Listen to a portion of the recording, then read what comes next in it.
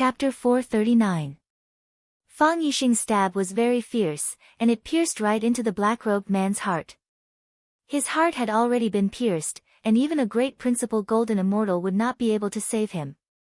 The black-robed man knew his situation, so he used the last of his strength to spray the ghost's worry snake chrysalis out of his face.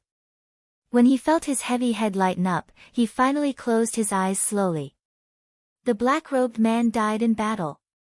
The curtains fell on the snake monarch. He died pitifully and miserably. Even in death, he did not fulfill his wish. "Master!" The snake monarch rushed over and hugged his master's body. The snake monarch's body was dripping with blood, and his body gradually became cold. Fang Yixing's body twitched non-stop, and his exposed skin had already turned purplish-black. Originally, his head and face were frozen stiff, and his hair and eyebrows were covered in frost. However, in just a few seconds, he began to sweat profusely, as if he was being roasted by a high temperature. His nose began to bleed, and black blood flowed out. Then his eyes, mouth, ears, and even some of the newly formed holes on his face began to bleed. The chrysalis found a new body to attach to, and began to feast on the fresh blood and flesh. All the blood was black in color. The blood had already been stained with the venom of the chrysalis, and became a pool of unusable blood. Fang Yixing's hands scratched his face randomly. He wanted to tear off a piece of skin and a piece of flesh to pull out those little bugs from his body. However, this was simply too difficult. His face and body were badly mutilated from his scratches. Bai Xiu walked over, and looked at Fang Yixing, who was lying on the ground in pain. He frowned slightly.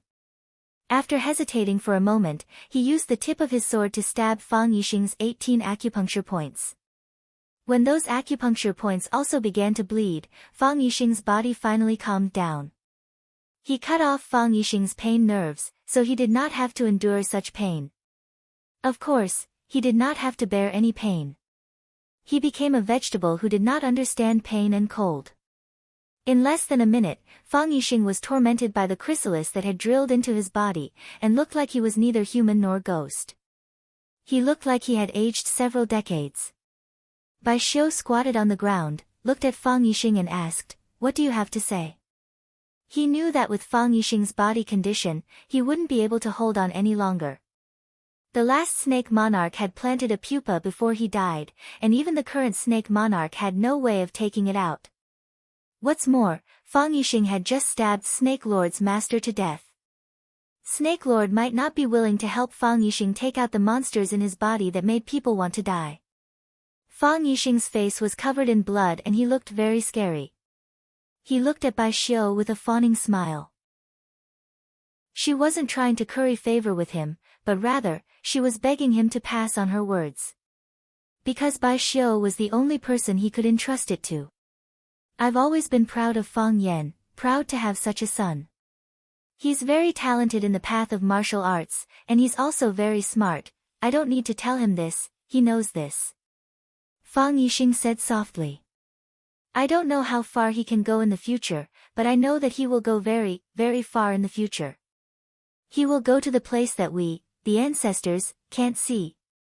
I firmly believe this, because he's my son, although I, as his father, can't be like him. No matter how hard I try, I can't be better than him. I trust Fang Yan very much, so I have nothing to say. My father only hopes that he can take care of himself, and I know that Fang Yan can take good care of him. I want you to pass on a message to Lu Wan." Fang Yixing's eyes were sad, and 2 streaks of bloody tears slid down his cheeks. He said with a sad and regretful voice, "I can't tell her face to face, and I can't say it in front of her, I love her. I've never said this before, and I won't have the chance to say it in the future. If I don't say it now, I may never be able to say it to her in this lifetime. Fang Yixing, have been mediocre all my life, and I may not have the chance to enter the ancestral hall of the Fang family after I die. If I have the chance to enter, write on my plaque that I'm the husband of a good woman and the father of a good son." Fang Yixing reached out to grab Bai Xiu's hand, and begged, "Bring it back for me." "I will bring it back," Bai Xiu nodded and said. "Thank you," Fang Yixing said in a weak voice. His hand fell down, and he closed his eyes unwillingly. Fang Yixing of Swallow Dock died in battle.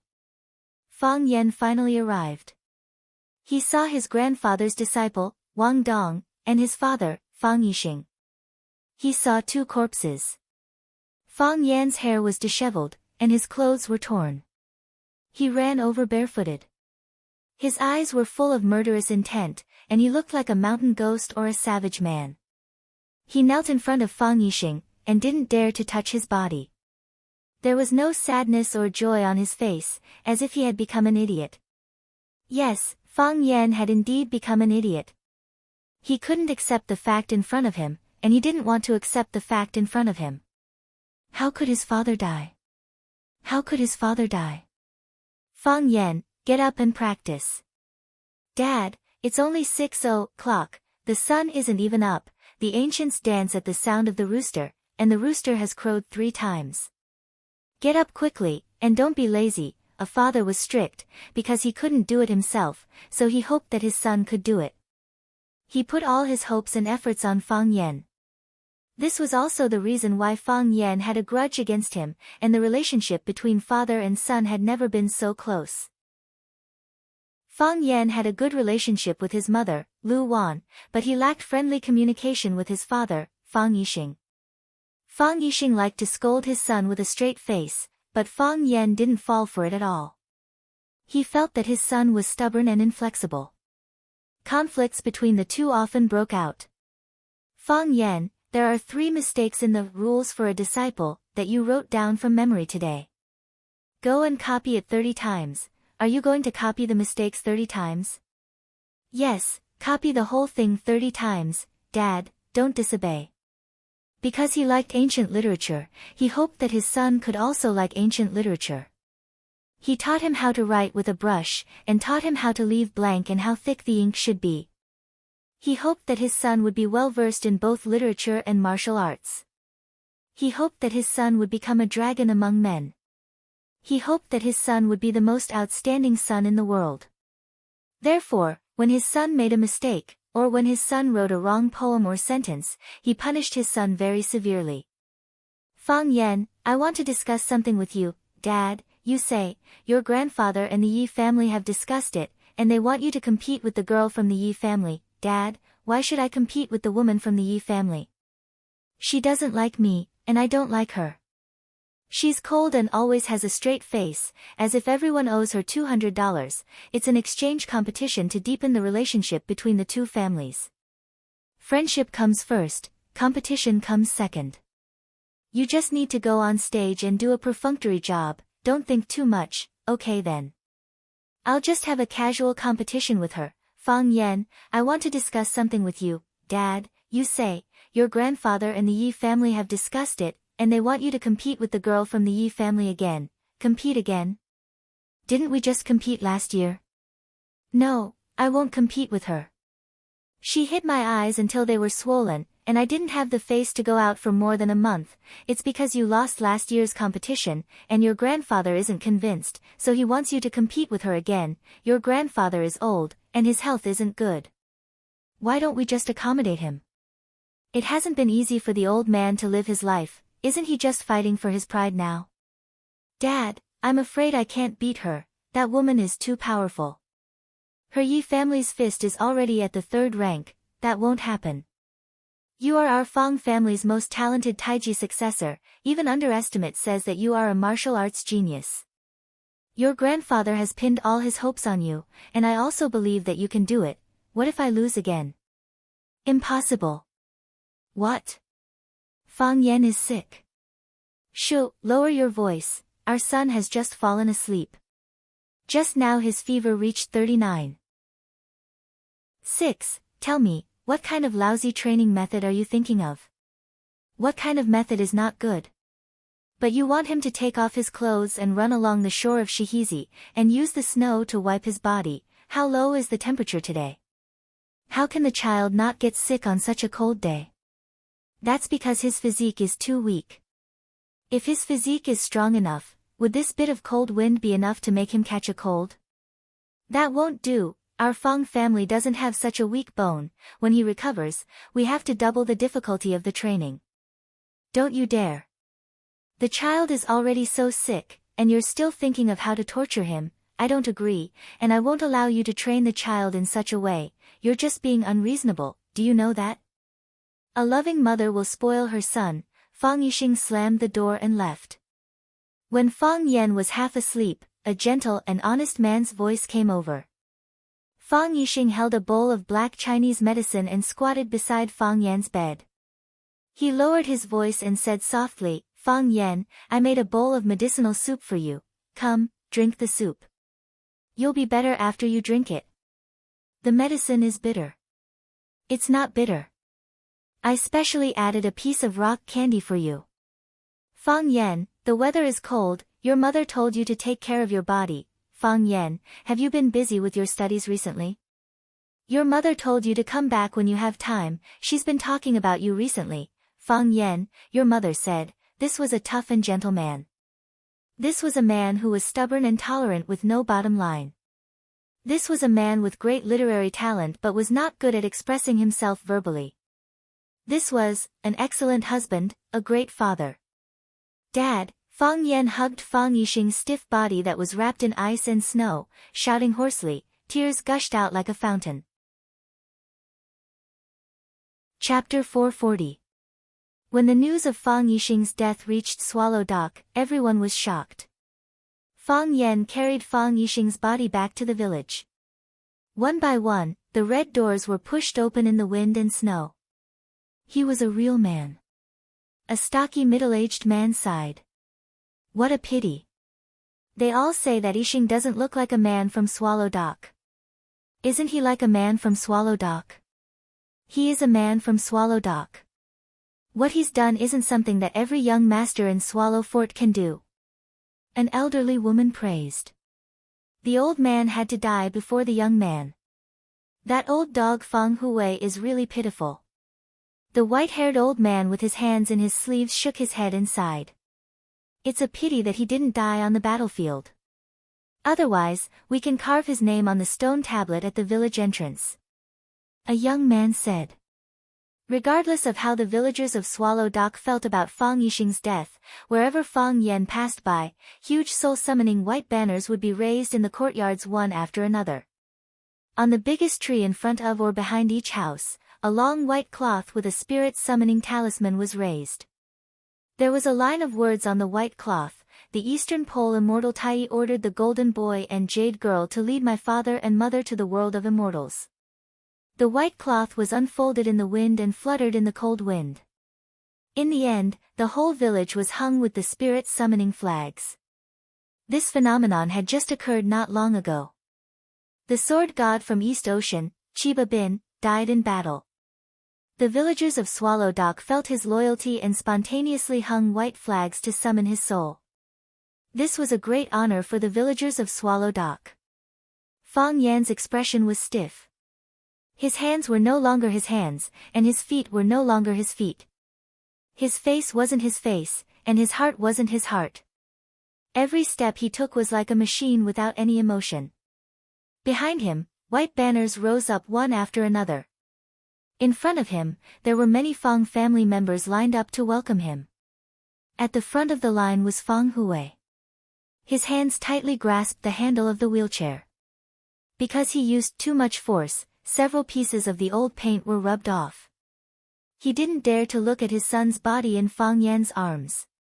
His eyes were red, and there were turbid tears in his eyes. He shouted in a hoarse and heroic voice, "A good man dies on the battlefield. He doesn't retreat or hide. He dies a heroic death. Raise the flag." First Aunt Fang Yisin and second Aunt Fang Yiling were crying uncontrollably. Lu Wan had already fainted from crying when she heard the news. Now he collapsed on the bed, unable to stand up.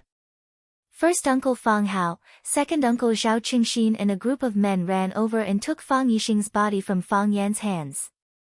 Then, he ran towards the coffin that had been set up in the inner room. According to the rules of Swallow Dock, the deceased had to be revered by their loved ones for 3 days before being buried. Fang Yen seemed to have lost his soul. There were no tears, no sorrow, and he couldn't even speak a complete sentence. He passed by his grandfather Fang Hui, the weeping women, and his mother's room. Then, he came to the mourning hall and knelt in front of the coffin. Some people burned incense, some people set off firecrackers, and some people burned paper money. Some people cried, some people howled, and some people mourned. Some people knelt beside Fang Yen, some people comforted Fang Yen to drink water and eat, and some people told Fang Yen to restrain his grief. Fang Yen had long lost his self-awareness. His divine sense had entered another world. He automatically rejected and abandoned everything in this world. In the world he was in, there were only him, Lu Wan, and Fang Yixing, and his family of 3. There were scenes of him cheering when Fang Yixing bought him his first bicycle. There were scenes of Fang Yixing correcting his mistakes in the Tang and Song poems. There were also scenes of Fang Yixing angrily whipping Fang Yen because he was lazy in practicing martial arts. He was erudite and had a good memory. His calligraphy and painting were first class. The famous calligraphy and painting master, Mr. Chen Daoming, once said that he was qualified to be a professor at Shuimu University and Yenjing University. However, he was never good at expressing his feelings. He only scolded and scolded his son. Every time he showed concern, he had to use, "Your mother said so." He was polite to his wife. He didn't have a diamond ring or rose, and he never said, "I love you." However, he loved and protected them with all his heart. With all that he had and all that he could do. Every farewell hug had to be stronger, because this might be a farewell forever. Every wish had to be fulfilled as soon as possible, because there might be no future. Yi Daoling returned. He took half a day out of his busy work and brought his daughter, Yi Zi, to pay respects to Fang Yixing. After he offered incense in front of Fang Yixing's memorial tablet, he looked at Fang Yen who was kneeling on the ground.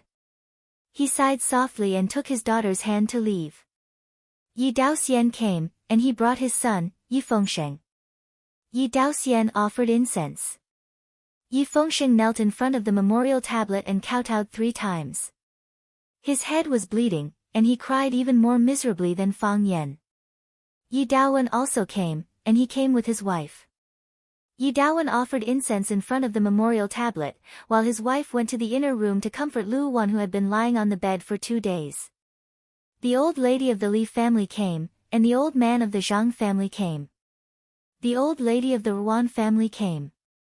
The teacher came. The teacher went to visit the old man Fang Hui and then left. Yi Rou came. Yi Rou came and knelt. She knelt beside Fang Yen without saying a word. Her face was cold. Summer came. Jiang Qin and Yuan Lin also came after receiving the news. Qin Yitian also came. Qin Yitian knelt on the other side of Fang Yen.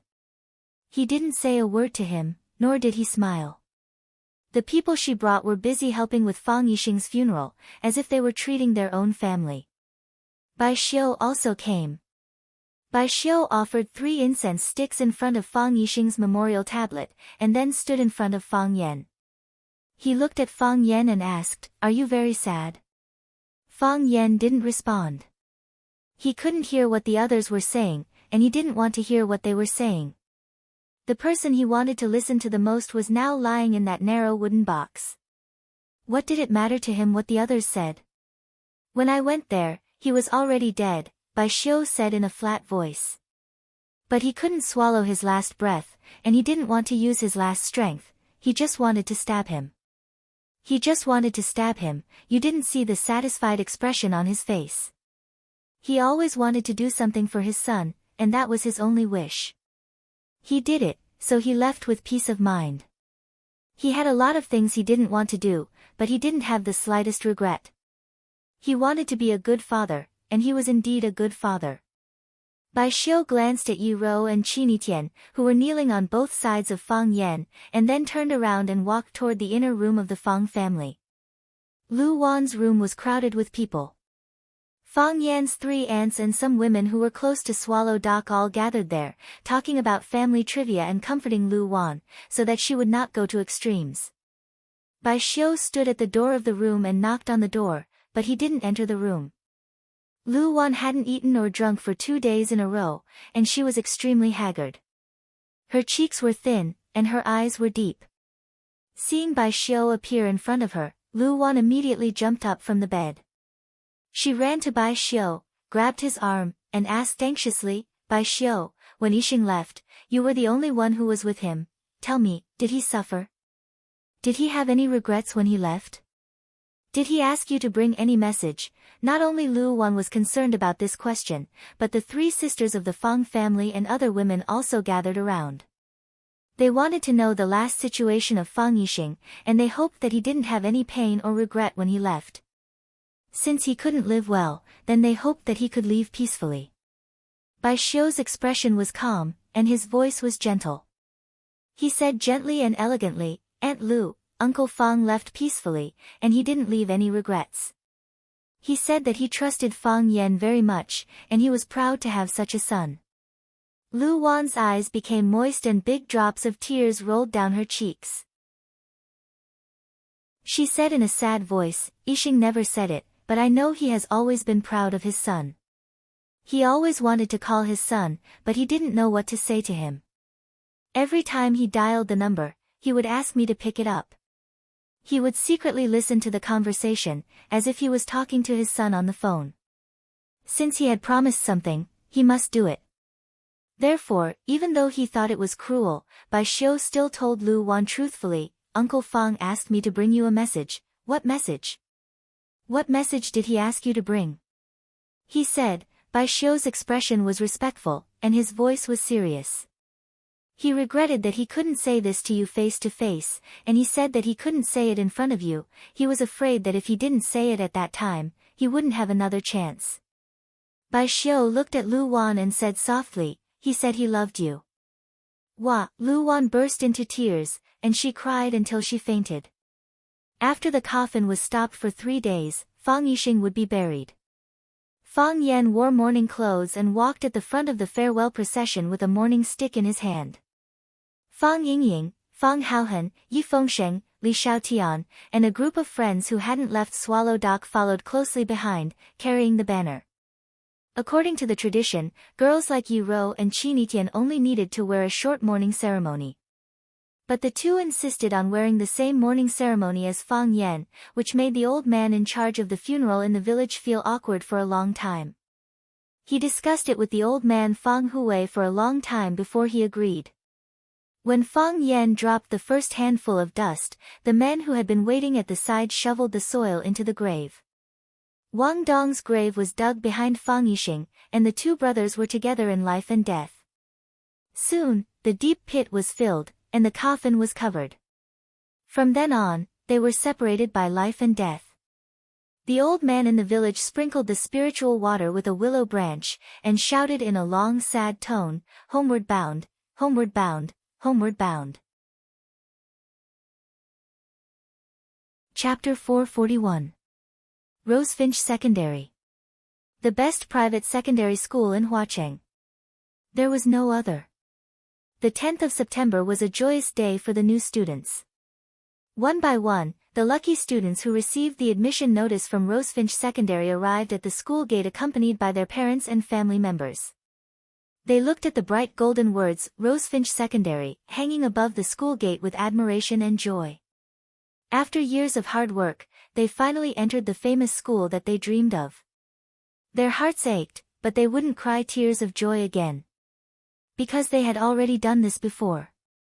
Even the parents of the students couldn't help but stop their hurried footsteps and stand beside their son or daughter.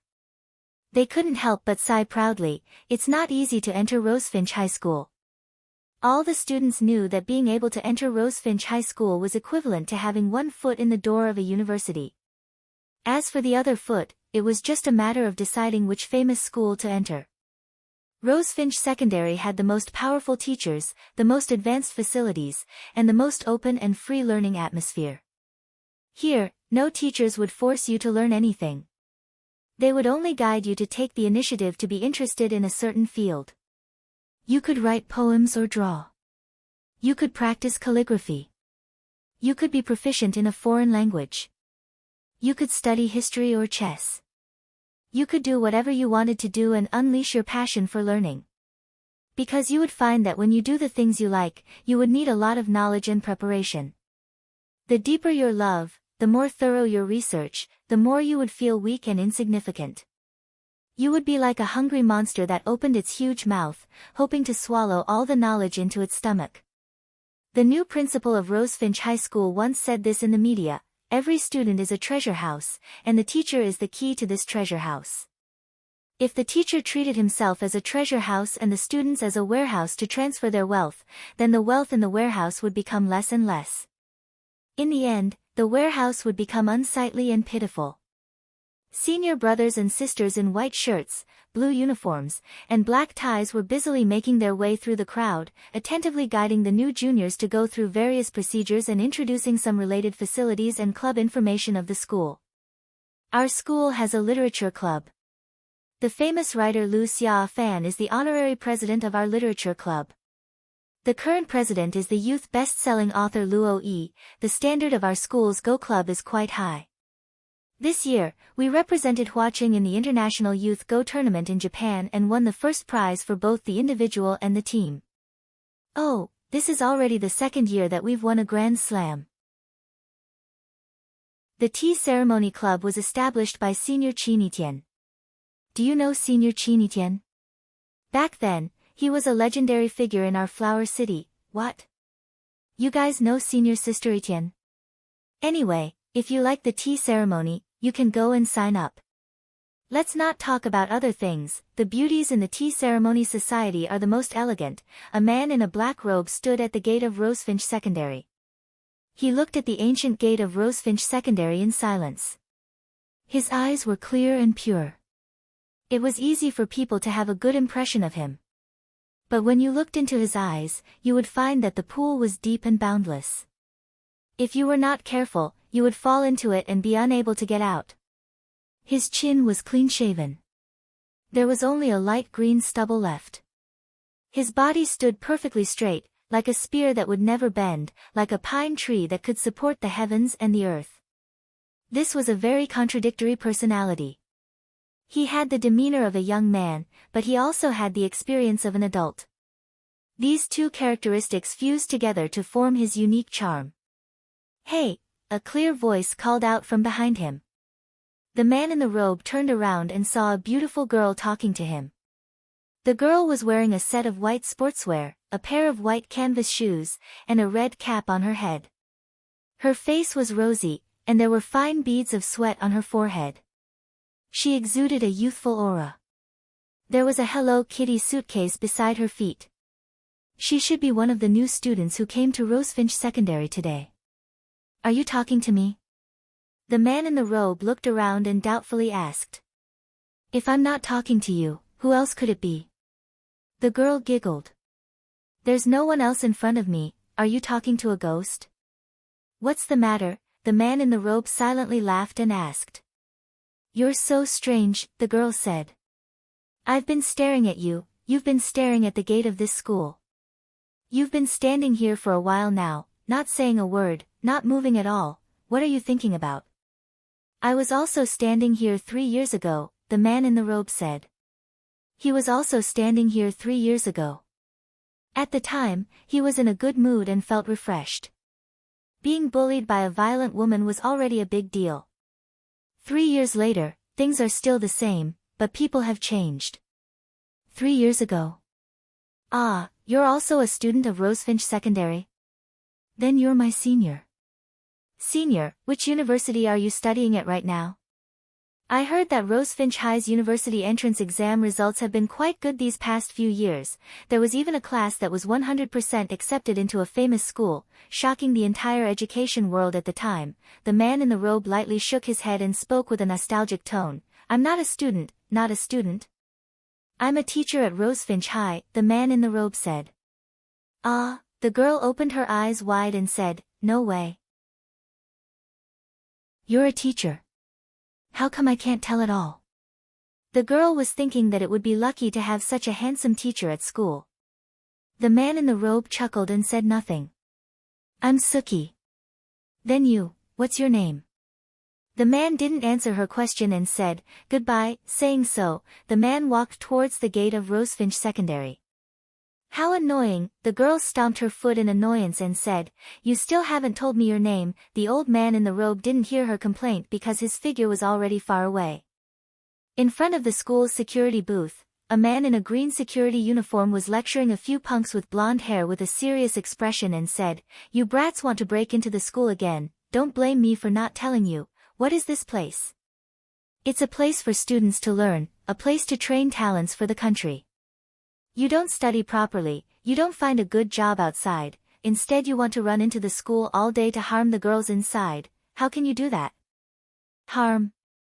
A blonde with a row of shiny earrings on his right ear sneered and said, I say, Baldy, do you know how to talk?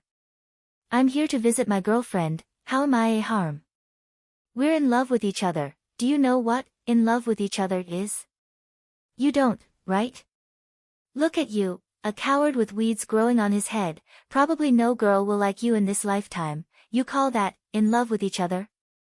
You pursued Li Jingjing, a second-year student, and she was so scared that she avoided you. Because you guarded the school gate all day, Li Jingjing didn't dare to go home for several days. I say, you guys should do some good and let the girls study in peace, and not worry about you punks all day, or else, I'll send you to the police station. The punks looked at each other and then laughed. Brother Xing, he said he'll send us to the police station. I'm so scared. Police station? What is that place? Have we been there? Is there a buffet inside?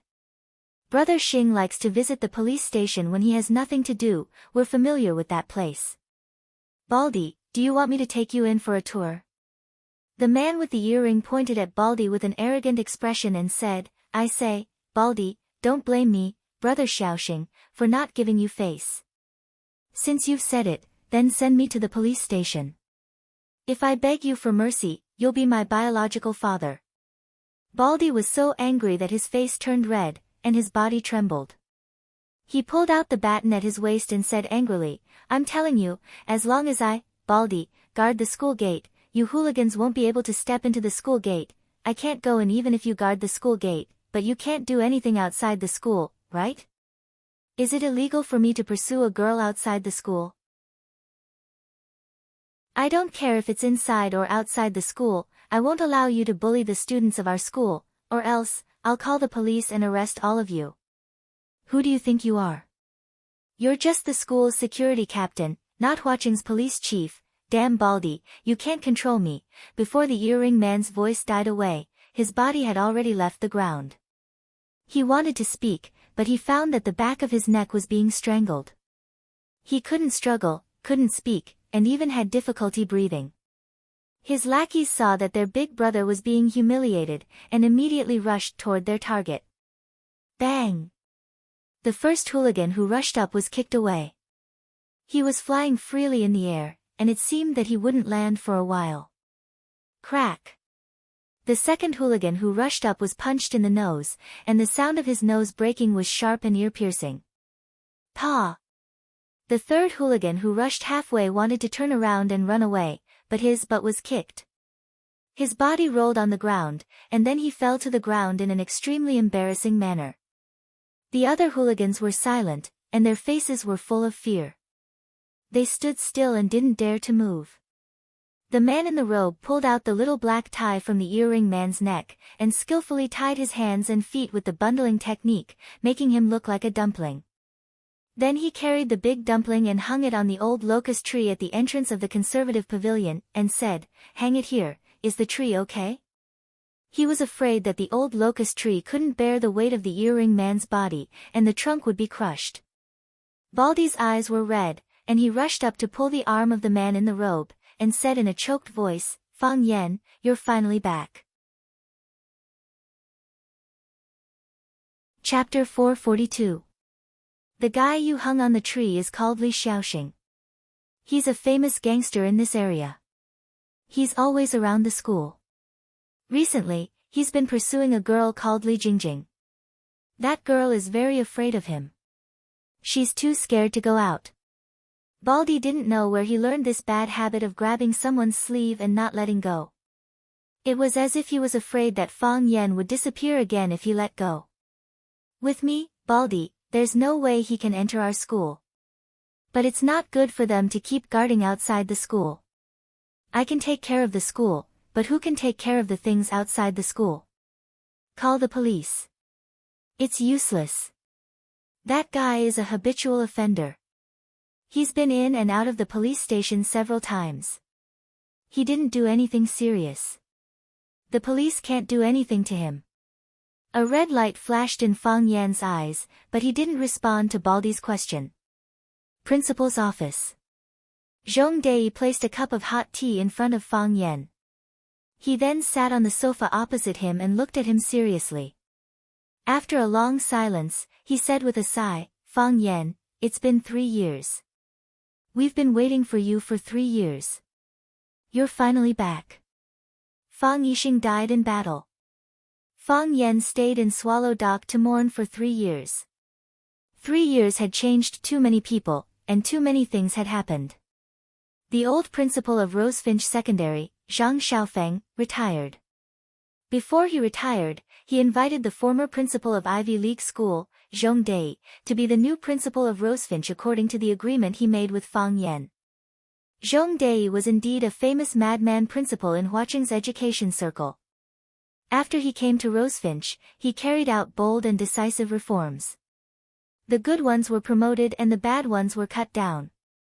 He handed in a beautiful answer sheet in the shortest time possible. The teachers and students of Rosefinch, who were originally dissatisfied or hostile towards him, looked at him in a new light.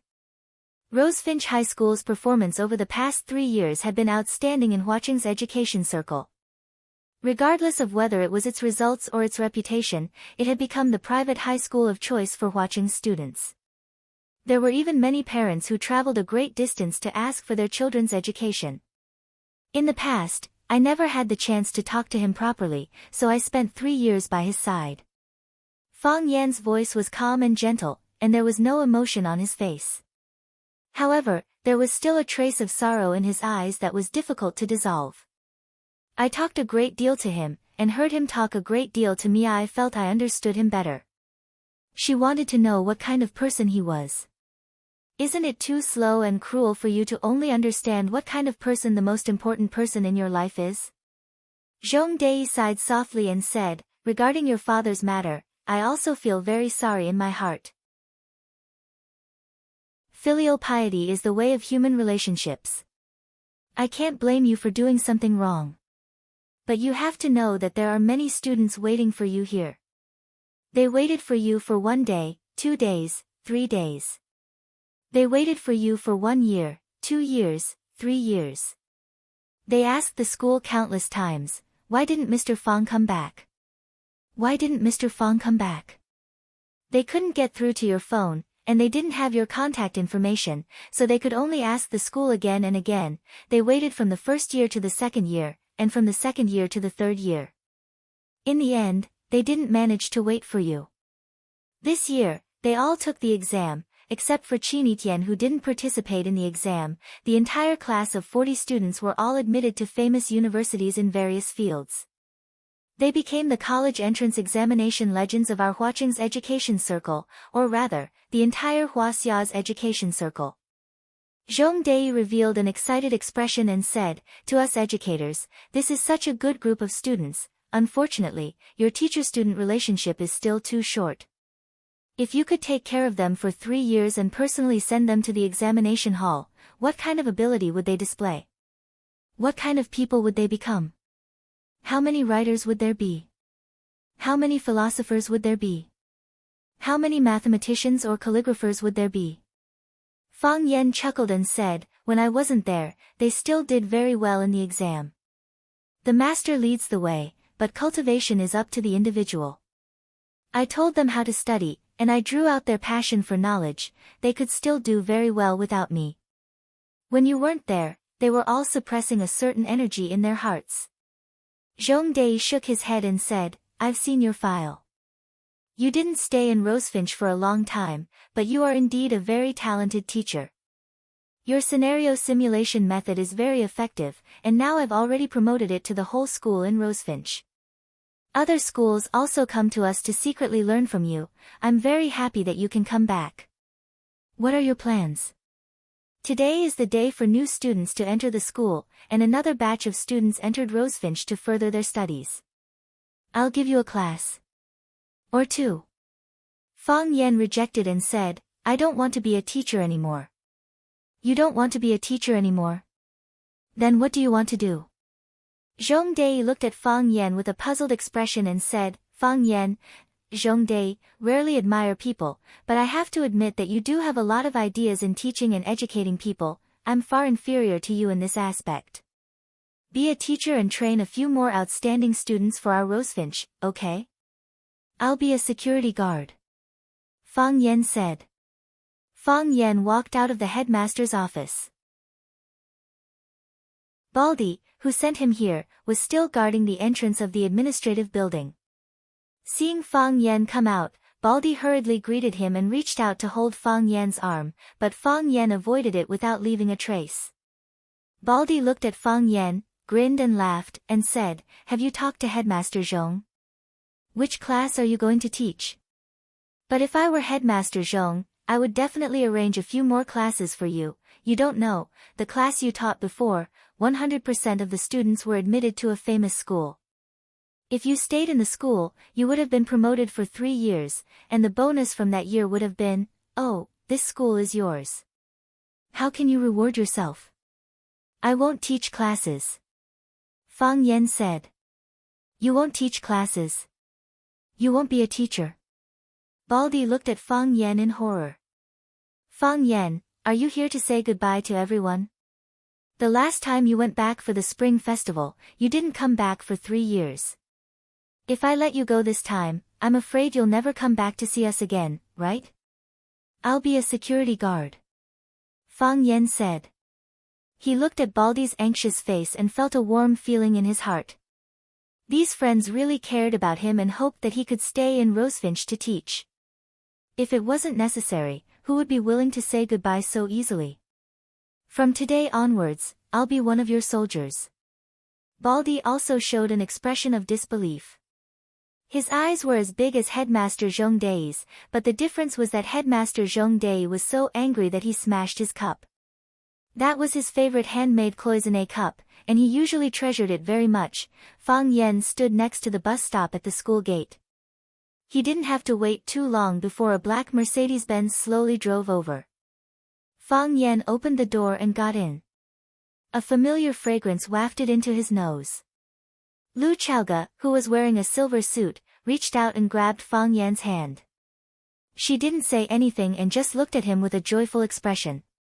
The car stopped in front of a small courtyard in the villa area. The door was opened by a man in black from the outside. Lu Chaoga took Fang Yan's hand and got out of the car.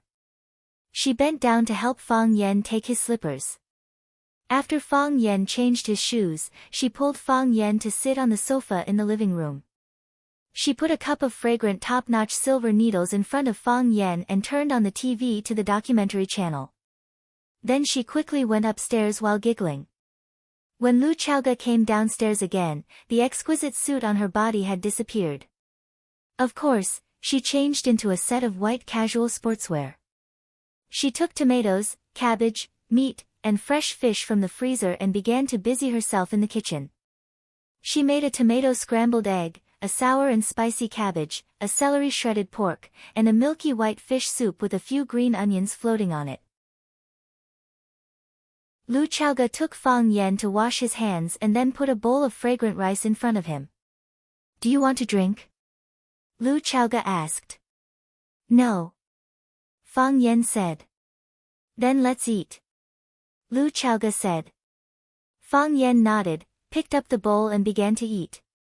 Lu Chaoga kept helping Fang Yan to eat and said aloud, since our first product went on the market 2 years ago, the technology of the Rubik's Cube has been constantly developed and widely used in various fields. We borrowed the channels of the Lu and Lan families to quickly cover the market with our products. All the logos with flames are our products. The logo of Chaoyan Technology was two burning flames above and below, and all the products of Chaoyan Technology were stamped with the logo of a flame. Using a sentence used by Finance Magazine, when reporting on Chaoyan Technology, it was, "This fire lit up the whole world, and created a company and a woman." The development of Chaoyan Technology is very rapid. We have set up branches in Yanjing, Mingzhu, Pengcheng, and Xiangtan. We have bought a new office building in Huacheng, but I still work in the same old place because the core research institute of Chaoyan is still there. Our market share is getting higher and higher, and the variety of products we produce is increasing. We have applied for nearly 100 related product patents, and there are countless products in our Chaoyan Underground Research Institute that are being tested or about to be launched on the market. Our products are not only for civilian use, but also for military products in cooperation with the military. Of course, this matter is still confidential. Some foreign companies want to cooperate with us, and some consortia want to buy our company's shares or want to cooperate with us. I refuse. We are not short of money now, we have a lot of money now. Every day when I go to the office to see the new financial statements, I find that the money in the company's account has increased again. Sometimes I don't have time to carefully check how many digits there are. Why? Fang Yan interrupted her and asked. What? Lu Chaoga held the chopsticks and looked at Fang Yan. When you were very young, your parents were no longer around. You were alone, living in the enemy's home, and your only relative was your aunt. She didn't spend too much time with you. You have it harder than me, so why do you sympathize with me?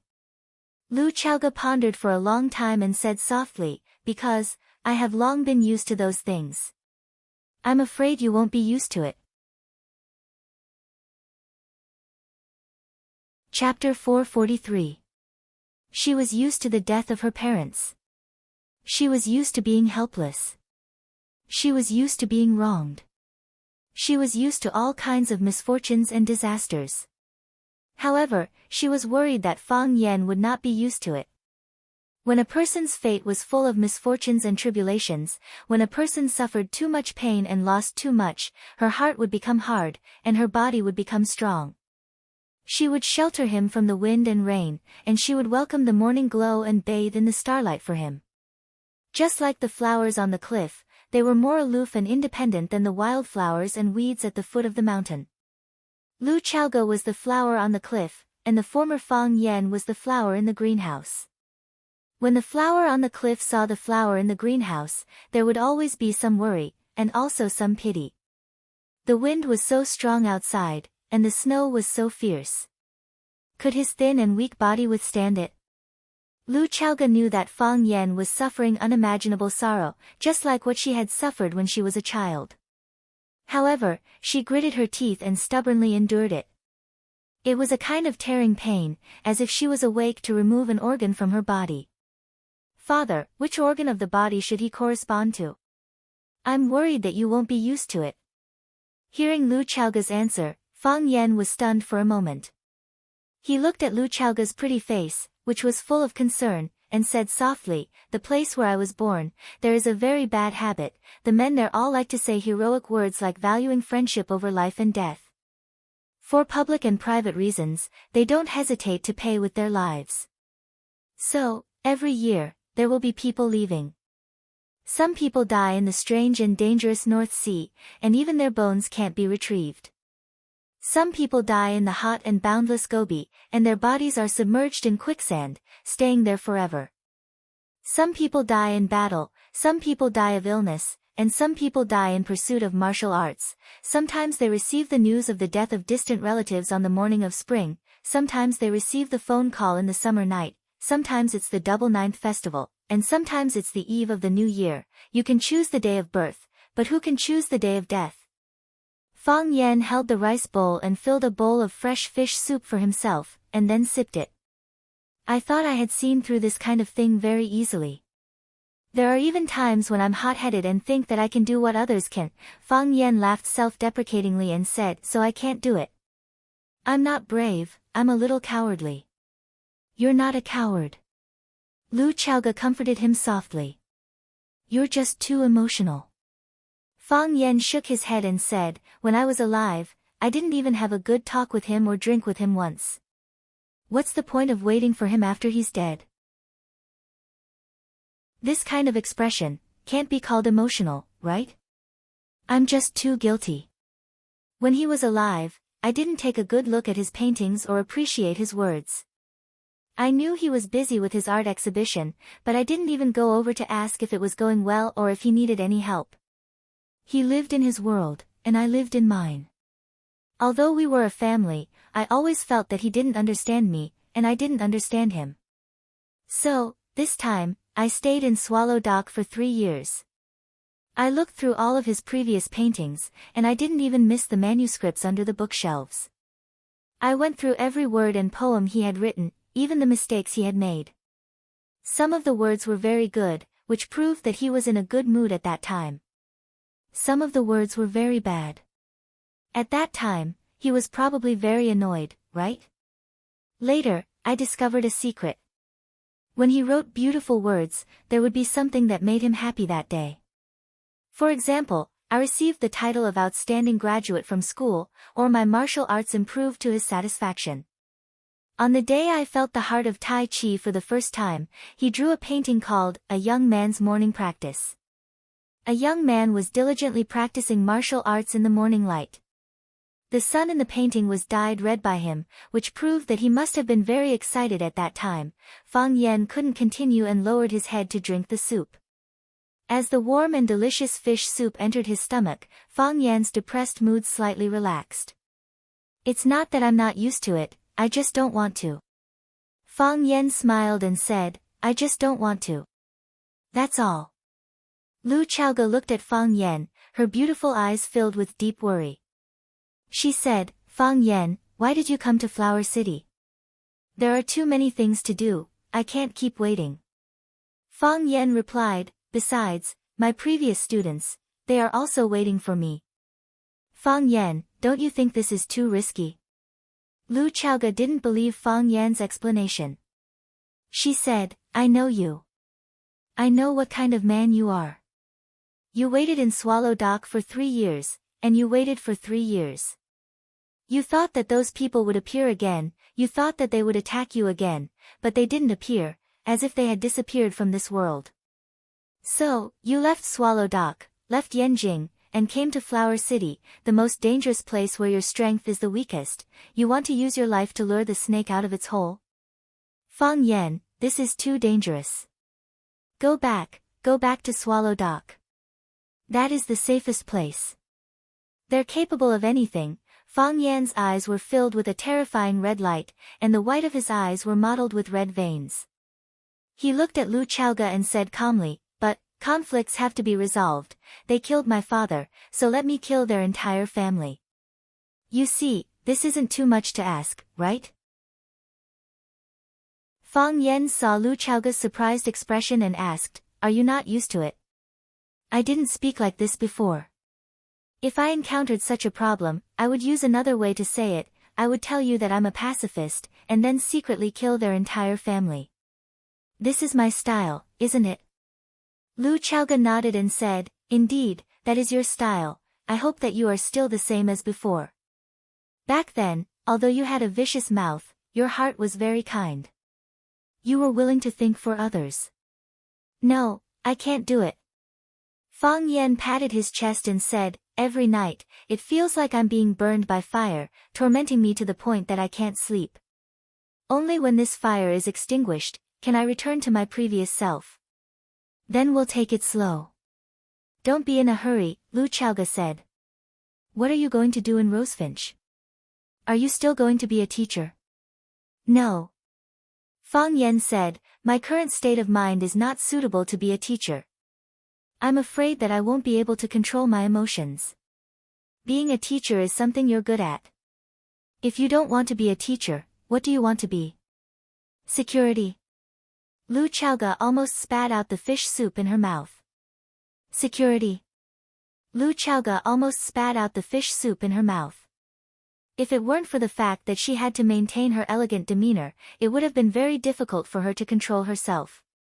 A rising star in the education world of Huaqing only wanted to be a security guard at a school. Isn't this contrast a bit too strong? I used to like to educate people, but now, I only want to protect people. Fang Yan looked at Lu Chaoge and said with an unprecedentedly serious tone.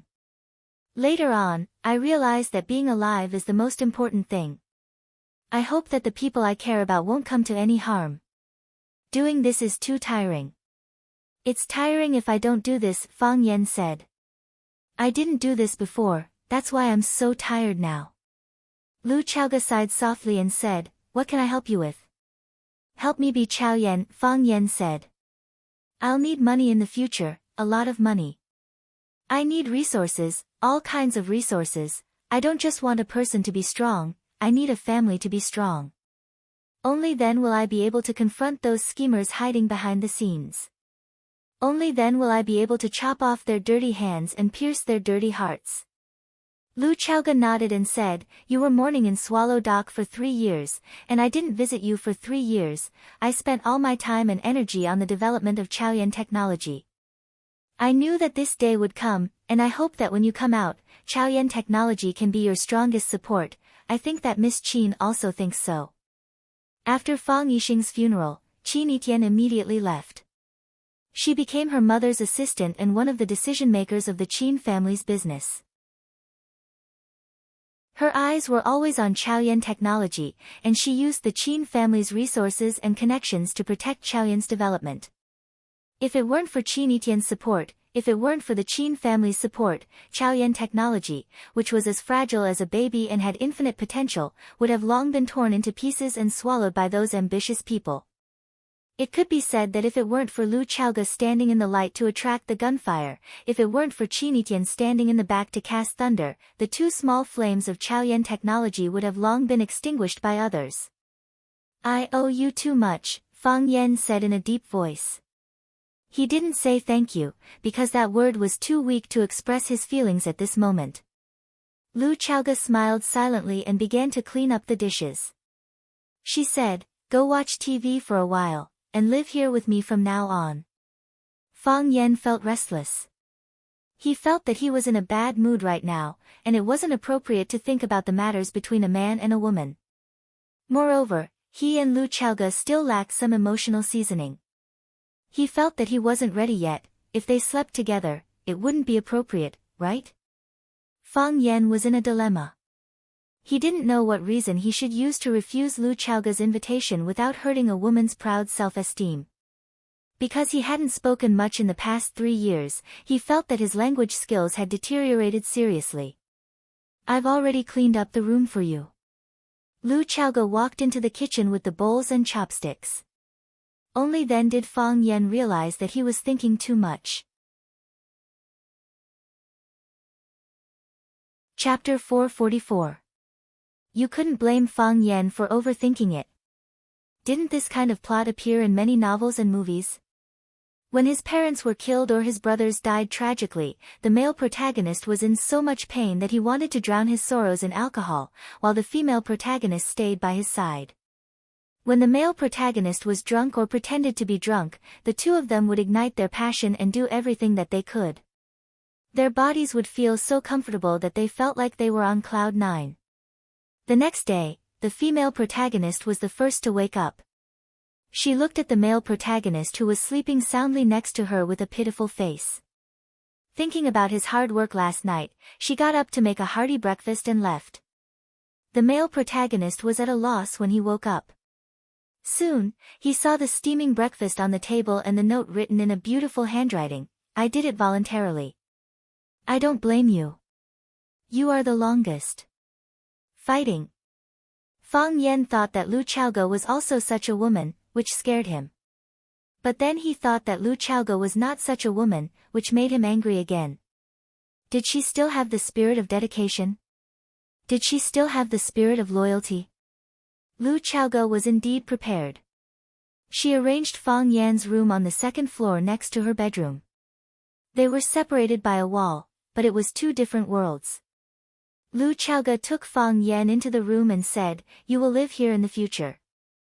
It is safe and you can take care of each other. I know you like reading, so I put a bookshelf at the head of the bed.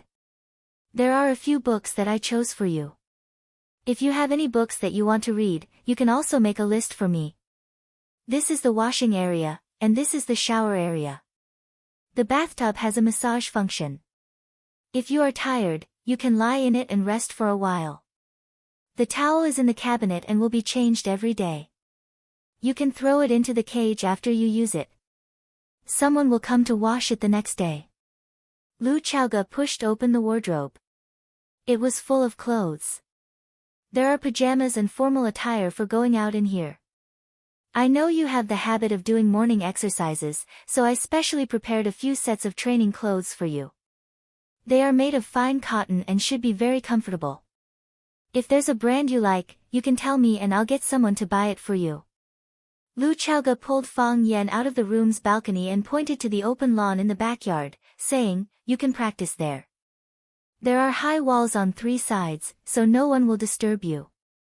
When he bought the house, he specially chose this house for safety reasons. Easy to defend and alert. Lu Chaoge had prepared everything he needed. Fang Yan looked at Lu Chaoge and praised, "You're getting better at taking care of people." Lu Chaoge chuckled and said, "After living alone for a long time, one has to learn some special skills. Let me know if you need anything. You must be tired today. Have a good rest." Lu Chaoge said goodbye to Fang Yan, then turned around and walked outside. When she went out, she didn't forget to close the door for Fang Yan. Fang Yan looked at the layout of the room and stood on the balcony to observe the surroundings for a while. Then he closed the curtains, filled the bathtub with water, took off his clothes and lay down. He didn't use the massage function of the bathtub. He soaked his whole body in the warm water, including his head. 1 minute, 2 minutes, 3 minutes, half an hour passed, and his head didn't come out. He didn't even expose his mouth to breathe fresh air. Except for a few bubbles on the surface of the water, there was no movement in the bathtub. It should be known that the human body couldn't breathe in water. Without fresh oxygen, it was difficult for the human body to live in water for a long time. Fang Yan actually stayed in the water for half an hour, which was difficult even for the most powerful turtle breathing technique. Unless the person was already dead. Phew, water splashed everywhere. Fang Yan suddenly sat up from the warm water. He raised his head to look at the time on the wall. This time, he stayed in the water for 36 minutes. Of course, Fang Yan didn't die. He entered the water in a stagnant state. He didn't need to breathe, and his lungs didn't need fresh oxygen. He used the Tai Chi heart to circulate his whole body, using the power of Tai Chi to maintain the operation of his body's organs, so that his body could fuse with the warm water. The bubbles that occasionally came out were the waste gas released by the Tai Chi heart, and he only needed the most primitive breath before he entered the bathtub to continue. It was like how a normal person needed a piece of bread for a meal. If they didn't eat for 7 days, they would starve to death. However, Fang Yan could only need 1/10 of a piece of bread for each meal. He could divide this piece of bread into 10 pieces to sustain his life. Using the same principle, he could hold the fresh air in his mouth and then divide it countless times, so that his body could maintain its vitality under the most extreme conditions. This was the existence of another ultimate state of the Tai Chi heart, fake death. Because Fang Yixing really died, he comprehended this fake death state during his 3 years of mourning. The Tai Chi heart was your sincerity. If your mood was happy, it would be happy too. Thy heart is sorrowful, and it is sorrowful. For a long time, Fang Yan's heart was like dead ashes. Lu Chaoge returned to her room and sat on the sofa in a daze for a while. Then, she opened the bathtub and began to fill it with water. She also poured a box of rose petals into the bathtub. She tied up her hair and wrapped it in a white shower cap. She took off her coat and removed the black bra that bound her chest. Then, 2 extremely plump snow-white jade rabbits jumped out. Lu Chaoge stood in front of the mirror. The 2 jade rabbits trembled and swayed in the mirror, as if they were unwilling to live on a woman's body for a long time and wanted to escape. She had a beautiful face and a pair of intelligent eyes. There was not a single blemish on her pink and white skin, not even a pimple that grew because of excessive heat. Her breasts were tall and straight, her waist was slender, and her round and slender thighs could instantly capture the eyes of any man.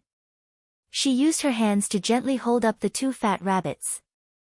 Only then did they lie down on her palms. Lu Chaoga looked at herself in the mirror and sighed softly. She reached out and tore off her purple lace underwear, then stepped into the bathtub with her long legs. She had just laid down in the bathtub and was about to enjoy the massage of the bathtub's lover's hands, when the smartphone hanging by the side of the bathtub suddenly rang. Lu Chaoga didn't get up. She only called out, "Chao Yan," and the phone was automatically connected. "Boss, Dr. Lin Jibin from GS Studio encountered an accident. His car crashed into the railing on the Long Valley Bridge. His car was destroyed and he died." Lu Chaoga was silent for a long time, then said, "I got it." After hanging up the phone, Lu Chaoga closed her eyes tiredly. Those people hadn't given up yet. This kind of thing often happened.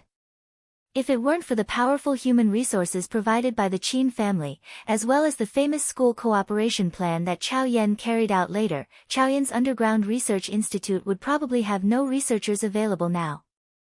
What was the most important thing for a high-tech research company? Talent. There was no doubt that their opponent was very good at killing: white shirt and black shoes, handsome face and starry eyes. Holding a cup of tea, he had a natural and unworldly aura. Fang Yen sat quietly in the security booth and drank tea. Baldy felt uncomfortable standing next to him. Seeing that the two subordinates beside him kept signaling him with their eyes, Baldy had to stand up and speak. He looked at Fang Yen with a flattering smile and said, "Mr. Fang, let's discuss something. Why don't you take a walk around the campus? Go to the martial arts club to teach the students martial arts, go to the tea ceremony club to drink a cup of new tea made by the children, or you can go home and sleep for a while.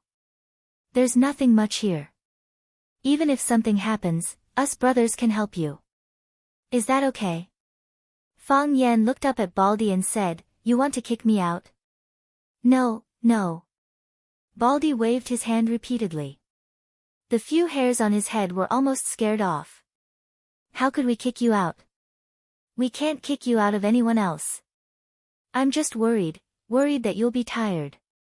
"I'm not tired," Fang Yen said. "Hee hee, as long as you're not tired. As long as you're not tired."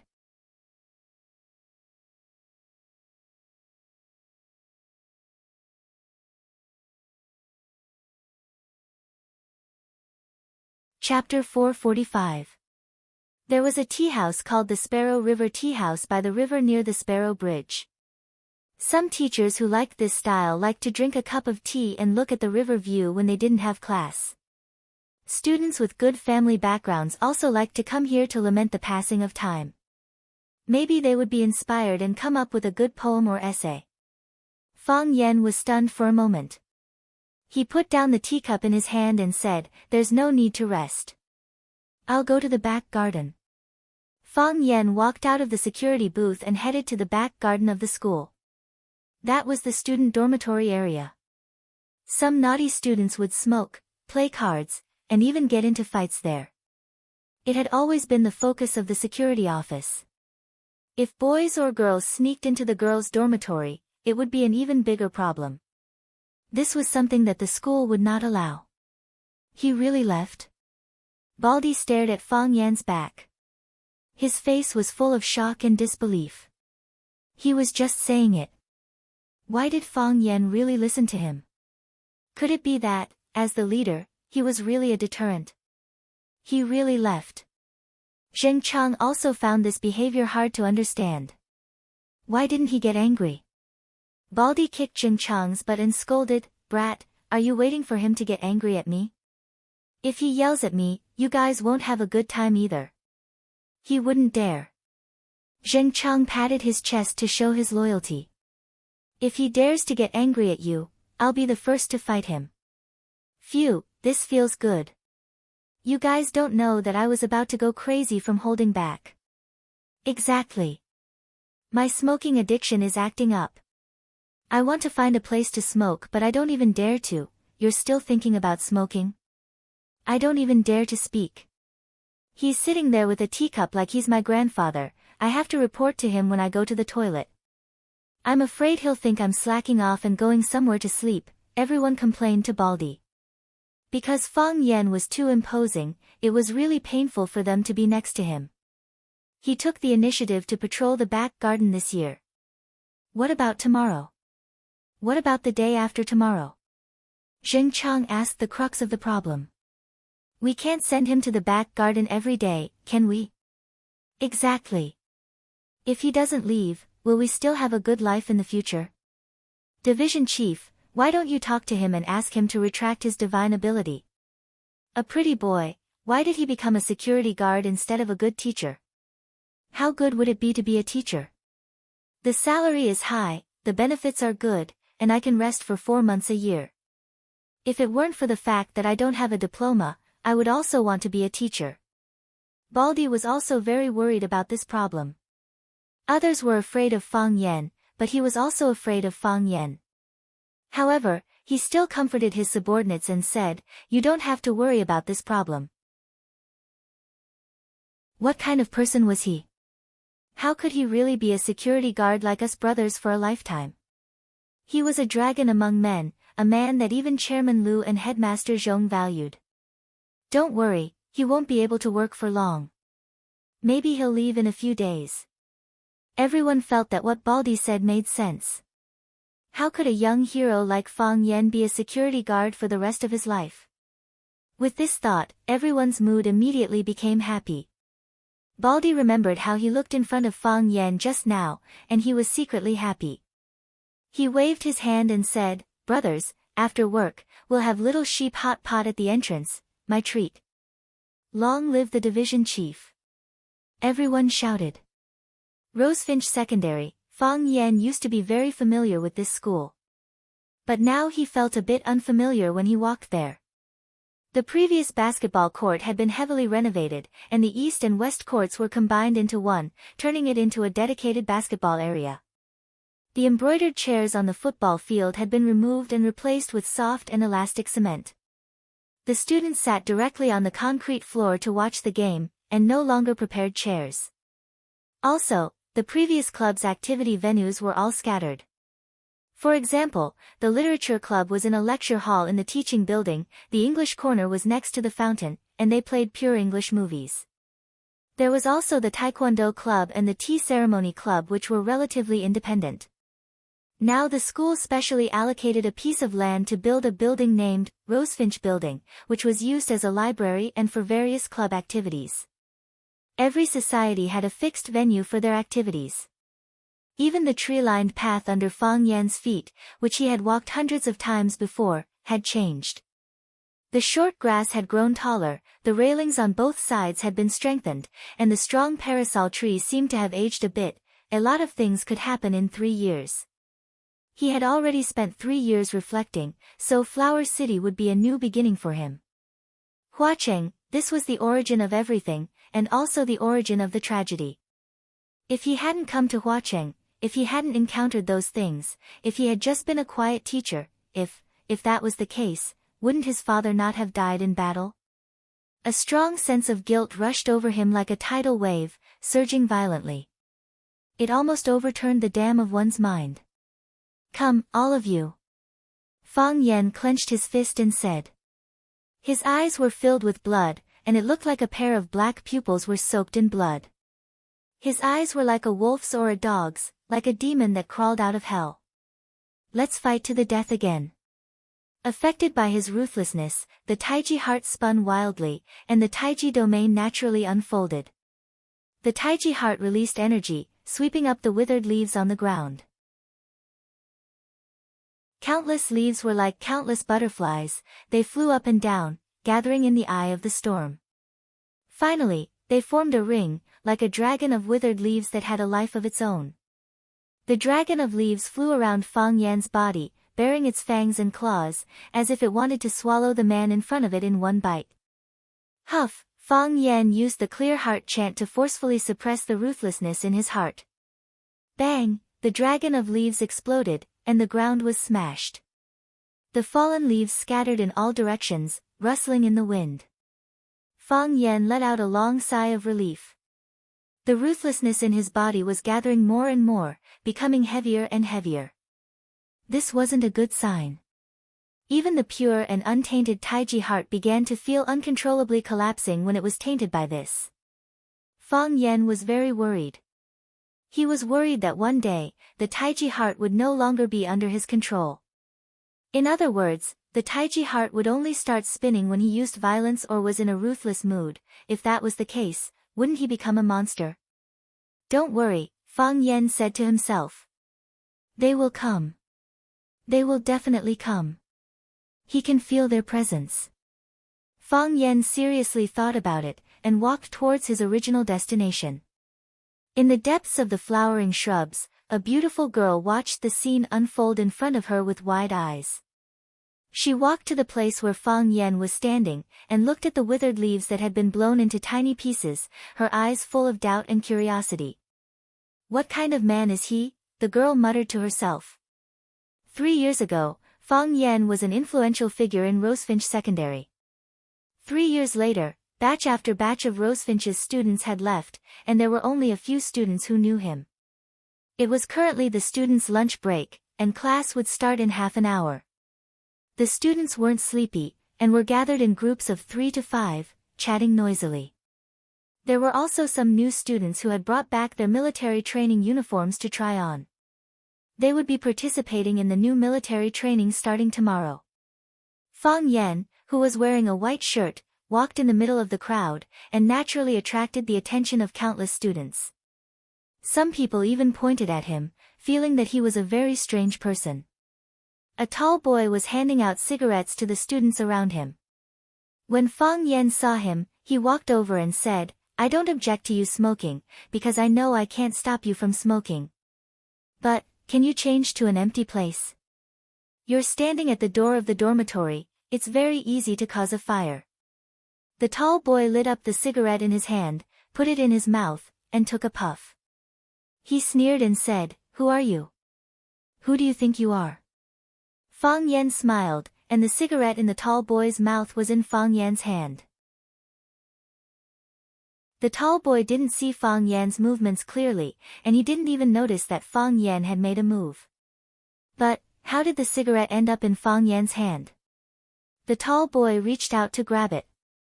He had already set his eyes on Fang Yan's arm, but when his hand reached out, he missed. He tried again, but he missed again. Young people tended to be irritable. He was ashamed and annoyed, and he reached out to hit Fang Yan's chest. Fang Yan's palm pulled back, and the fist that the tall boy reached out was hit back. His arm hung down, and his palm kept shaking. With a light touch from Fang Yan, his fist became red and swollen. The tall boy didn't dare to move again. He just looked at Fang Yan with fear in his eyes, who was smiling gently. Fang Yan's 2 fingers rubbed gently, and the burning cigarette was extinguished. He flicked his finger, and the cigarette but flew into the trash can not far away. Ignoring the boys who looked at him in surprise, Fang Yan said with a smile, "This is the first time. What about next time?" A boy asked recklessly. "There is no next time," Fang Yan said in a stern tone. Some people said that young people should be allowed to make mistakes. In the past, Fang Yan also thought so. However, some mistakes could only be made once in a lifetime. Just once, it was already painful to the bone. When Fang Yan was patrolling the backyard, Zheng Chang from the security office ran over with sweat on his head. "Fang, Mr. Fang," Zheng Chang shouted while panting, "those punks are here. They came to trouble Director Kai." Fang Yan frowned and said, "I'll go take a look." Fang Yan followed behind Zheng Chang. When the two of them rushed back to the security booth at the school gate, they found a group of people making trouble at the gate. Baldy and another security guard on duty blocked the gate with their bodies, not letting these ferocious guys step into the school gate. Fang Yan looked at the crowd opposite and couldn't help but be stunned for a moment. He actually found an acquaintance. Chapter 446. Brother Yellow Hair. It's not that I want to trouble you, it's the people from Rosefinch Secondary Security Office who are bullying us too much. The road is facing the sky, we each walk our own path. We weren't even in their way, we were just looking in from the school's entrance and they attacked us. Is there still any law? The man with the earring stood next to a man with a head full of blonde hair and said indignantly. After being bullied by Fang Yan yesterday, he had been thinking of getting back at them. As a gangster, he was most afraid of losing face. If he lost face, how could he lead his underlings? Therefore, he asked his big brother to help him take revenge. Brother Shaoxing is right, they bullied Brother Shaoxing like this, aren't they purposely making Brother Yellow Hair lose face? On this street, who dares to make Brother Yellow Hair lose face? On Rosefinch Avenue, Brother Yellow Hair is invincible. Brother Yellow Hair, there's a strange person over there, that guy is a bit strange, he seems to know some kung fu. Little Yellow Hair held a cigarette in his hand, proudly blowing out smoke bubbles one after another, and said with a blank expression, let's talk things out, how can we beat people up? This is a society with the law, beating people up is against the law. I want to see who dares to hurt people at the school gate. You all went to the hospital yesterday, right? Did you bring the report? We have no other intentions today, just to talk to them about the issue of apology and compensation. Yes, yes, yes. Brother Shaoxing nodded repeatedly. Let's make him kneel down and apologize, then the injured brothers will each pay 100,000, we can't be too greedy. There were a lot of punks today, there were about a dozen people gathered behind a blonde man. And they were not here to cause trouble, but to negotiate. They said that the security guards from Rosefinch Secondary Security Office injured a few good youths who passed by the school gate. One of them hurt his spine, and another had his nose broken. They even brought the hospital report, saying that if the school didn't give them an explanation, they would call the police and the media to report the school's violent behavior. The other party had the advantage in numbers, and they were reasonable, because the people were indeed injured by the security guards. At least for now. They came to Xing Shui angrily to denounce him. If he didn't handle it well and the matter was brought to Principal Zhong Dei, he was afraid that Principal Zhong would dismiss him, the newly appointed security captain.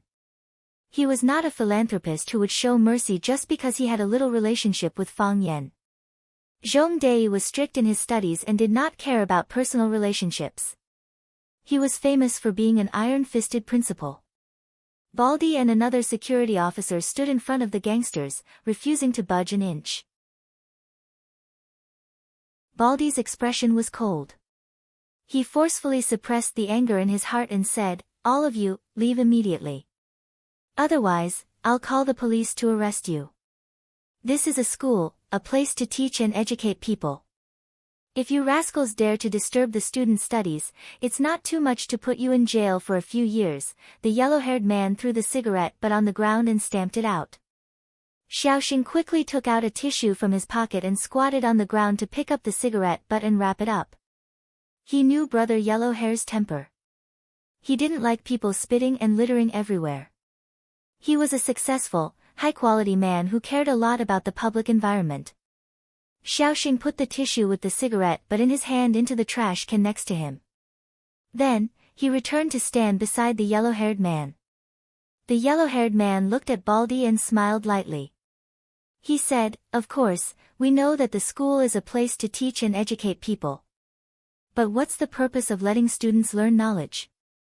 It's to let students understand that if you hit someone, you're being unreasonable. Now, we're here with the injured to ask you for an explanation. It's a matter of course. Even the law has to protect us. Which law says that ordinary people can't go to the school gate to ask for an explanation? You're quibbling. They were the ones who blocked the school gate to cause trouble. Did they hit anyone? No, I didn't. Did they push you? Or did they attack you in some other way? They called me Baldy, Baldy said righteously. They insulted me verbally. The yellow-haired man glanced at Baldy's bald head and said, they said you're Baldy. This is indeed their fault.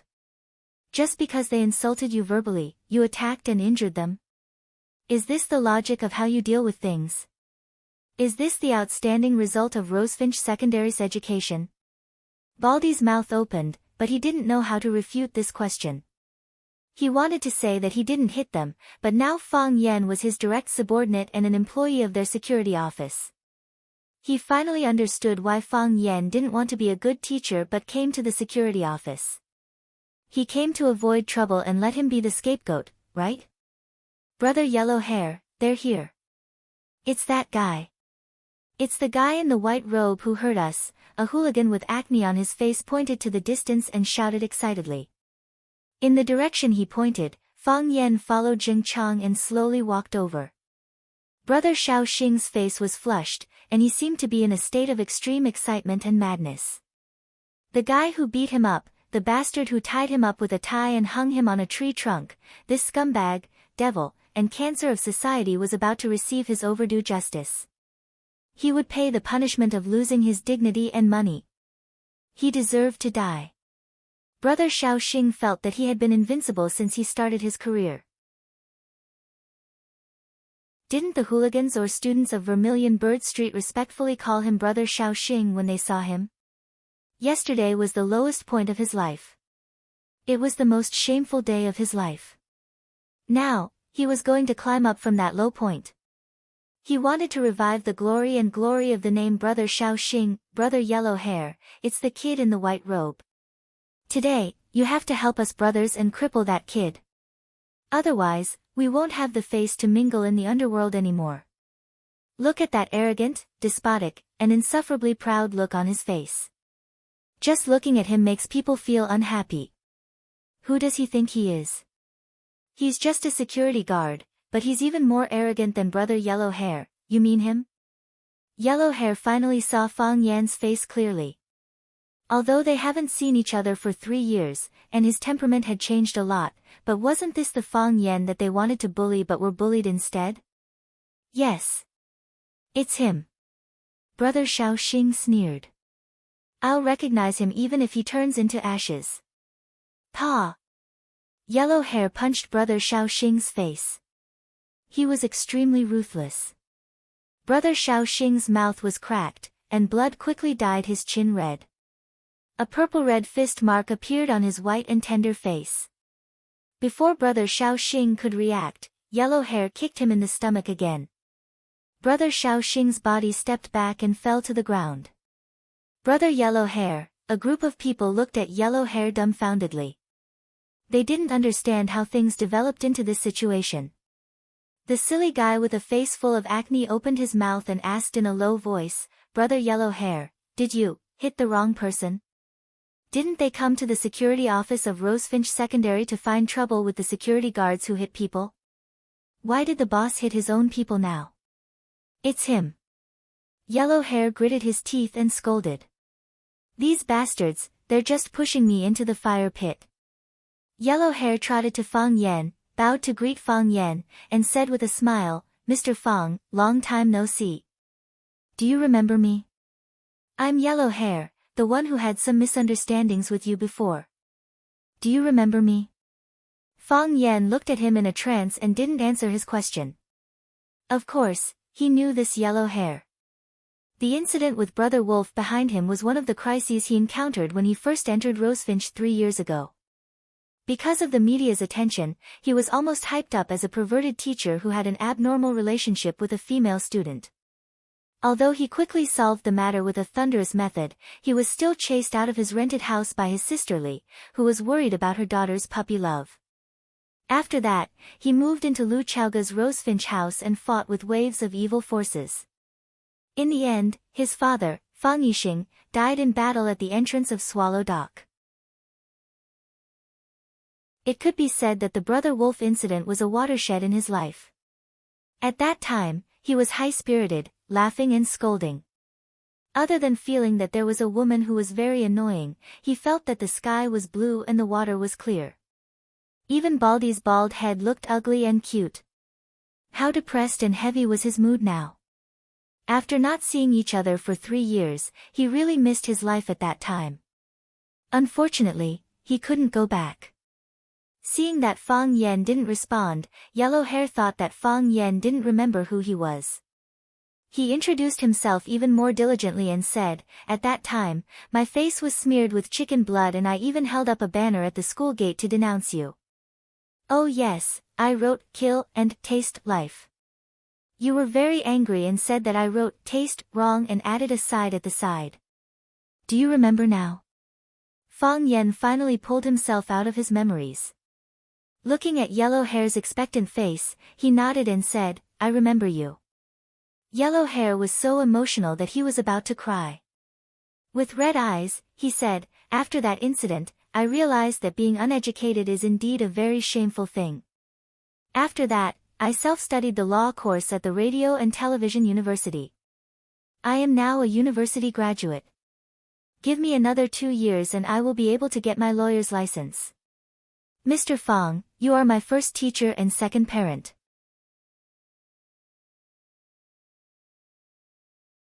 Chapter 447. Fang Yen looked at the excited yellow-haired man and asked with a smile, "Did you self-study the law course of TVU?" "Yes." The yellow-haired man nodded proudly. From a hooligan who had tasted blood for blood to a knowledgeable and cultured night school graduate, it could indeed be said to be a huge change of being reborn. "You can become a lawyer in 2 years." "Yes. I've been preparing for a long time. I'm confident that I can get a lawyer's license in 2 years." The yellow-haired man was even more proud. Fang Yan's eyes became sharp, as if he wanted to see through the yellow-haired man's internal organs and tear off his clothes and flesh. He said with a slightly sarcastic tone, "So, are you trying to tell me that you've become a knowledgeable and cultured hooligan?" The yellow-haired man's face turned red and he couldn't speak for a long time. 3 years ago, when I first saw you, you followed a bad guy to touch a girl's but in a small bar. The second time I saw you, you were lying in front of the school gate with blood all over your face. This is the third time we met, right? You came to the school gate with a group of you from 3 years ago. Of course, you're knowledgeable and cultured now, and you're studying law. Some of the laws are even clearer than I am. In this field, you can be my teacher. You won't say that you're hooligans who cause trouble and harass the girls in the school. You made them into victims. You're not here to block the school. You said you're here to negotiate and find justice. You used to hate the media, but now you know how to use the media. You used to be afraid of the police, but now you know how to use the police to protect you.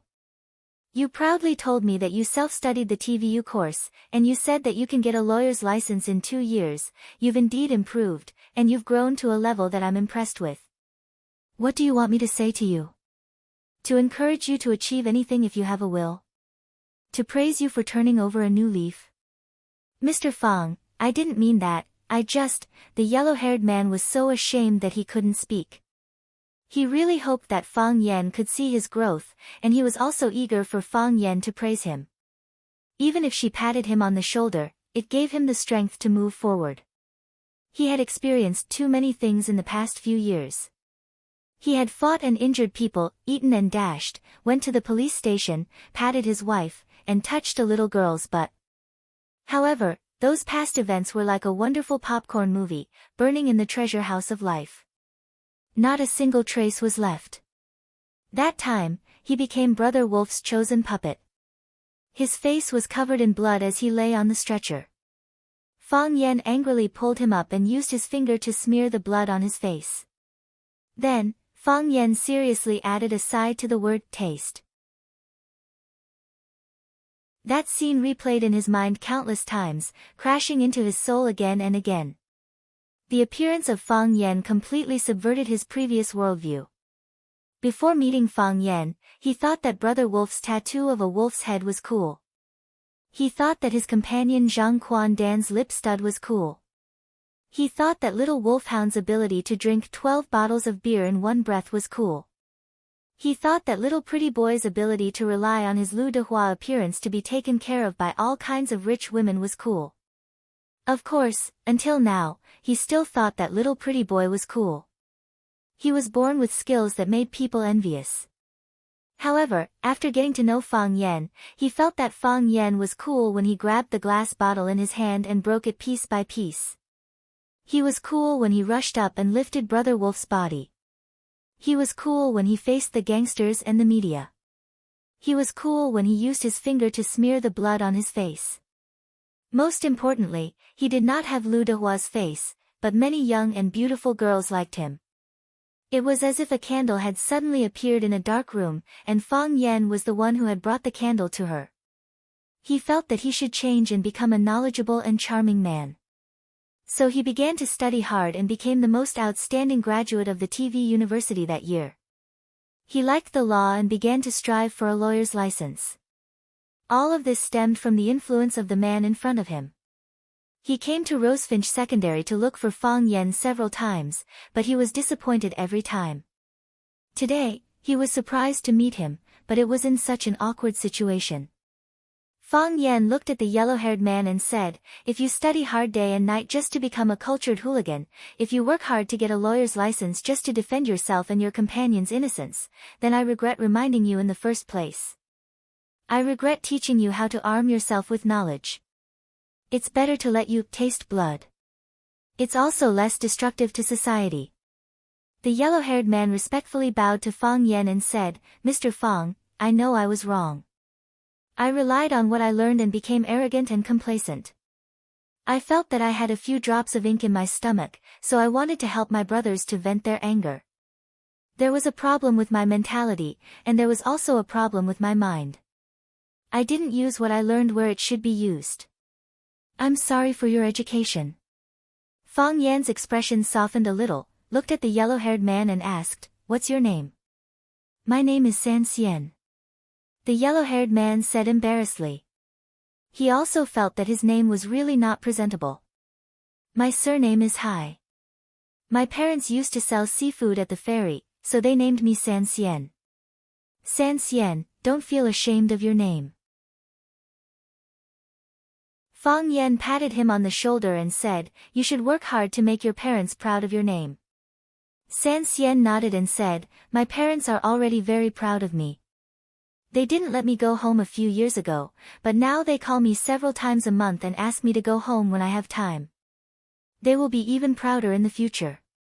Fang Yan smiled and turned his eyes to Xiaoxing and the group of minions he brought with him. Where Fang Yan's gaze landed, everyone took a step back in unison. How could they dare to go against a man that even their boss had to bow down to? San Xian's face was extremely embarrassed. He took the initiative to explain to Fang Yan, "Mr. Fang, this matter is indeed our fault. It's up to you to punish or punish us. If it wasn't me you met today, but anyone else in the security office, what would you do?" "Seek justice," San Xian said frankly. "How do we seek justice?" "Ask them to apologize to the injured and pay for medical expenses. This is the standard method of our brothers in the underworld," San Xian said. "Otherwise, make the matter bigger. Most schools don't want negative news to be reported by the media. You guys are good at scheming." Fang Yan said with a smile, "I won't beat you or punish you. I'll let you remember this." "Mr. Fang, what do you mean?" San Xian had a bad feeling in his heart. He respected Fang Yan, but he was more afraid of Fang Yan. This fear came from the bottom of his heart. It was as if this man could turn into a monster by opening his mouth or waving his hand. Dang dang dang, the school bell rang. There was a brief silence, then the whole ground began to shake. The clamor, the sound of footsteps, and the students rushing out of the classrooms were like a flock of sheep spreading around the school before gathering at the school gate. When they passed by the school gate, they found a strange and eerie scene. More than 10 men lined up in 2 neat lines. They stood on both sides of the gate of Rosefinch Secondary as if they were greeting guests at the entrance of a restaurant. Some of these men had terrifying tattoos, some wore cheap and dense ear studs, and some had colorful, non-mainstream hairstyles. These men looked like delinquents at first glance, but they were doing something that did not match their image at all. "It's been hard on you, please go home safely." They bowed deeply to the students and shouted together. "It's been hard on you, please go home safely." They stood up and performed the same etiquette to the next group of students. It was the peak time for students to enter and leave the school. Just as they raised their bodies, they had to lower their heads again to remind the students who passed by them to go home safely. Oh my God, isn't that the ear stud guy Xiaoxing? He's amazing. I heard he has a lot of underlings. Ah, that big fatso. He asked me for 100 yuan and hasn't returned it to me yet. What's his name again? The one with a scorpion tattoo on his neck is Brother Scorpion. I heard he's a famous gangster in this area. No one dares to mess with him. At that time, the owner of the students' cafeteria quarreled with him and he brought his men to smash the restaurant. The students were stunned by this scene. These hooligans were people they could not afford to provoke in the past. Now, they were bowing respectfully to them and asking them to go home safely, in a considerate manner. Did the big bad wolf eat grass now? Many students took out their phones from their pockets in surprise to record this strange scene. It was rare to see such a lively scene. Fang Yan sat in the security booth and drank tea. Baldy and the others stood at the door with their heads held high. They stared at the gangsters with majestic and disdainful eyes. They tried very hard to express to the students that the reason why these gangsters were so docile and did such unreasonable things was because they were conquered by our domineering aura. Baldy's face was full of pride and glory. The few strands of hair on his head were fluttering in the autumn wind. Very silly and very unruly.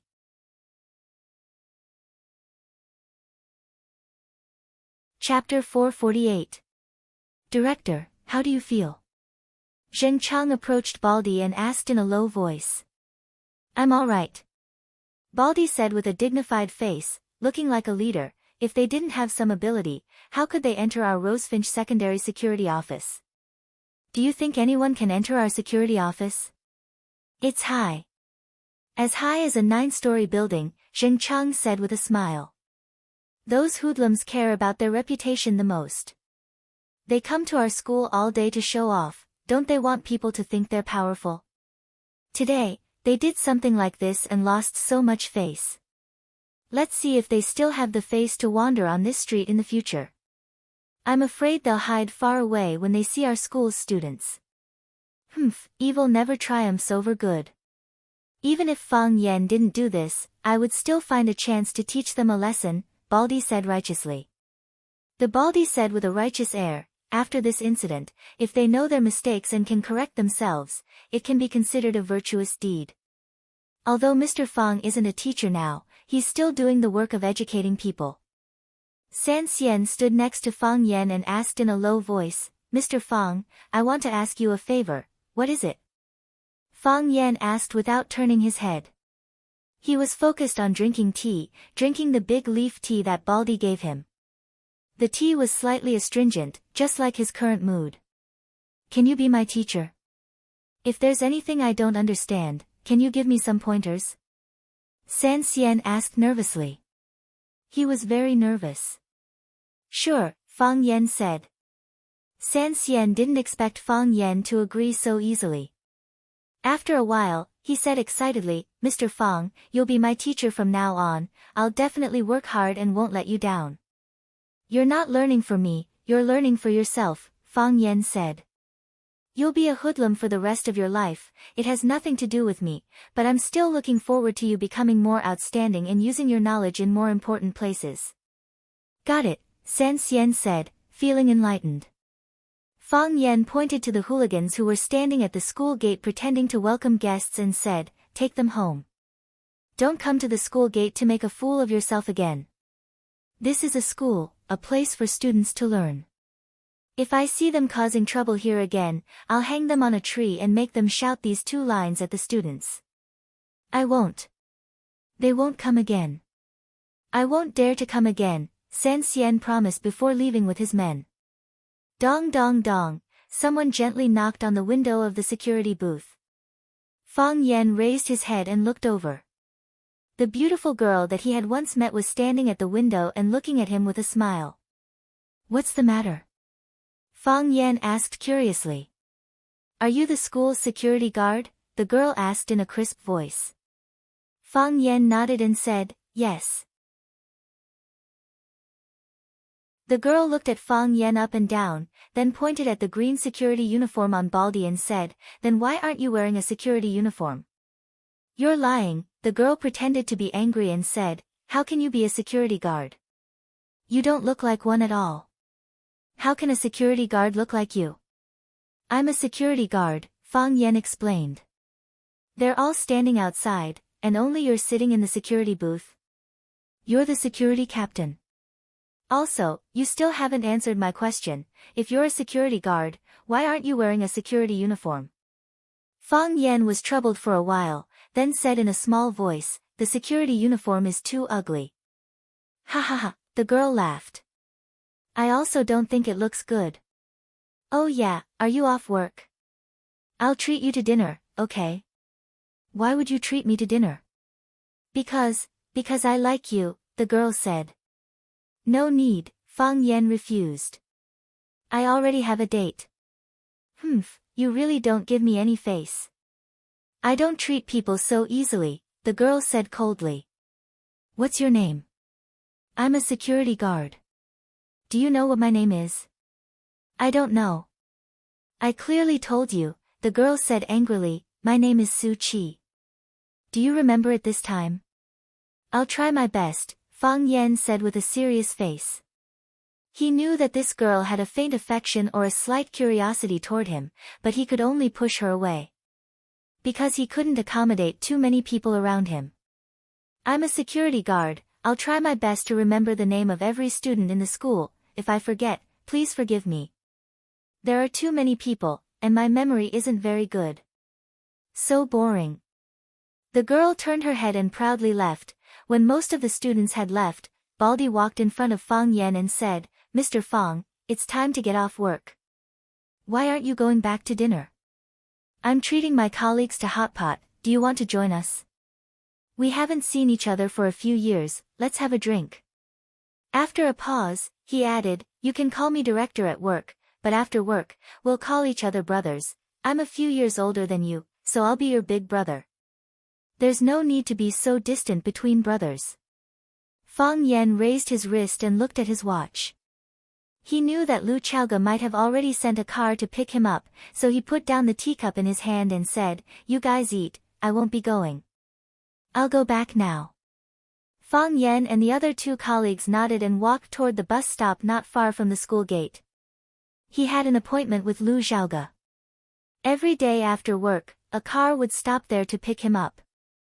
Fang Yan walked to the bus stop, and there was indeed a large GMC limousine parked there. Before Fang Yan could walk over, a man in black pushed open the car door and jumped out. "Mr. Fang, we meet again." The man in black took the initiative to greet Fang Yan. "Qi Ning." Fang Yan shook hands with the man in black. "Long time no see." "Mr. Fang, Miss Lu sent me to pick you up." Qi Ning invited Fang Yan to get in the car. Fang Yan got in the car, and Qi Ning followed closely behind. The car was spacious, and the view was excellent.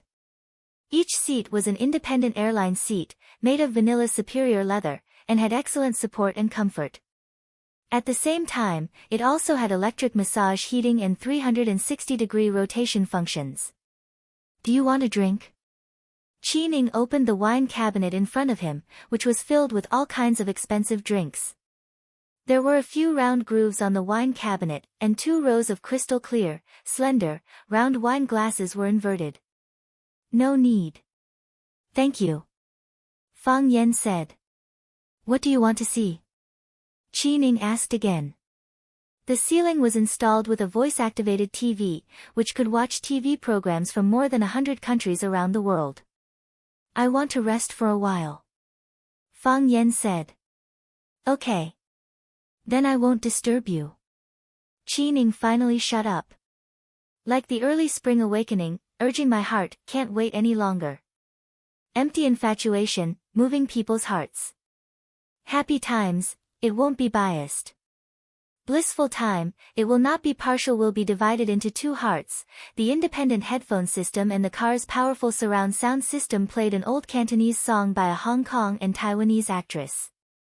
The voice was magnetic, and the singing was affectionate, making people feel faintly sad. Fang Yan looked at the scenery outside the window, thinking how beautiful it would be if time could be turned back. "Where's Chaoga?" Fang Yan asked. "Miss Lu is in the office, she still has a report to do." Qi Ning answered. "She said she'll rush back to have dinner with you." Fang Yan stopped talking, and his eyes once again looked at the towering buildings outside the window, and the withered old tree branches on both sides of the road. The autumn wind was cool, and the city was full of killing intent. Lu Chaoga wasn't having a meeting in the office, but in a bustling supermarket. She was wearing a black professional suit tailored for her by the world's top clothing brand, Angel. On her hand was a limited edition Queen's watch produced only 99 pieces by Patek Philippe. This watch was popular all over the world because it was worn by the Queen of England. The Hermès scarf around her neck was intellectual and exquisite, and her high heels were black and shiny, spotless. Such an elegant and beautiful woman stood out like a crane in a flock of chickens. She didn't fit in with the aunties around her who were carrying baskets or pushing shopping carts. Many people looked at her with eyes full of doubt or hostility, and some people even said that she was a mistress who came to buy groceries to please her sugar daddy, and so on. Her assistant quietly pushed the shopping cart behind her. In front of them, on the left, and on the right, there was an inconspicuous man forming an iron triangle that surrounded her in the middle, so that they could get close to her in the shortest time possible in the event of an accident. Lu Chaoga didn't care about her surroundings, and she didn't care about the gossip floating in her ears. The sad experience when she was young had long made her heart as strong as the toughest diamond. She held a small piece of paper in her hand, and was carefully studying the scribbled words on it. Scrambled eggs with tomatoes. He doesn't like to eat too sweet food, but scrambled eggs with tomatoes is an exception. Broccoli gravy soup. He drank 2 bowls yesterday, and there's no broccoli at home, so we need to replenish some stock. And fish. He ate some of every kind of fish, so which kind of fish does he like? Then let's just buy some of each kind.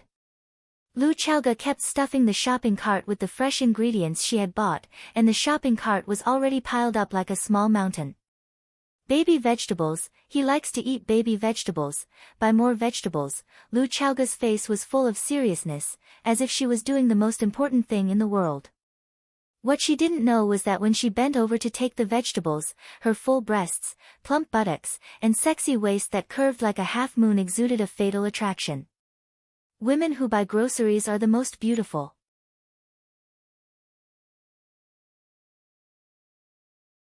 Chapter 449. Lu Chaoga didn't go home, so Fang Yan didn't have anyone to talk to. He sat downstairs and drank a cup of green tea, then returned to his room to fill the bathtub with water, and buried his body in the pool. As soon as he entered the state of suspended animation, the voice-activated phone installed next to the bathtub rang. "Wow!" Fang Yan got out of the pool, picked up the phone, and asked, "Who is it?" "Mr. Fang, there's a guest." The voice of the nanny, Aunt Lu, came over. "Do you want to invite him in?" Fang Yan looked stunned, and the big drops of water on his hair slid down his cheeks. "Since when did I become half the owner of this villa? When Lu Chaoga wasn't here, did I have the right to receive or expel the guest?" Fang Yan was very nervous. He seriously replayed the interaction with Lu Chaoga in his mind again and again. He drank 3 cups of tea, ate 2 meals, and said dozens of words. These shouldn't cause her to get pregnant, or make her mistakenly think that he was pregnant, right? Thinking that he was innocent, Fang Yan couldn't drive away the guest who came to visit. Because, if his relationship with Lu Chaoga wasn't so close, he had to respect her more, and also respect her friends. If Lu Chaoga had become his woman, he could drive away all the guys he didn't like or who were too handsome. Of course, this kind of bullying behavior, which thought that he was nobler than women and loved and protected women, might be scolded as the sand pig doctrine. If there was such a day, Fang Yan didn't mind being a pig. "Invite the guest in for tea," Fang Yan said. "Okay, Mr. Fang." The nanny quickly agreed. After hanging up the phone, Fang Yan got up and took a cold shower.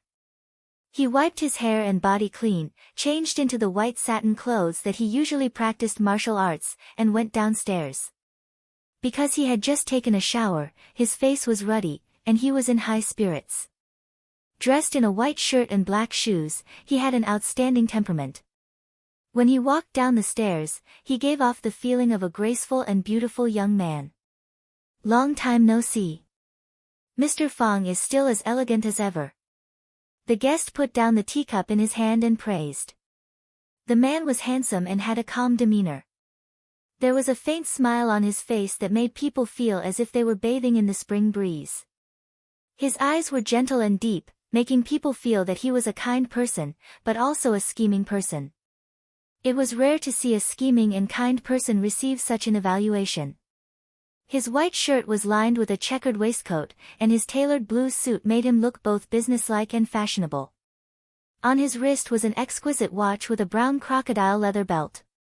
Fang Yen couldn't recognize the brand of the watch, but he really liked it. One of the 4 young masters of Flower City, Jiang Zhulu. Fang Yen had been silent for 3 years and had also disappeared for 3 years. His mentality and temperament had undergone earth-shattering changes, but his old friends were also growing at a speed visible to the naked eye. The Jiang Zhulu sitting in front of him might still have the name of the 4 young masters of Huacheng, but Fang Yen could be sure that the Jiang Zhulu now was no longer the Jiang Zhulu of the past. While Fang Yen was sizing up Jiang Zhulu was also sizing up Fang Yen. The 2 men's gazes met in the air, and then they smiled knowingly. Fang Yen walked in front of Jiang Zhulu and said, "Eldest young master Jiang, you flatter me. Our Fang family is a small family, and we don't have any temperament or elegance. On the other hand, eldest young master Jiang is reserved and has an extraordinary temperament. One look and I can tell that you have the demeanor of a great family." Jiang Zhulu laughed heartily and said, "I can treat other people's praise as a cool breeze, and it's over after hearing it once. But if Mr. Fang is willing to praise me, then I will accept it. This isn't something that happens often." "Of course." Fang Yen nodded. "We're mortal enemies, after all. The fact that I'm willing to praise you like this proves that you're a worthy opponent." Jiang Zhulu smiled wryly and said, "To borrow a phrase from Mr. Fang, the Jiang family is a small family, mortal enemies are too heavy a burden for us to bear." Fang Yen sat down on the sofa across from Jiang Zhulu, and Aunt Lu brought him a cup of hot tea.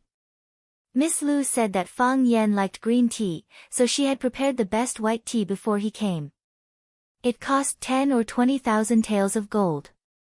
Only after Aunt Lu left did Fang Yen turn to Jiang Zhulu and ask, "You're not here to see me, are you?" "I am," Jiang Zhulu said with a smile. He took out 2 elegant but fragrant invitation cards from his pocket, got up, and handed them to Fang Yen. He said, "I wanted to invite Chaoga alone and pretend that she didn't know you were back in Huacheng, but I think that's a little petty, as if you still can't let go of what happened back then. It's been so long, you've won against Lu Chaoga, and I have another woman, let bygones be bygones. If you don't mind, why don't we go to the wedding?" Fang Yen took the invitation card, which said that Mr. Jiang Zhulu and Miss Jiang Shangxin had tied the knot. Jiang Zhulu was going to marry a woman from the Jiang family. The Jiang family and the Jiang family were connected through marriage after all. Could it be that the Jiang family had been very satisfied with the Jiang family's performance over the past few years, or that Jiang Shangxin was very happy with Jiang Zhulio's performance? "Congratulations," Fang Yen said in a low voice. "If I have time, I'll be there to congratulate you personally." Women who bought groceries weren't necessarily the most beautiful, which meant that men were lying to you. However, beautiful women who bought groceries were simply so sexy that it made people feel hopeless. They stretched out their fair and slender hands that were smeared with various kinds of nail polish and picked out a bundle of vegetables or a few eggplants from the shelves. Then, they frowned slightly and pursed their red lips. The question of whether to choose 2 cucumbers or a box of bitter gourd made them hesitate for a long time. Lu Chaoga didn't have a desire to buy groceries. Most of her items, including her clothes and shoes, were custom-made by her assistant at home when she was slightly free from work. Once the custom-made items were completed, they would be sent over in batches. However, she felt that buying groceries was a very important matter. She had to personally go to the supermarket to pick out the freshest meat and vegetables that were most suited to his taste. Then, she would go home and cook them personally. She would complete all the processes by herself. This way, her happiness would be doubled. Lu Xiaoge felt very happy now. This was because she finally had something else to do after work. It wasn't just work, it wasn't just reading books, it wasn't just watching boring television dramas or pretending to have orgasms. She didn't have to deal with complicated interpersonal relationships or think about those troublesome conspiracies and plots. She could be like other women, go to the market to buy a big basket of good vegetables and then go home to cook soup with her bare hands. The most important thing was that there was a man at home for whom she was willing to cook soup. After Lu Xiaoge chose several kinds of delicious and precious fish, her assistant, Jing, had to remind her, "Boss, the cart can't fit anymore.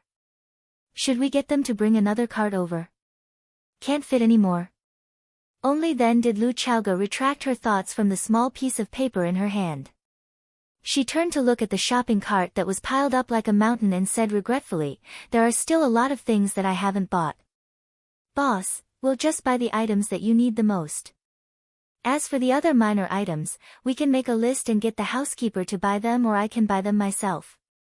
And Jing looked at the mechanical watch on her wrist and said, "You've been out for 29 minutes. You're about to cross the crisis line. We have to escort you back." Lu Xiaoge knew that what Jing said made sense. When had she ever had a comfortable day all these years? The Rubik's Cube was a Pandora's box that she had opened with her own hands, attracting batches and batches of demons and devils to surround and covet her. Time and time again, killing intent after killing intent, it was truly exhausting. Lu Xiaoge nodded and said, "Then let's go back." Although she looked cold, she was a boss who was very willing to think for her subordinates. If there was a crisis, it would be the protectors around her who would be the first to rush out and fight with their lives. They were the most dangerous targets. A man in black pushed the shopping cart over to pay the bill. Lu Xiaoge and Jing walked toward the surface parking lot under the escort of two men in black. The underground parking lot was too dark and desolate. There were too few people and too many surveillance blind spots. It was easy for all kinds of accidents to happen. If the car was parked on the surface, with the huge flow of people in the shopping mall, it would not be easy for those peeping behind the scenes to do anything even if they wanted to. They also did not dare to brazenly expose themselves in front of the public. The engine of the custom-made bulletproof Mercedes-Benz was on. The driver in the driver's seat could start the car at any time to evacuate or drive the car anywhere to pick someone up. Sitting in the passenger seat was a middle-aged man who wore glasses and looked like a bookworm. His nickname was Bookworm. He constantly patrolled the area to prevent any suspicious people from approaching. A man in black opened the car door and Lu Xiaoge bent down to get into the car. Jing sat beside Lu Xiaoge as the car door closed. The Mercedes-Benz slowly started up as another escort car followed behind it. The car drove out of the bustling shopping mall and onto the main road, heading for the flower district where Lu Xiaoge's villa was. Jing felt an itch on her head. She reached out and grabbed a black bug. "Why is there a fly here?" Jing exclaimed. "Gotcha!" The fly's body suddenly exploded. White light blazed as it turned into a palm-sized saucer-shaped communication device. "This is a genetic bomb. Once it explodes, none of you will be left." A man's calm and powerful voice sounded from the communication device. He didn't remove his original voice and use a mechanical voice, proving that he didn't care if these people knew his true identity. "Then, congratulations. You've been kidnapped."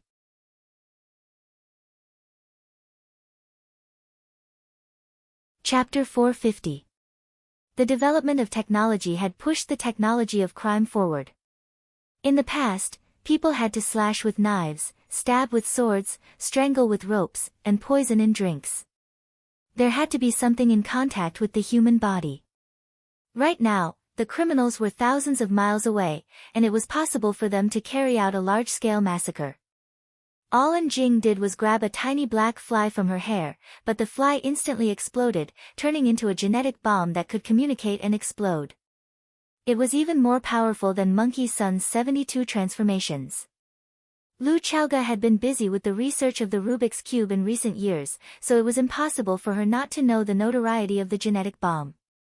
And Jing was originally an outstanding graduate of a famous university. After interviewing for a job at Chaoyan Technology, she was placed in an important position by Lu Chaoga and promoted to a business assistant. Over the years, she had followed Lu Chaoga and seen too many conspiracies and hunts. She also had a deep understanding of the genetic bomb. As for the driver and the bookworm in the passenger seat, they were all carefully selected security personnel by the Qin family. Their understanding of the genetic bomb was deeper than anyone present. Hearing the man on the communicator say that it was a genetic bomb, everyone was extremely shocked but did not panic. The driver continued driving calmly, but a thin layer of sweat appeared on his forehead.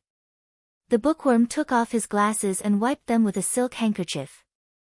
When he put them back on, his eyes that looked casual earlier were now emitting a frightening and fierce light. There was an alarm system on his glasses. If there was a crisis in the car, he could send a message through the glasses in time. At the very least, the guard car following behind didn't know if anything had happened here for the time being. If they could receive the alarm, they could take timely action or report the kidnapping to a higher-level figure. Unfortunately, his attempt failed. The alarm could not be sent out, and the car they were in was shut down by the holographic screen. They had lost contact with the satellite in the sky. Everything was under the enemy's control. Bookworm, are you feeling very disappointed now? A man's pleasant but disgusting voice came from the communicator. The king of individual soldiers who wreaked havoc in South Africa, the legendary figure who single-handedly wiped out half of Chief Akamsi's army, after returning to Huaxia and being taken in as a servant by the Qin family, her days became more and more comfortable, and she became more and more careless. Don't you feel powerless and aggrieved that you can't do anything?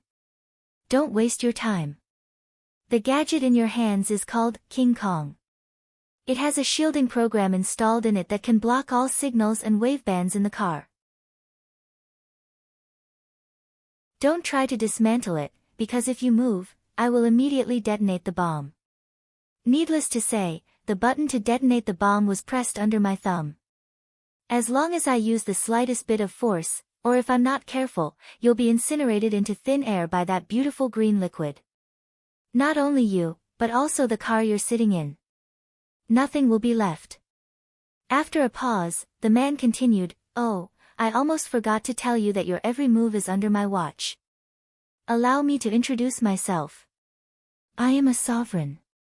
Don't try to resist me, because I really like killing people." Bookworm sat quietly in the front row, not saying a word, not accepting the mockery and provocation of the sovereign. He was not surprised that those people knew his past information so clearly.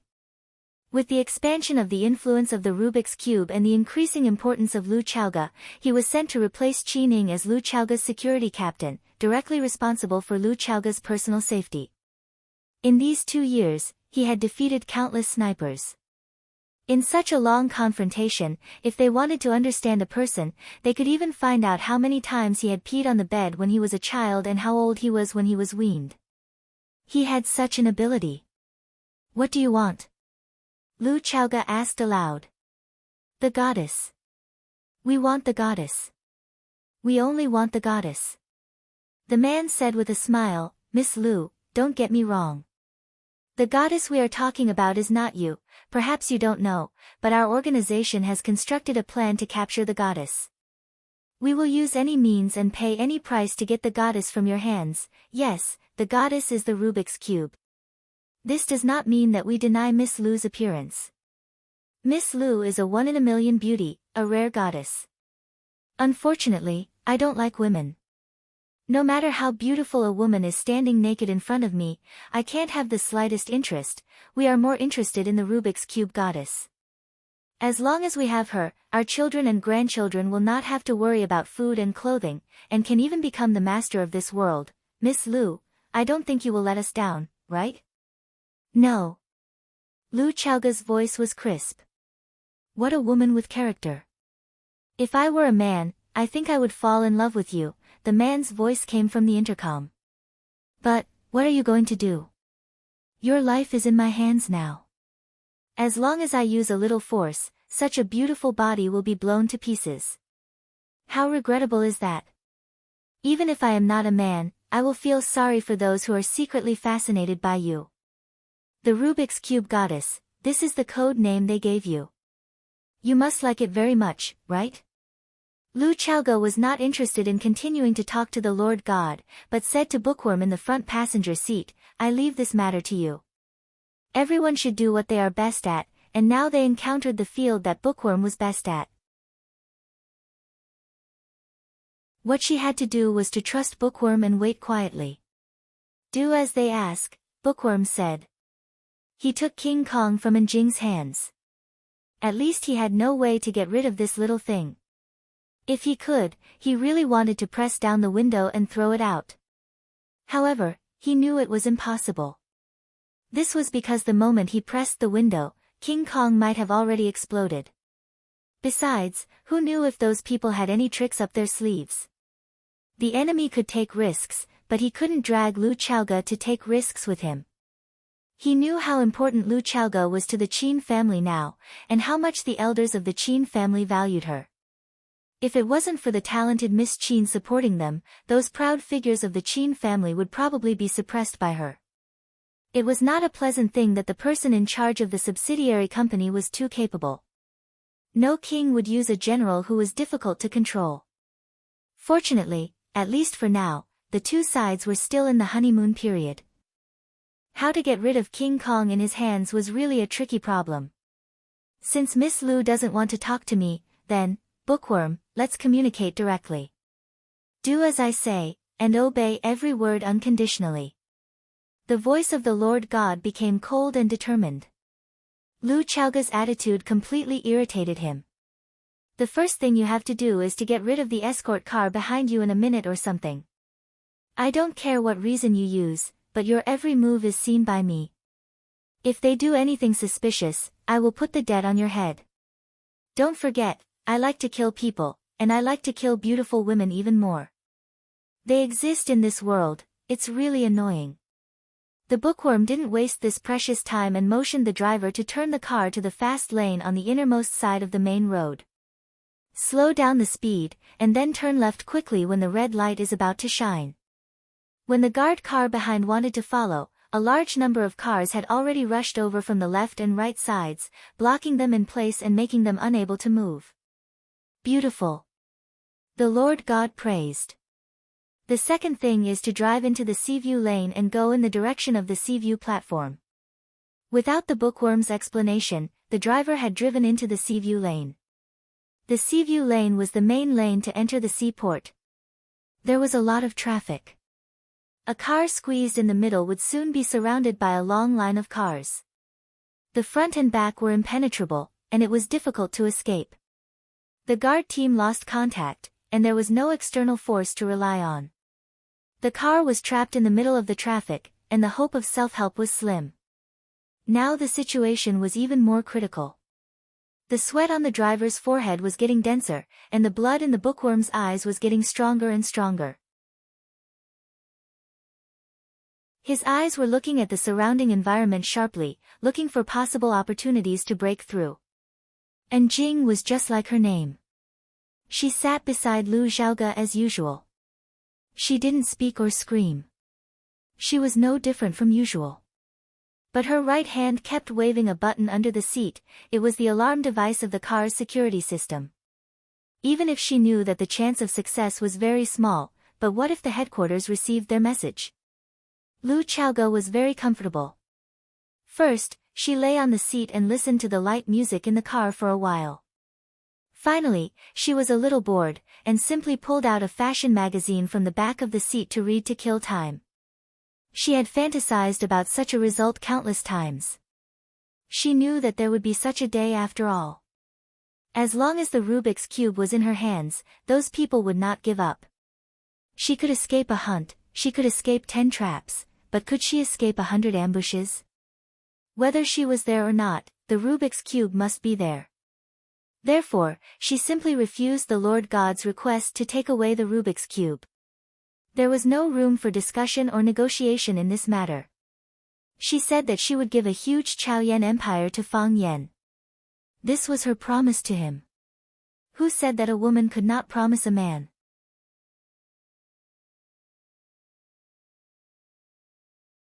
Chapter 451. Aren't you afraid? The Lord noticed Lu Chaoga's ease and asked doubtfully. Lu Chaoga's eyes are still on the gorgeous style of clothes in the magazine, thinking that she should order a batch of autumn clothes. Although she has enough clothes, it's best not to repeat them. Otherwise, men will be tired of looking at them. Hearing that the Lord is still asking questions, she answered perfunctorily and said, "Afraid. Aren't you afraid I'll kill you?" The Lord is very curious about women. The more you don't understand a woman, the more curious you are. Afraid. I don't see you afraid. Lu Chaoga finally looked up and said in a sarcastic voice, "I've prepared for the worst. Now that moment has not come. In the battlefield of feelings, there is no fairness, only who loves who more." Lu Chaoga did not know what kind of feelings he had for Fang Yan. Was it familial love, adoration, attachment, or perhaps attachment? She has never thought about this topic. Because for her, it doesn't matter. She lost her parents when she was a child and was an orphan living in the enemy's home. Her heart has long been hard, and her blood has long been cold. Later, the miraculous appearance of her aunt gave her a clear understanding of her family. Where there are relatives, there is home. Although her aunt was burned to such a horrible appearance, she is also her most precious and only relative. It is for this reason that she knows that her aunt is doing something crazy and does not object to it. She understands her aunt and understands how desperate and crazy it is to live and die. However, her aunt, who loves her the most, is also dead. If no one in the world loves you, then find someone you love. Fortunately, there is Fang Yan. The man who was betrayed by her, the man who blocked the knife for her, the man who pulled her out of the mud again and again. If there is still light in the world, it is the place where Fang Yan is. If there is warmth in the world, it is when they watch the fireworks under the same sky. Lu Chaoga's life was complicated yet simple, pitiful yet happy. The 3 years of rapid development of the Rubik's Cube were also the most dangerous years for Lu Chaoga's personal safety. Countless conspiracies, countless traps, countless fire pits, countless assassinations, countless poisons and drinks, but she had survived them all. She did not complain, and no one would listen to her. She had never thought of retreating. She had nowhere to retreat to. She had escaped too many times. She was lucky. This time, she did not avoid it. That was her fate. Sometimes, luck and fate were just a step apart. The Lord was silent for a long time. When everyone thought that he had disappeared or was busy with other things, his voice came again. He sighed and said, "You are the most amazing woman I have ever seen. I don't want to say thank you." When faced with a hostage who had kidnapped you, even if he praised you as the most beautiful woman in the world, you wouldn't have any good impression of him. Lu Chaoga's eyes had turned to the magazine again, and she had lost interest in talking to the Lord God. She just couldn't understand, how could there be such a long-winded kidnapper? Didn't he understand that talking too much leads to mistakes? The more you talk, the easier it is to expose your own information and give the opponent a chance to take advantage of it. Mr. Bookworm, oh, perhaps it is more appropriate to call you Mr. Tiger? Now, I need you to do a very important thing. You don't mind self-dormancy, do you? The voice of the Lord was teasing. You know, your existence is a threat to us. We don't want to go to the devil's cave, you are still alive, and several young men can't get close. Thank you for your attention to me. The bookworm said coldly. He pressed the watch button on his wrist, and a thin needle popped out of the watch's steel hole. He pricked the acupuncture point on his neck with the thin needle, and his body immediately collapsed on the seat. "Thank you for your cooperation," the Lord God said to the unconscious bookworm. "Turn left at the first intersection ahead. There is a big truck parked on the roadside. Drive your car along the iron plate into the truck." The Lord God's words were obviously directed at the driver, because now only the driver can execute his order. Lu Chaoga did not speak, and the driver would not refute. He turned the steering wheel smoothly, and then drove their Mercedes-Benz through the iron plate into the truck compartment. Clang! The truck door closed automatically, and the compartment was as dark as night. The dashboard of the Mercedes-Benz flashed a faint green light, and the faces of several people in the car were as gloomy as ghosts. They felt that the truck began to move, driving to a distance that no one knew. Devil's Cave. What is that place? You don't hit a smiling face. Jiang Zhulu has been smiling, and his posture is very low, so that Fang Yan can't reach out and hit him in the face. Fang Yan doesn't like Jiang Zhulu, and he doesn't like his father Qiang Long Tan even more. Even quite disgusted. The father and son of the Jiang family are both hypocrites. Just because there is no evidence for something doesn't mean it didn't happen. When her aunt died, Lu Chaoga was heartbroken, and the courage to survive was to revenge. She wants to repay the pain the Jiang family gave her tenfold, 100-fold. After 3 years, Jiang Zhulu came to invite Fang Yan and Lu Chaoga to attend his wedding, pretending that nothing had happened. What kind of drama was he putting up? Hearing that Fang Yan is willing to make time to attend his wedding, Jiang Zhulu was very happy, and said with a smile, "Mr. Fang, your name shook Huaqing 3 years ago, and even after 3 years, there are still all kinds of legends about you in Huaqing. If I can invite Mr. Fang to attend my wedding, it will definitely add a lot of color to the wedding banquet. When the time comes, I will definitely toast to you a few more times." Fang Yan shook his head, and said, "I don't drink. I've already quit." "Oh." Jiang Zhuliu's smile gradually disappeared, and he said with a regretful expression, "I've heard a little about your father. He is a true hero. The dead are long gone, and the living are like this. I'm sure uncle has another kind of fun in heaven. Don't be too sad while you're alive." Fang Yan looked at Jiang Zhulu, and said, "What kind of fun is there in heaven? Why don't I send you up there to take a look?" Jiang Zhuliu's expression was very awkward. "Do you know how to talk? How can I continue this kind of conversation? The human world is fine, why do I have to go to heaven? If you want to go up there and accompany your father." "I'm just joking, don't mind me," Fang Yan said with a smile. "We're friends, why would I send you up there? I'll send anyone who sends my father up there. You didn't harm my father, did you? Why would I do such a thing?" Jiang Zhulu said with a face full of anger. "Don't harm your family. What grudge do I have with you? Why would I do such a thing to your family? I also hope that Mr. Fang can find the real culprit and avenge your father. At that time, I will naturally accompany Mr. Fang and get drunk." "Thank you," Fang Yan said. "I don't drink. At that time, I'm sure Mr. Fang will be willing to drink to his heart's content." Jiang Zhulu was about to leave when Qining suddenly barged in through the door. His face was ashen, and it was obvious that something big had happened. What happened? Fang Yan had a bad feeling in his heart. Qining quickly walked in front of Fang Yan and said, "I just received a call from the guard team. They lost contact with Miss Lu's car." "When?" "3 minutes ago." "Tell me in detail," Fang Yan said coldly, suppressing the anger in his heart. "I lied to you. Miss Lu didn't stay at the research institute for a meeting, but went to the mall with her assistant to buy groceries," Qining hurriedly explained, and reported the whole process of Lu Chaoga's disappearance to Fang Yan in detail. Miss Lu finished her shopping, and the convoy began to return. While waiting for the traffic light at the intersection of Huacheng, the car that Miss Lu was in suddenly turned left, and the guard team behind was blocked by other cars, unable to follow closely. After this sudden incident, the guard team immediately contacted the car that Miss Lu was in. However, Miss Lu's phone couldn't be connected, and Assistant N's phone couldn't be connected either. There were 7 other communication tools between the 2 cars, including satellite communication equipment and wave transmission equipment. All communication methods were blocked.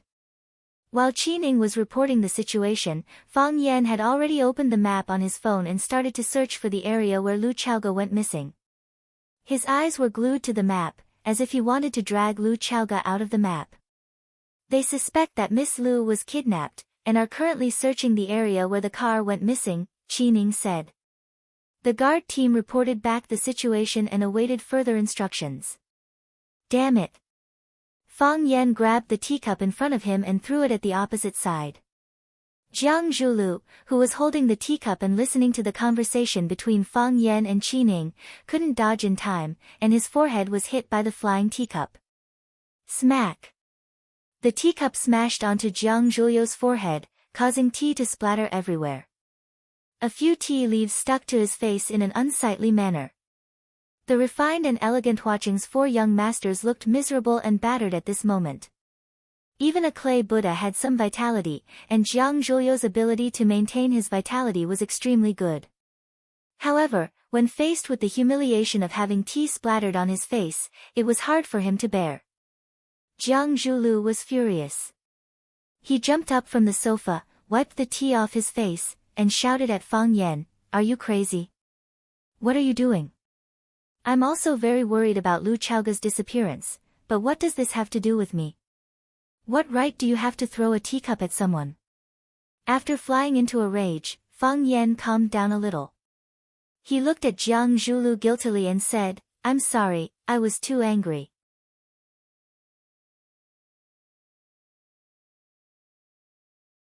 Chapter 452. You're angry. Shouldn't I be? Can I hit someone just because I'm angry? Can I hit you just because I'm angry? Jiang Zhulu didn't believe Fang Yan's bullshit about hitting someone because he couldn't control his emotions. This guy didn't play by the rules, and he had been beaten up by him several times 3 years ago. Every little move he made had a deep meaning behind it, and he didn't realize it until the truth was revealed. Now, he was hitting him with a glass. What was he trying to do with Lu Qiaoge's disappearance? Jiang Zhulu's hair stood on end, and a chill ran down his spine. His extreme wariness of Fang Yan made his anger disappear, and he calmed down as well. Fang Yan sat back down on the sofa and looked at Jiang Zhulu like a lone vulture. "I went back to Huaqing yesterday, and you came to give us an invitation today, and then Qiaoge was kidnapped. Jiang Zhulu, how can I believe that you have nothing to do with this? It's a coincidence." "It's all a coincidence," Jiang Zhulu said firmly.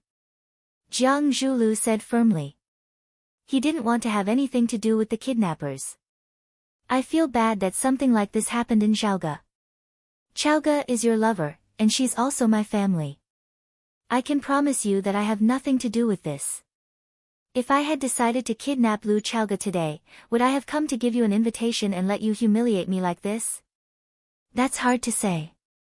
Fang Yan stared at Jiang Zhulu as if there was a flower on his face. "You and your father conspired to kill Qiaoge's parents, but didn't you pretend to adopt her for so many years? Fang Yan, don't slander me. You need evidence. What evidence do you have to prove that we killed Lu Qiaoge's parents? What evidence do you have to prove that I was the mastermind behind Lu Qiaoge's kidnapping? If you keep trying to frame me, I don't mind suing you for slander, you won't get a lawyer." Fang Yan said calmly, "Because you know very well in your heart that if you sue me because of this matter, it will only cause a big uproar. Moreover, it will confirm the fact that you are the murderers of Lu Qiaoge's parents. You will only desperately want to disassociate yourself from this matter." Jiang Zhulu glared fiercely at Fang Yan and said, "So, you saw that it was difficult for us to defend ourselves, so you wanted to pour this basin of dirty water on us, father and son?" "I won't wrongly accuse a good person," Fang Yan said, "but I won't let any bad person go either. If you're the bad guy, we can only fight to the death." "It seems like we can never be friends," Jiang Zhulu said as he looked at Fang Yan. "I don't befriend people with evil intentions." "I hope you're right." Jiang Zhulu sneered. He walked in front of Fang Yan, picked up the 2 invitations on the coffee table, and turned to walk towards the door. Qin Ying's figure flashed and blocked in front of Jiang Zhulu. This was Lu Chaoga's house. When Lu Chaoga wasn't here, Fang Yan was the owner of this house. The owner didn't say anything, so how could he be allowed to leave as he pleased? Moreover, Fang Yan said that the kidnapping incident was related to Jiang Zhulu. Was it related or not? This matter had to be cleared up before he could leave. Jiang Zhulu looked at Fang Yan and sneered, saying, "What? You want to keep me here? If the owner wants to keep me here, then I'll really be an unwelcome guest and not leave." Fang Yan looked at Qining and said, "Tomorrow is someone else's big day, how can we detain the groom? Let him go. We still have to go to his wedding tomorrow." Qining was full of doubts, but still listened to the order and moved to the side. "Although I know you'll definitely refuse, I still have to say this, I'm also very worried about Lu Chaoga's disappearance. If there's a need, you can give me a call.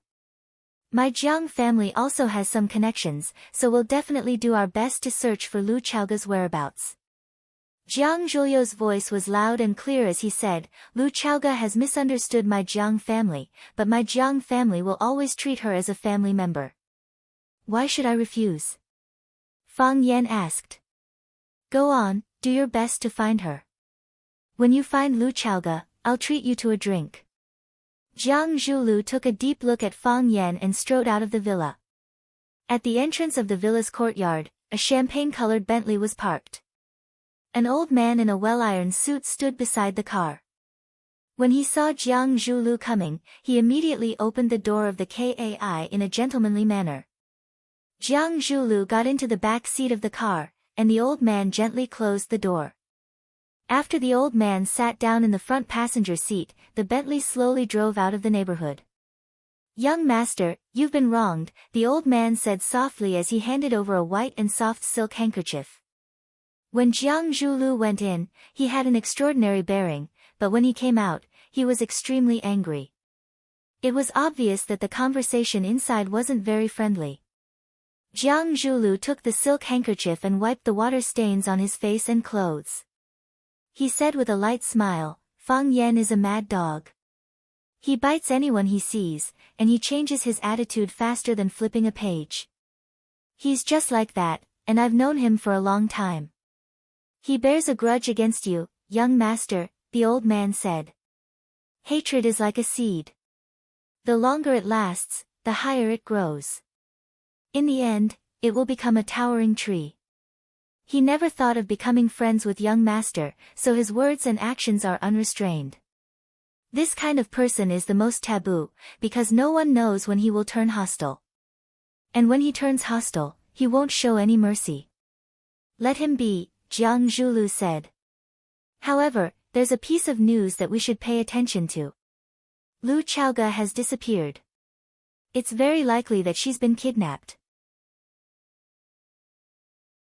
"Young master, do you have a suspect?" No country can do without 3 types of people. Those with guns, those with pens, and there's also an idiot. Jiang Zhulu glanced at the Lu family's small building that was gradually getting further away and said, "I really want to know which idiot is helping the people get rid of a pest." "You'll find out eventually," the old man comforted him. "When the time comes, young master will treat him to a drink." Longtu Clubhouse. This was a luxurious business clubhouse that Longtu Group had invested nearly 1 billion to build. It was also named after Longtu Group and was one of the most private and high-end gathering places in Huacheng. Longtu Group was named after the names of its 2 founders, Qiang Longtan and Lu Mingtu. Lu Mingtu died young, and the Tu in Longtu Group's name had been missing. However, Qiang Longtan was extremely capable and turned the tide. He single-handedly propped up the company and led Longtu Group to carve out a big place in the new energy field. Of course, their good days ended 2 years ago. That was because another energy company had risen rapidly and lit up the entire sky like a comet. Chaoyan Technology, the energy technology company with the logo of 2 small red flames burning above and below, appeared out of nowhere. As soon as they appeared, they charged forward with an unstoppable, invincible stance, sweeping away everything in their way. They were not only a nightmare for Longtu Group, but also a nightmare for energy companies in Huaxia and even the entire world. Under the suppression of Chaoyan technology, although Longtu Group was not as powerful as it used to be, it still used Qiang Longtan's magical operating methods and a large amount of financial support to wantonly merge with Shou Group, firmly occupying the second place in the energy field in Huacheng. The first and second place were natural enemies. The two companies fought fiercely against each other repeatedly. The chairman of Longtu Group, Qiang Longtan, had publicly announced through the media that if possible, he was very willing to expand the scope of cooperation with Chaoyan technology. However, the strong female leader of Chaoyan technology, Lu Chaoge, who was deified by countless media outlets, sharply rejected him. "We can talk about acquisition, but not cooperation." Jiang Zhulu went to send invitations to Lu Chaoge and Fang Yan, inviting them to attend his wedding. This was also a show of goodwill. Lu Chaoge was pressing hard, and the Jiang family's days were not going to be easy. That woman was full of murderous intent. She was determined to take down Longtu Group. Unfortunately, it was unknown whether Lu Chaoge's luck was too bad, or whether Jiang Zhulu did not look at the almanac when he left the house. He and Fang Yan were chatting happily when news of Lu Chaoge's kidnapping came. This way, the Jiang father and son's goodwill intentions were thrown into a frozen lake. Sending invitations on the day Lu Chaoge was kidnapped, who would believe that you had nothing to do with this matter? Today, Longtu Club was not open to the outside world, because the son of Longtu Group's big boss, Jiang Zhulu, was going to hold his wedding here. The seats were full, and luxury cars were everywhere. As one of the four oldest families in Huacheng, they naturally had a deep foundation and a huge network of connections. High-ranking political officials, wealthy tycoons, celebrities, and celebrities all shone brightly, illuminating the night sky of Huacheng. Longtu Club was decorated with lanterns and streamers, and the largest hall, Phoenix Coming Morning Hall, was a sea of fresh flowers. Hundreds of thousands of fresh flowers formed a beautiful rural landscape. The closer they were to the front of the stage, the higher their status and seniority. Some of the young people who came to support were arranged slightly further back. For the wedding of Jiang Zhulu, one of the four young masters of Huacheng, other than Mei Xue, who never appeared in public, Lan Shanggu and Lu Shu came to support. They sat together with a few influential young masters in the circle, chatting and laughing, so they did not feel bored. Lan Shanggu looked rough and straightforward, but it was easy for him to get along with those young masters. Ever since Lu Shu's face was disfigured, he had become a monster in Huacheng. He spoke in a strange way, and his methods were cruel and ruthless. He gave off a gloomy aura that kept people away. Lan Shanggu chatted and laughed with everyone for a while. Then, he tilted his body slightly and approached Lu Shu, who was drinking his tea in silence. He said, "If the Jiang family pushed Jiang Shangxin out as bait 3 years ago, then has Jiang Zhulu satisfied the Jiang family or Jiang Shangxin? How did this happen?"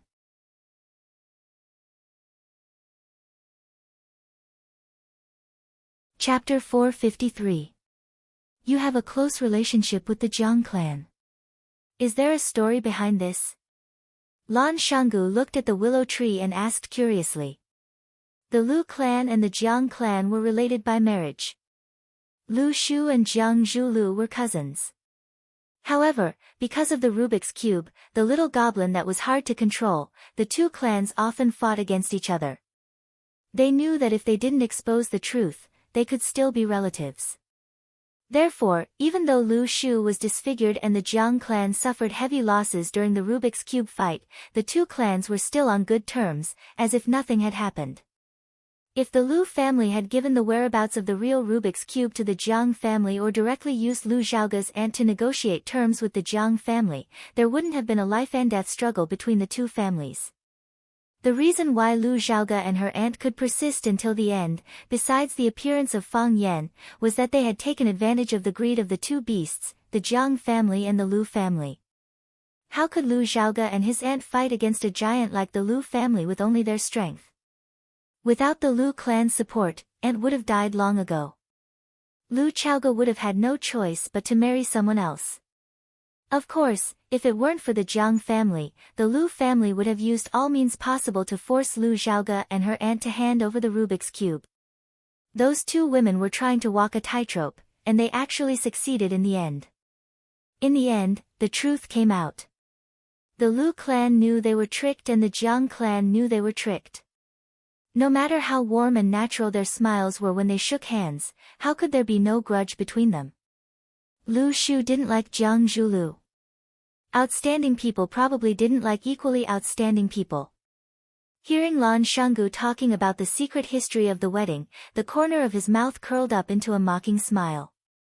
He sneered and said, Jiang Zhulu can't deal with Fang Yan, but can't he handle a woman?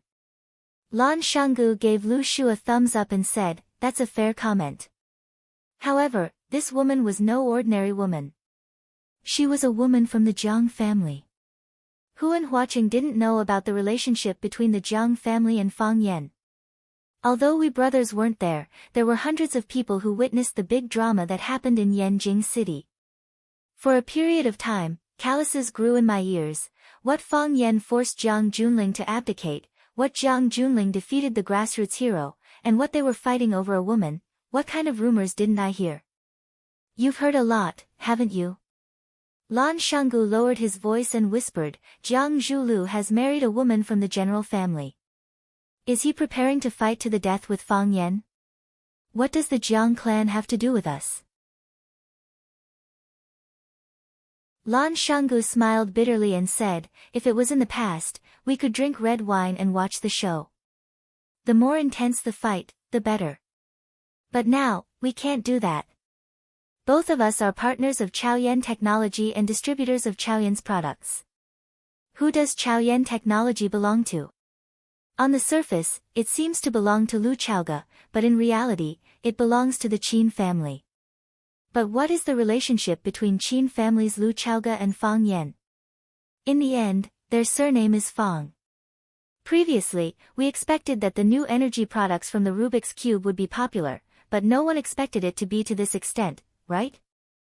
Let's talk about the past 2 years. After the Lan and Lu family became the agents of Little Flame's products, how many percentage points did the family's annual profit increase?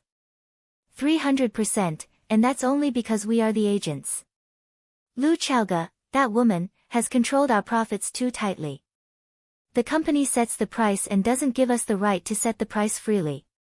Otherwise, how much profit could we achieve? Lan Shanggu's expression was both proud and helpless.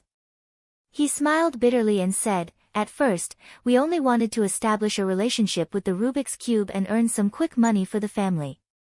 Now, we have all become the puppets of the Rubik's Cube.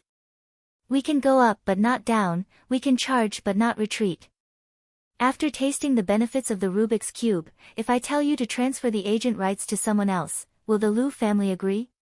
Will you fight with your life? Anyway, I won't do it. How many years has it been since Chao Yan was established? It has only been a little more than 3 years since its establishment, and it has already developed to this point. In the future, as the energy crisis becomes more and more serious, the power that the Rubik's Cube can display will become more and more powerful. That will be the real harvest season for us. It would be a pity to withdraw now. Lu Shu gently shook the goblet in his hand, his posture elegant and calm. If it was 3 years ago, his performance could make countless women fall head over heels for him. Back then, the Casanova of Huaqing was a popular man among thousands of young girls and young women. Now that his face was disfigured, he had become repulsive. No one paid attention to him anymore. Some women who used to be close to him accidentally glanced at him and immediately showed a reserved smile. They picked up the goblet in front of them and made a gesture to invite him to drink. Before swallowing a mouthful of wine, they had already turned around, no longer with the seductive eyes that said, I'm free tonight. Some women said that they liked his talent and inner qualities, but it was all nonsense. In the end, this was a world of face. You want to play with the Rubik's Cube, but the Rubik's Cube may not be willing to play with you. How did we sign the agency contract? Every 3 years. Now is the second year, after next year, Zhao Yan wants to change agents, what can you and I do? Lu Shu said with a face full of disdain. Lan Shanggu laughed and said, so, aren't I hugging Fang Yan's thigh? If he is willing to help us, Lu Chaoge won't even say no. You didn't see the look in Lu Chaoge's eyes when she mentioned Fang Yan. What's so good about that kid? Whether he's good or not, I don't know. Lu Shu slowly sipped the red wine in his glass, maintaining his unique pace, which seemed a little out of place with the surrounding environment. But he definitely won't be bad to Lu Chaoge. A woman will fall in love with a bad man, but she will never fall in love with a man who treats her badly. Hit the nail on the head. As expected of the Casanova. Lan Shanggu praised. Lu Shu's sharp eyes swept over, and there was an unsuppressible hostility in those eyes. Lan Shanggu knew he said the wrong thing, and didn't take it to heart. Right now, Lu Shu couldn't do anything to him, just like how he couldn't do anything to Lu Shu. There were two dogs, Chao Yan Technology's dogs, Lu Chaoge's dogs, or rather, Fang Yan's dogs. They found 3 agents to maintain a balanced development of the 3 legs of a tripod. They needed the Jiang family and the Lu family to fight and bite each other. This way, it would be easier for them to control, and it would be easier for them to make the market bigger and better. Of course, even if the Jiang family and the Lu family joined forces to fight with Chao Yan Technology for the right to speak, it wouldn't have any pressure on them. Because they still had the Qin family's huge sales system to help them sell. No matter what, the Qin family wouldn't stand on their side. Unless the Qin family wanted to become the biggest shareholder of Chao Yan, and join forces with the Jiang family and the Lu family to force Lu Chaoge to abdicate. Was that possible? Thinking about it, they were a bit expectant. However, Lan Shanggu and Lu Shu both knew that there was a 99% chance that this would happen. Why would the Qin family give up on Lu Chaoge, who was easy to control and suppress, and choose Lan Shanggu and Lu Shu, a huge family with a lot of resources? Everyone understood the logic of not being able to get rid of a big family. Don't joke with me, Lu Shu said with a gloomy voice. Because that would make me feel like a joke, Lan Shanggu patted Lu Shu's shoulder and said, brother, you misunderstood me, it was just a slip of the tongue, I really wanted to praise you in my heart. Lu Shu looked at Lan Shanggu and said, although we really want to get the long-term agent of Chao Yan Technology, our 2 families also need to maintain our dignity and independence. If we always put down our pride and bow, not only will they look down on us, even we will look down on ourselves. What do you mean? Close cooperation, Lu Shu said. Keep a distance, that makes sense. Lan Shanggu laughed and said, will Lu Chaoge and Fang Yan come to Jiang Zhuliu's wedding? It would be a slap in the face if he came, but it would be a slap in the face if he didn't come. The Jiang father and son are in a difficult position. Lu Shu lowered his head and drank his wine, not answering Lan Shanggu's question. Lan Shanggu felt bored and turned around to flirt with a young beauty beside him. On the tea stage surrounded by flowers, the lights shone brightly. In the warm and joyful wedding march, a couple walked out hand in hand. The applause below the stage was thunderous. Jiang Zhulu was dressed in a black suit, looking very handsome. He covered Shangxin's face with a white veil, looking extremely beautiful. When this beautiful couple walked out, everyone felt that they were a perfect match. After the MC finished his speech, it was the newlyweds' parents' turn to speak on stage. Qiang Long Tan had a strong aura, but he only said the usual words of wishing his daughter a happy life after marriage. The representative of the Jiang family was Jiang Shangxin's mother, Li Yun. She was a charming young woman. Her daughter had already married someone else, but she seemed to have gone back in time and did not age. Even though we are holding a Chinese-style wedding today, I am a devout believer. I would like to use the Western wedding etiquette to ask this couple a question in front of all the guests and their relatives. Shangxin, are you willing to marry this man to become your husband? Love him, take care of him, respect him, accept him, and be faithful to him until the end of your life, regardless of sickness or health, or any other reason. Li Yun was very emotional. Tears welled up in her eyes when she thought about how she was about to marry her precious daughter off. I am willing, Jiang Shangxin replied in a sweet voice. Zhulu, are you willing to marry this woman to be your wife? Love her, take care of her, respect her, accept her, and make her the happiest woman in the world, regardless of sickness or health, or any other reason. I am willing, Jiang Zhulu replied in a determined voice. I am not willing. At the same time, a low voice sounded at the entrance of the banquet hall.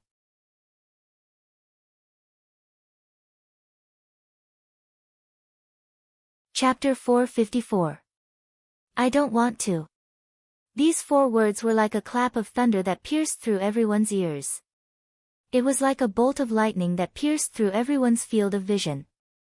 At such a sacred and blissful moment, wasn't someone purposely causing trouble by shouting, I don't want to, in such an ear-piercing voice?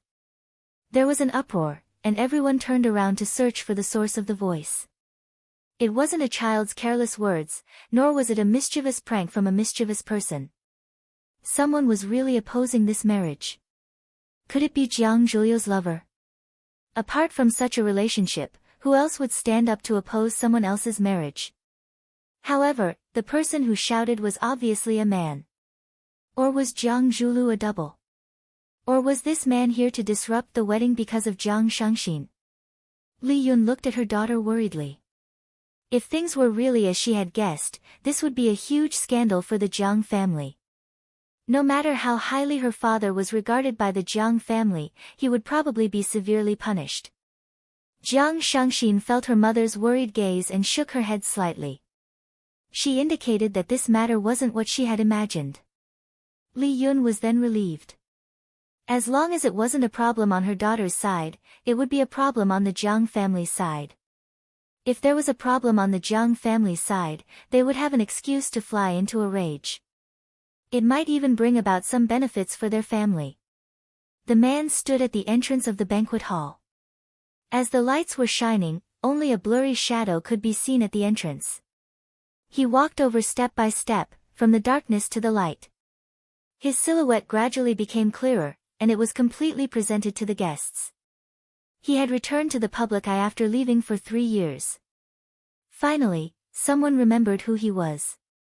Ah, he is Fang Yan, the teacher from Rosefinch High School. He is back again, his martial arts skills are very good, and he even fought with the Japanese sword god.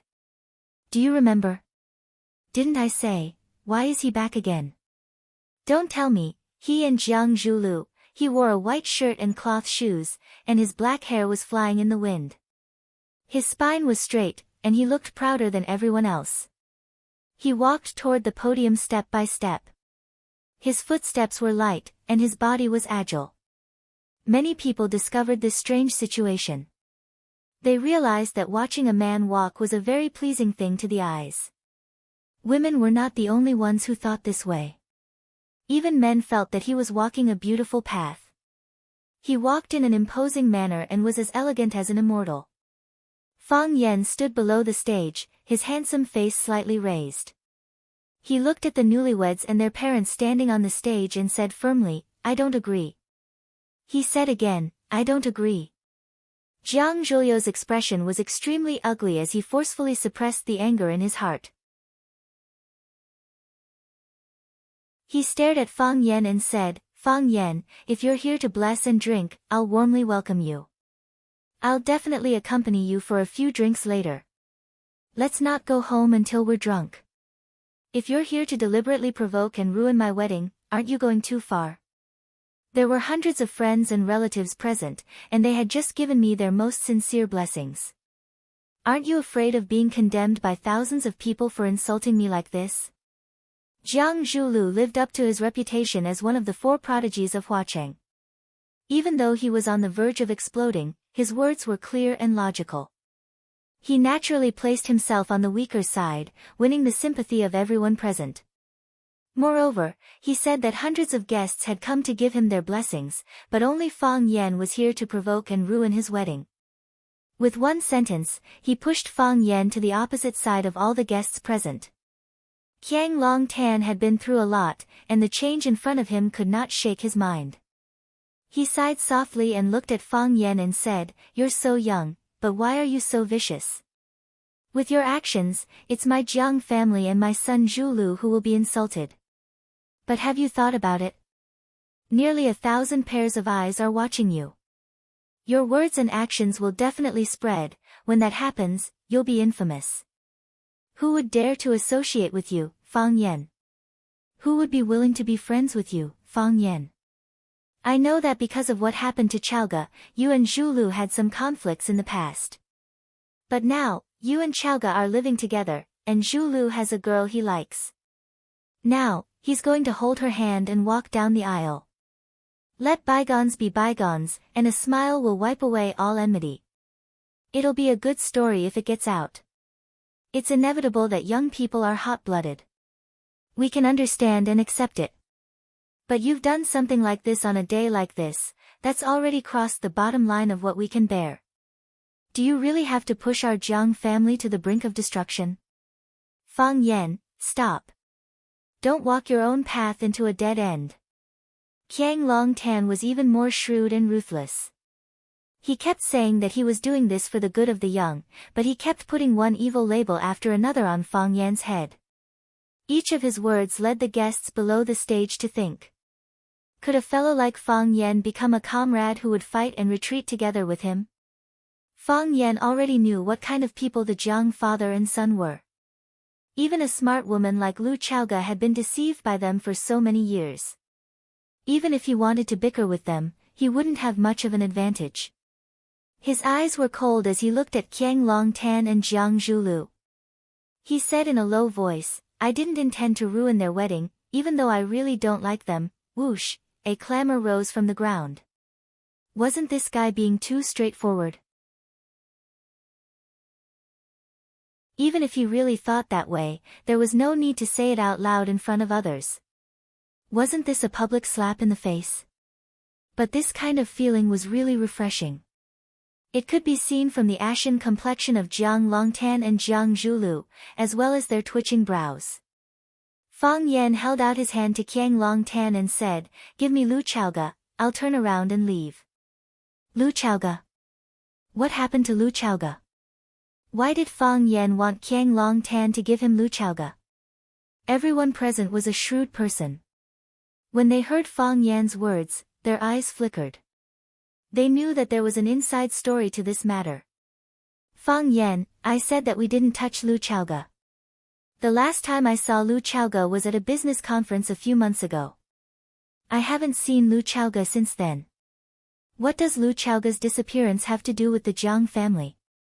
Jiang Zhulu shouted through gritted teeth. "What happened to Lu Chaoga?" Qiang Longtan looked at Fang Yan worriedly.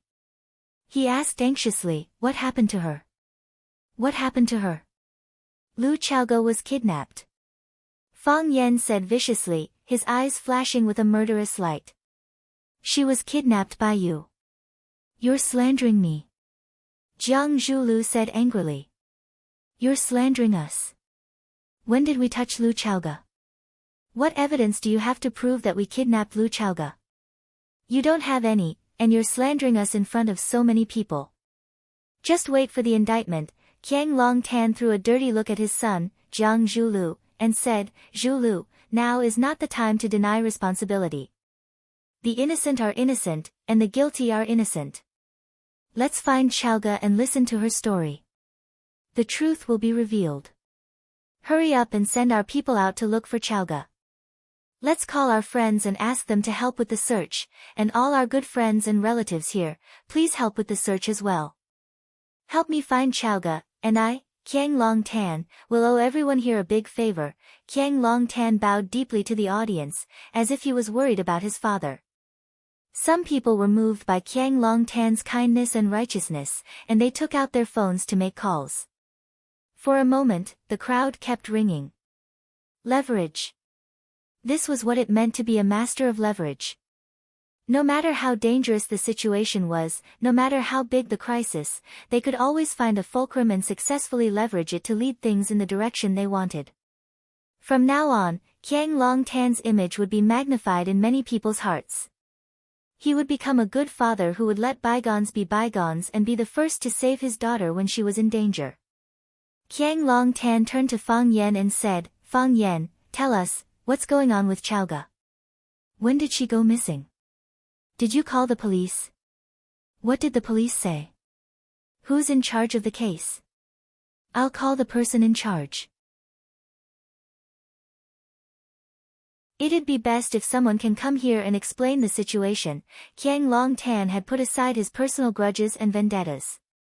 All he wanted was to find his daughter, Lu Chaoga. How am I going to explain it to Mingtu and his wife if anything happens to her? Qiang Long Tan said with teary eyes. The old man was definitely an experienced actor. His acting skills were so good that he was able to get into character in no time. It had to be said that Fang Yan had made full preparations before coming here. However, after Jiang Longtan had created such a sensational drama, the rhythm had already been disrupted by him. The public opinion had already begun to spread in a direction that was not favorable to him. Once it exploded, it would be out of control. Qiang Longtan, stop putting on this hypocritical show. Don't you feel disgusted? Even if you don't, we all feel disgusted. In order to annex Longtu Group, you killed Chaoga's parents. Chaoga and you are irreconcilable enemies. Fang Yan was trembling with anger. Later, you found out that the Rubik's Cube technology was still in Chaoga's hands. You sent people to kill her several times. Some time ago, Chaoga received a secret report saying that you recruited killers from abroad to plan a kidnapping. But because Chaoyan Group has been developing rapidly in recent years and has been suppressing Longtu Group, and because you still haven't given up on the Rubik's Cube technology, who didn't know how to act to gain sympathy? Who didn't know how to make up a story? Half of it was true and half of it was false. Let the audience speculate on their own. Whether it was Qiang Longtan, Jiang Zhulu, or Fang Yan, a group of talented actors gathered together to show off their acting skills. Each of them had a chance to win an Oscar.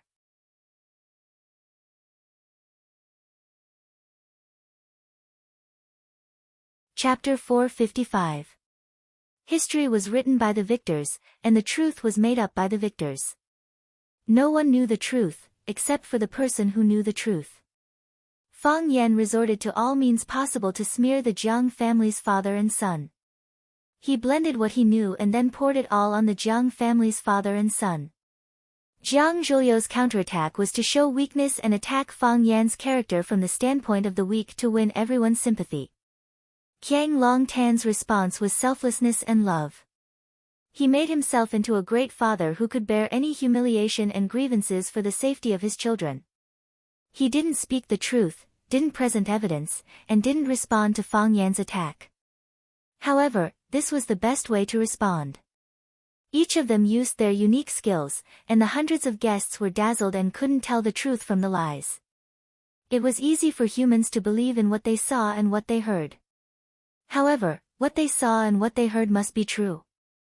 Now that Fang Yan jumped out and angrily accused the Jiang father and son, it naturally gave people the impression that the Jiang father and son had stabbed them in the back. At least there were suspicions in this regard. If they didn't stab them in the back, how could Fang Yan come over on the day of the Jiang family's wedding to ask for them? Hearing Fang Yan slander him for murdering his friend and his wife for money, Qiang Longtan's face turned angry. He glared at Fang Yan fiercely and shouted, "Ignorant boy, who ordered you to come here to frame me? I, Qiang Longtan, have always been upright, and I've never done anything like what you've said. If I say even half a word of falsehood, let me be struck by lightning and die a horrible death. Mingtu and his wife are my close friends and also my right-hand men in my business. I often think that if the two of them were still alive, what level would Longtu Group have reached by now? Is it number 1 in Huaxia? Or is it number 1 in the world?" With a sad and regretful expression, Qiang Longtan said, "It's a pity that the heavens are jealous of the talented. Ming Tu had passed away early, so he had passed all the work to me. My management ability was inferior to his, and my research ability was like the difference between a firefly and moonlight. But I can't slack off. I can only do my best to move forward. I'm also very sad that Mingtu is gone. But he's gone. What can I do? I took his only daughter, Chaoga, to the Jiang family and treated her like my own daughter. I loved her more than Zhu Lu, and I doted on her more than Zhu Lu. Everyone here, when have you ever heard of us mistreating Chaoga? Have any of you ever heard of our family treating Chaoga unfairly or wrongly? She said she wants to study abroad, and I support her. I support you 100%. The only thing we argued about was that she wanted to go to the country where her parents were killed. I wouldn't let her go no matter what. It was too dangerous and chaotic there. She wants to study education, and I think it's a good idea. It's a great thing for a girl to teach and educate others. I know Chaoga is smart, and I really hope that she can help me in the company after she graduates. But I respect any choice she makes. Qiang Long Tan looked like an old man who had been forced into a corner by evil forces. He looked at the bride, Jiang Shangxin, with an apologetic expression on his face and said, "Yes, there's one thing that the Jiang family did not do right. It's not a secret, and I'm not afraid to say it in front of Shangxin and their relatives and friends. Zhu Lu and Chaoga have grown up under our watch. The more we look at them, the more we like them, and we hope that they can become a couple. In that case, won't our family be even closer? If they have another child, what a happy family that will be." I tried a few times and found out that Chaoga has no interest in Zhu Lu, so I gave up on the idea. Zhu Lu's mother spoils him too much, and she wanted to make this a success, so she put in a lot of effort. This is the opposite of Chaoga's original intention, and the Jiang family has let her down. Later on, Chaoga fell in love with a guy outside. She listened to slanderous rumors and argued that she wanted to split from us and take back her parents' shares. We were willing to give her the shares because they were left to her by her parents, and we wouldn't take advantage of her. But we can't split from the family. The new energy industry has been developing rapidly in the past few years, and everyone is trying to make it bigger and stronger. Why did we split a large company into two? What was that for? If we split it, what advantage would we have to compete with others? After listening to Qiang Long Tan's confession, there was a lot of discussion below the stage. That's right. I know about this too, and there was a huge argument at the time. Only someone crazy would split Longtu into two. If Longtu hadn't gone through all those things, it would definitely be developing even more fiercely now. Lu Chaoga is such a heartless woman. She was so easily fooled by that pretty boy outside that she wasted her good looks. Jiang Longtan fiercely looked at Fang Yan as if he was going to fight him to the death. He said, "If she wants the shares, I'll give them to her. If she wants to split from the family, I'll split from her. Children are all grown up and have their own ideas. As parents, we can only do our best to support them, and if we can't, we'll have to forgive them." Fang Yan, tell me, who got the shares Lu Chaoga took with her? Who benefited the most from her Rubik's Cube technology? If I remember correctly, you're the third largest shareholder of Chaoyan Technology, aren't you? Fang Yan, you're just a gigolo. You're just a little Miss Rosefinch who became a billionaire because of Lu Chaoga. Chaoga was so nice to you, and she gave you her whole heart. Is this how you treat her? She's missing, she's been kidnapped, and we don't even know if she's alive or dead. Instead of trying to find someone to get her back, you're here to pester me. What's in it for you? If it makes you feel better, Jiang Longtan suddenly jumped down from the stage and rushed in front of Fang Yan. Like an angry rooster, he patted his chest and said to Fang Yan, "If you feel comfortable doing this, then punch me a few times, kick me a few times, as long as it can make you happy and vent your anger, then please help me find my daughter Lu Xiaoga. She's too pitiful to be alone outside." Qiang Long Tan was like a crazy father who had lost his mind. He had lost his usual gentleness and composure. He didn't care about dignity or face, and he didn't hesitate to let Fang Yan punch and kick him. Some people fought with their lives, while others fought with their power. Jiang Longtan had thrown caution to the wind at the most crucial moment and fought with his power. Therefore, he had taken control of the entire situation and gained the upper hand. No one would think that Qiang Long Tan had lost his composure, because he was a father who had abandoned everything for his daughter. He was a father worthy of admiration and love. As a result, not only was Fang Yan hated by everyone present, but Lu Chaoge was also condemned as a disloyal and unfilial son. When it came to judging the situation, no one could compete with Qiang Long Tan, that old fox. Fang Yan naturally couldn't punch and kick Qiang Long Tan, because when Qiang Long Tan finished speaking, a large group of people had already rushed over and used their bodies to shield Qiang Long Tan, as if Fang Yan was really going to punch and kick Qiang Long Tan. This old man was too cunning and too smart. While he was doing this, he had already calculated the reactions of the surrounding onlookers. Fang Yan looked coldly at Qiang Long Tan's exquisite performance, and said in a steady and firm voice, "Don't take advantage of your seniority to play this kind of ridiculing trick. Hand Lu Chaoge to me, and I'll leave with her immediately. Otherwise, don't even think about continuing with today's wedding." Fang Yan swept a glance at Jiang Zhulu and Jiang Shangxin, the newlyweds, and said, "You guys kidnapped my woman, so I won't let you guys live happily ever after." Seeing that a group of men in black, who were in charge of security, had received Jiang Zhulio's order to come over and arrest them, Fang Yan said with an indifferent expression, "I can't win against you guys with words or acting, but I can win against you guys in a fight. Why don't you guys give it a try?" The moment he said this, the crowd quietened down instantly. The men in black who were running toward him also stopped in their tracks, and they looked at Fang Yan, who was standing at the same spot and looking at them with a look of disdain. Was this guy really not a lunatic? They had seen arrogant people before, but they had never seen someone as arrogant as him. There were hundreds of guests present, and in addition to the service and security personnel, there were more than 1,000 people in the entire Longtu Club. Why did he have the courage to say something so stupid like he was the best in martial arts?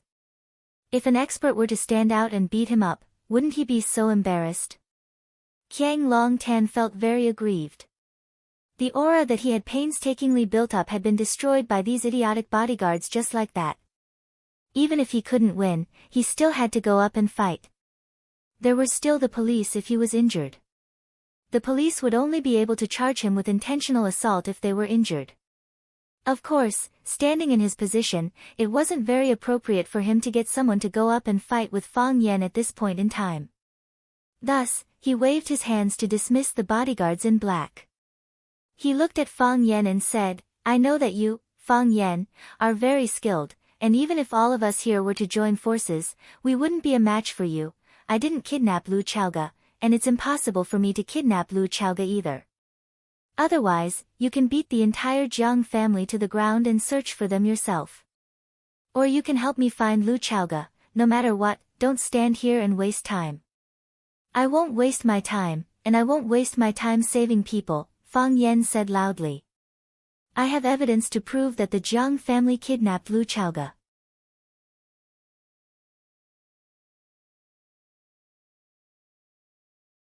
Chapter 456.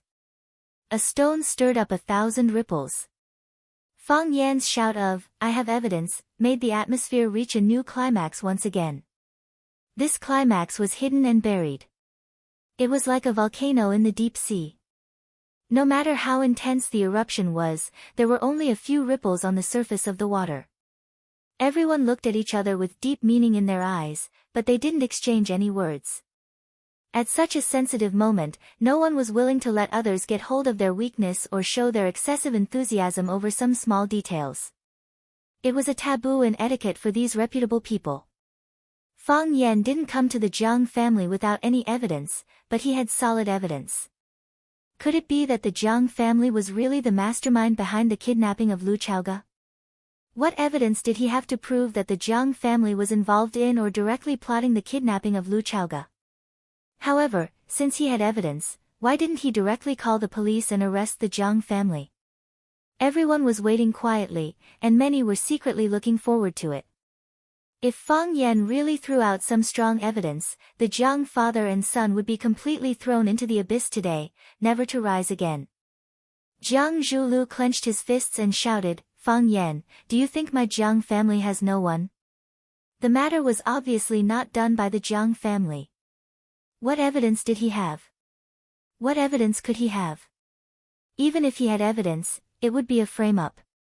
Fang Yan didn't yield an inch and pressed forward step by step, really forcing Qiang Longtan and Jiang Zhulu. This was Jiang Zhulio's wedding. The bigger the matter was, the more chaotic the scene would be, and the more embarrassed the Jiang family would be. If the matter of today's wedding were to be spread out, would the Jiang family still have the face to see others in the future? This Fang Yan's mind was too vicious, and he was too good at choosing the right time. The best way was to keep the peace and end it here. However, this was obviously not what Fang Yan wanted to see. Jiang Longtan's sharp eyes were like needles that pierced Fang Yan. His voice was calm and dignified as he said, "I just thought that you're a junior. This junior's way of doing things is a bit out of line, but there's still a reason that can be forgiven. Now I think you are a vicious beast that eats people without spitting out the bones. Fang Yan, you're forcing the Jiang family into a corner. Fang Yan, I know you hate our Jiang family. I know you want to destroy our Jiang family. Since you're here today, it seems that you've made sufficient preparations. Since you insist on doing this, I am not in a position to stop you. You say you have evidence, then show me your evidence. If you can't produce any evidence, I, Qiang Longtan, will kill myself on your body today." The Jiangs are all businessmen, but they are also hot-blooded. A tall, thin, and gentlemanly middle-aged man walked over. He looked at Fang Yan with an unfriendly gaze and said, "This is the first time we've met, but I've heard of your name for a long time. Every time there's something related to you, you're the one who messes with others." Fang Yan didn't like hearing this. He coldly glanced at the middle-aged man and said, "I'm very interested in every time you talk about something related to me. What are those things? You must not remember, right? 3 years ago, the Maple Leaf Club held a charity auction in Yanjing City.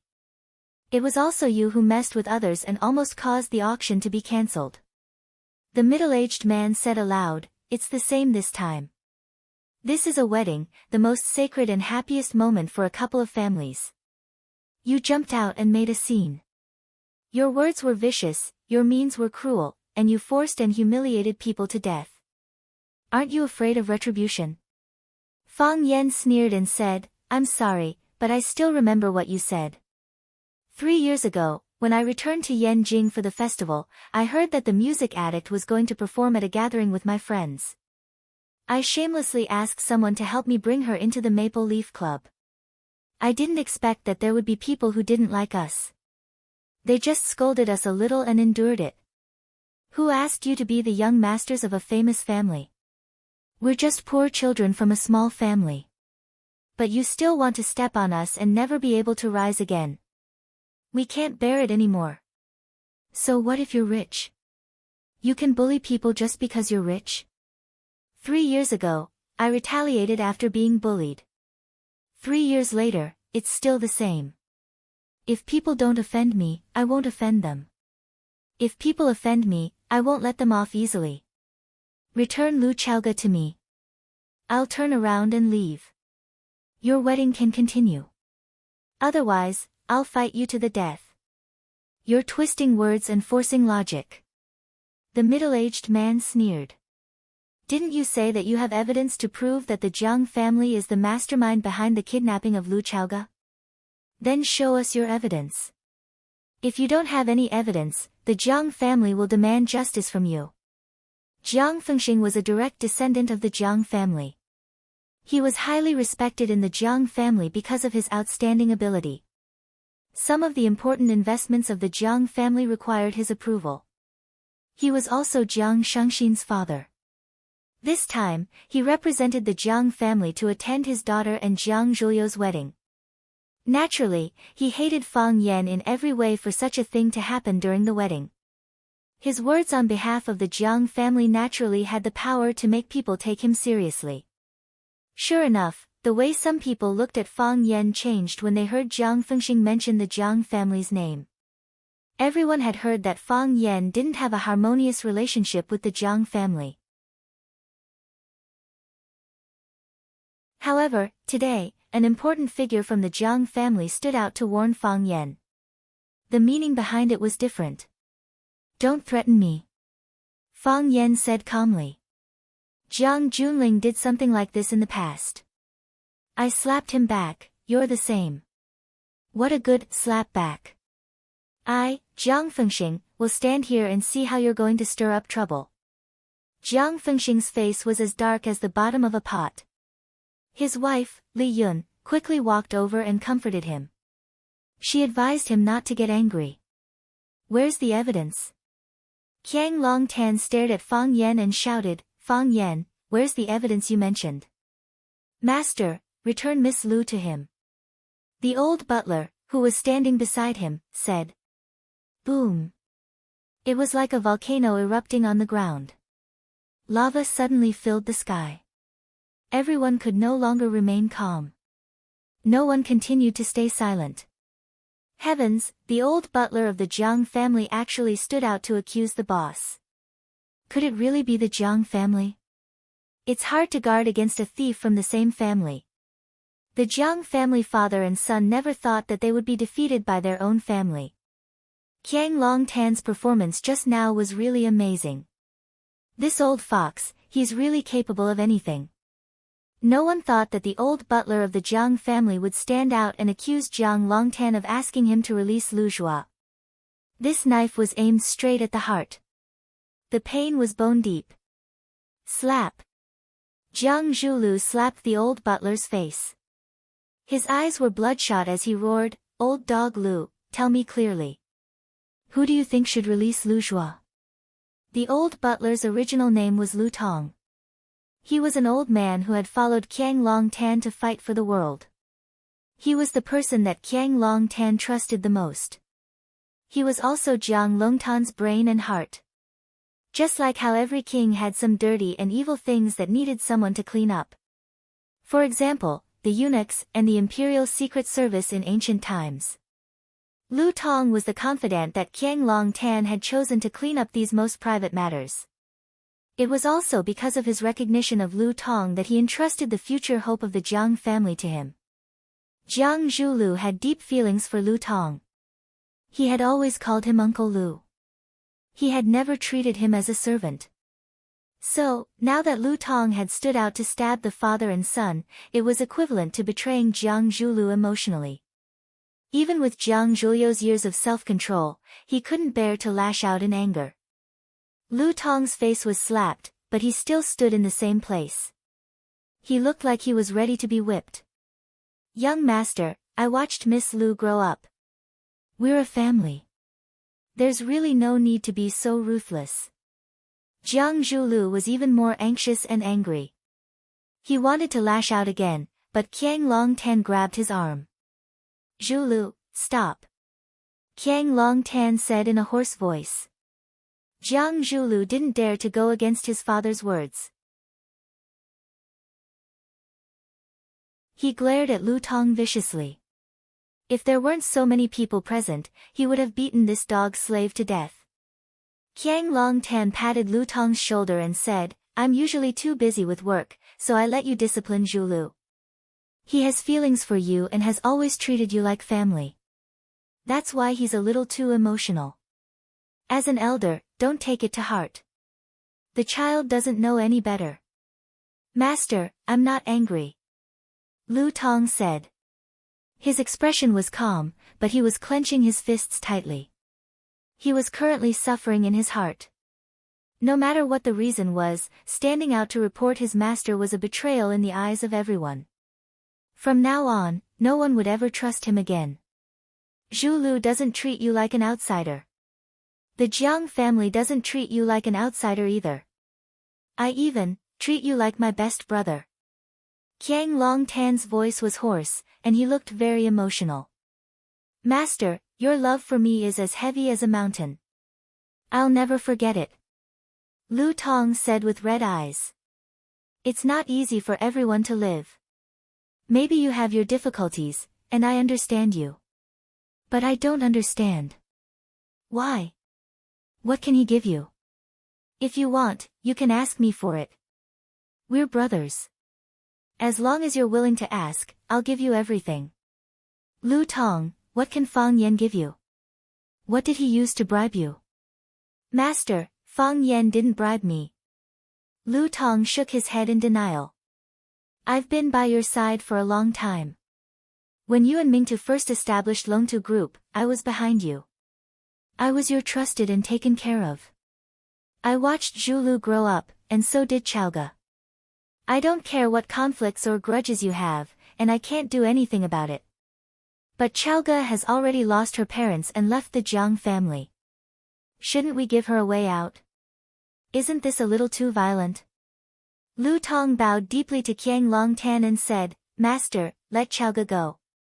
She's still young and doesn't know any better. Give her a way out.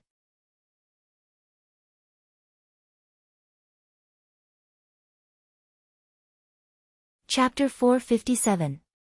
Lu Tong denied being bribed by Fang Yan and insisted that it was Qiang Longtan and his son who had kidnapped Lu Chaoga. This was equivalent to nailing the father and son of the Jiang family to the pillar of shame. If Lu Tong was someone else, there wouldn't be such an effect. However, Lu Tong was the closest person to the father and son of the Jiang family. The power of this stab from him was so shocking. Old dog, I'm going to kill you. Jiang Zhulu roared. The person closest to you hurt you the most. He finally experienced the cruel feeling of being stabbed by someone close to him. Once again, he impulsively rushed towards Lu Tong, but was stopped by Feng Xing, who was standing beside him. Jiang Fengxing was a smart man. He knew that since Fang Yan had a way to get Lu Tong to testify against the father and son of the Jiang family, he must have something on Lu Tong or had made a deal with him. Lu Tong refused to let go. If Jiang Zhulu attacked him again, he would be confirming his crime. In the eyes of outsiders, he was angry out of humiliation and had a guilty conscience. It was extremely unwise to hurt someone in front of others. Zhulu, calm down. Jiang Fengxing pressed his palm on Jiang Zhuliu's shoulder so that he couldn't move at all. He said, you will only fall into their trap if you continue like this. Dad! Jiang Zhulu shouted with reddened eyes, looking extremely aggrieved. He was calling his dad, Jiang Fengxing. Although his and Jiang Shengxin's wedding had yet to be completed, the two of them were already husband and wife. In everyone's eyes, they were already a couple. This wedding was just a formality. In the end, it wasn't completed and Fang Yan came over to ruin it. Now, he had no choice but to consider a problem. Had their wedding already been completed, or should they choose another day to hold it again? It's all right. Jiang Fengxing patted Jiang Zhuliu's shoulder and said, nothing will happen. He's just a clown. He can't hold up in public. Lu Tong, you're killing me. Qiang Longtan gritted his teeth and said. Why is it like this between us brothers? Master, if you let Chaoga go, I'll kowtow to you to atone for my sins. She's an orphan, poor girl. Lu Tong clenched his fists and stared straight into Qiang Longtan's eyes, saying stubbornly. Forget it. Qiang Longtan weakly waved his hand and said, you have the ability to kill people's hearts, and you also have the ability to kill people. We, father and son, admit defeat. We don't have Lu Chaoga, and we can't release her. If you want to hit or scold, kill or call the police, it's up to you. There are so many people here today, and they are all very good witnesses. Qiang Longtan did not refute, nor did he resist. He looked dejected and resigned to his fate. Dad, Jiang Zhulu was so anxious that his eyes were red. He shouted, we are innocent, why should we admit it? They don't have any evidence. What right do they have to slander us? Let Fang Yan and that treacherous old dog produce evidence. As long as they produce evidence, I will kowtow to them and admit my guilt. Otherwise, don't expect me to bow my head. Don't expect me to admit defeat. Young people tended to be aggressive, and aggressive people tended to be impulsive. Impulsive people could do anything. Jiang Zhulu didn't have the calm and elegant demeanor of the four young masters of Huacheng. He was like an enraged cheetah, growling and wanting to charge at his opponent again and again. Enough. Qiang Longtan suddenly turned around and shouted at Jiang Zhulu. What do you want? What can you do? It was as if someone had poured a bucket of cold water on top of his head in a world of ice and snow, and Jiang Zhulu suddenly came to his senses. Yes, what did he want? What could he do? Explain. Even Uncle Lu, who was closest to him, was on Fang Yan's side and accused him and his son of being the kidnappers. How could he explain himself? Even if he had 10,000 mouths, he wouldn't be able to explain himself. Fight? Fight with who? Fang Yan. Didn't the willow tree try? Was he willing to become the second willow tree? Jiang Zhulu suddenly felt a great sense of helplessness. It was like an ant finding it hard to lift an elephant, or a young eagle finding it hard to soar into the sky. He had the heart to kill the thief, but he couldn't. All this time, Jiang Zhulu had thought that he was powerful and omnipotent. It turned out that he had been wronged before, and he had been bullied until he couldn't lift a fist. He had experienced this twice. Fang Yan had given him the first time, and Fang Yan had given him the second time. Jiang Zhulu had never been so depressed before and his body was turning cold. After scolding his son, Qiang Longtan turned to Fang Yan and said, "You win. You're the biggest winner today. Let me repeat myself. I didn't kidnap Chaoga, so I can't hand her over to you. If you don't trust me, you can leave it to the police. I think they'll make a reasonable decision.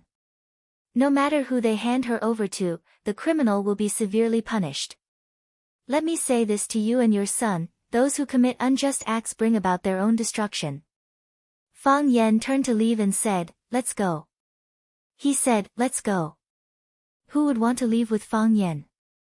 After the scandal between Fang Yan and the Jiang family, wouldn't leaving with Fang Yan mean breaking off all ties with the Jiang family? Many people looked at Fang Yan sarcastically. Did this idiot know anything about the ways of the world? More people were confused and wondered where Fang Yan got his confidence from. Why did he think that someone would bet on him? No matter how humiliated the Jiang father and son were today, they were still one of the 4 major families of Hua City. How could he compete with the Jiang family? They didn't expect that someone would really leave with Fang Yan, and it wasn't just 1 or 2. Lu Shu was the first to stand up. Lu Shu didn't sit in a wheelchair today. He came with crutches. After hearing Fang Yan say, "Let's go," Lu Shu immediately stood up with the crutches beside him and followed Fang Yan to the door of the banquet hall without saying a word. Lan Shanggu's eyes widened. He felt like his lungs were about to explode from anger. Lu Shu was really a good-for-nothing. Just now, he was still teaching him to cooperate and not rely on others. He had to maintain his dignity and independence. Fang Yan's words were still floating in the air when you followed him like a dog. Was this what you meant by cooperation and not relying on others? Was this the so-called dignity and attitude you showed? Were you lying to me that I was uncultured? Of course, Lan Shanggu cursed Lu Shu in his heart. This person wasn't honest, but his speed wasn't slow either. After the willow tree stood up and left with Fang Yan, he immediately became the second person to stand up. He jogged to catch up with the willow tree and pretended to hold the willow tree's arm. He said, "Walk slowly, I'll hold you." Lu Shu unceremoniously shook off Lan Shanggu's arm. "If you want to leave, just leave. Do you need to find such a lame excuse?" 2 of the 4 talents of Huacheng were taken away by Fang Yan at once. This was worth pondering. It should be known that whether it was the lame Lu Shu or the careless Lan Shanggu, they were both core figures that the Lu and Lan families were grooming as the next successors of their families.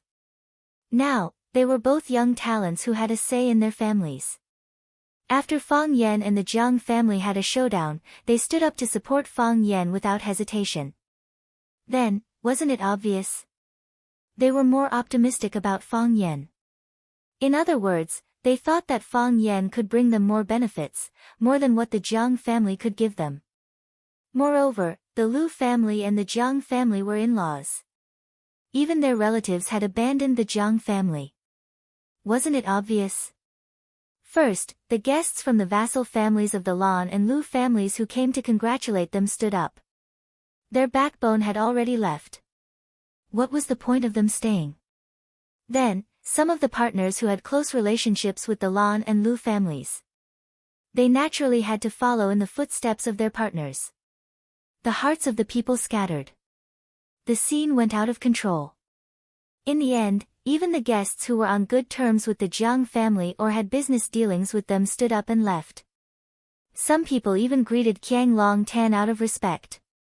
Some people lowered their heads and left, afraid that Qiang Long Tan would hold them back if they were too slow. The banquet hall that was previously bustling with activity and could accommodate hundreds of people was now mostly empty. It looked miserable and cold. Lu Tong bowed deeply to Qiang Long Tan. He glanced at Jiang Zhulu, whose eyes were red and bloodshot. Then, he turned around and followed the crowd outside. Traitor! Someone cursed at Lu Tong's back. Lu Tong tried his best to straighten his back and walked toward the main entrance with his head held high. Jiang Fengxing walked over and patted Qiang Long Tan's shoulder. He said, "Old Jiang, don't take it to heart. Everything will be over soon. They will regret their choices today." Even though he said that, he and his wife still dragged their daughter away from this annoying place. Qiang Long Tan's wife wanted to comfort her husband and son, but Qiang Long Tan waved her away.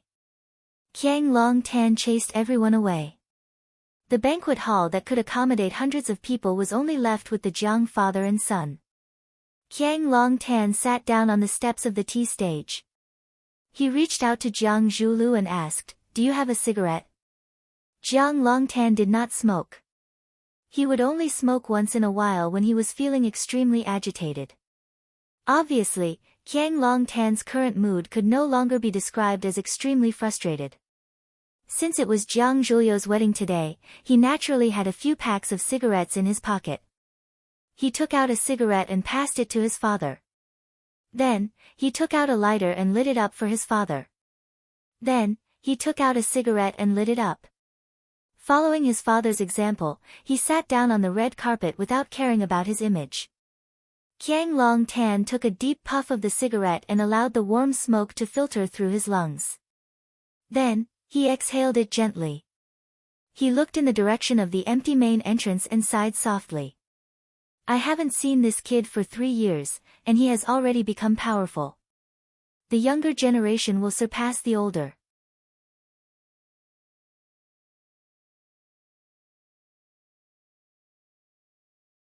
Chapter 458.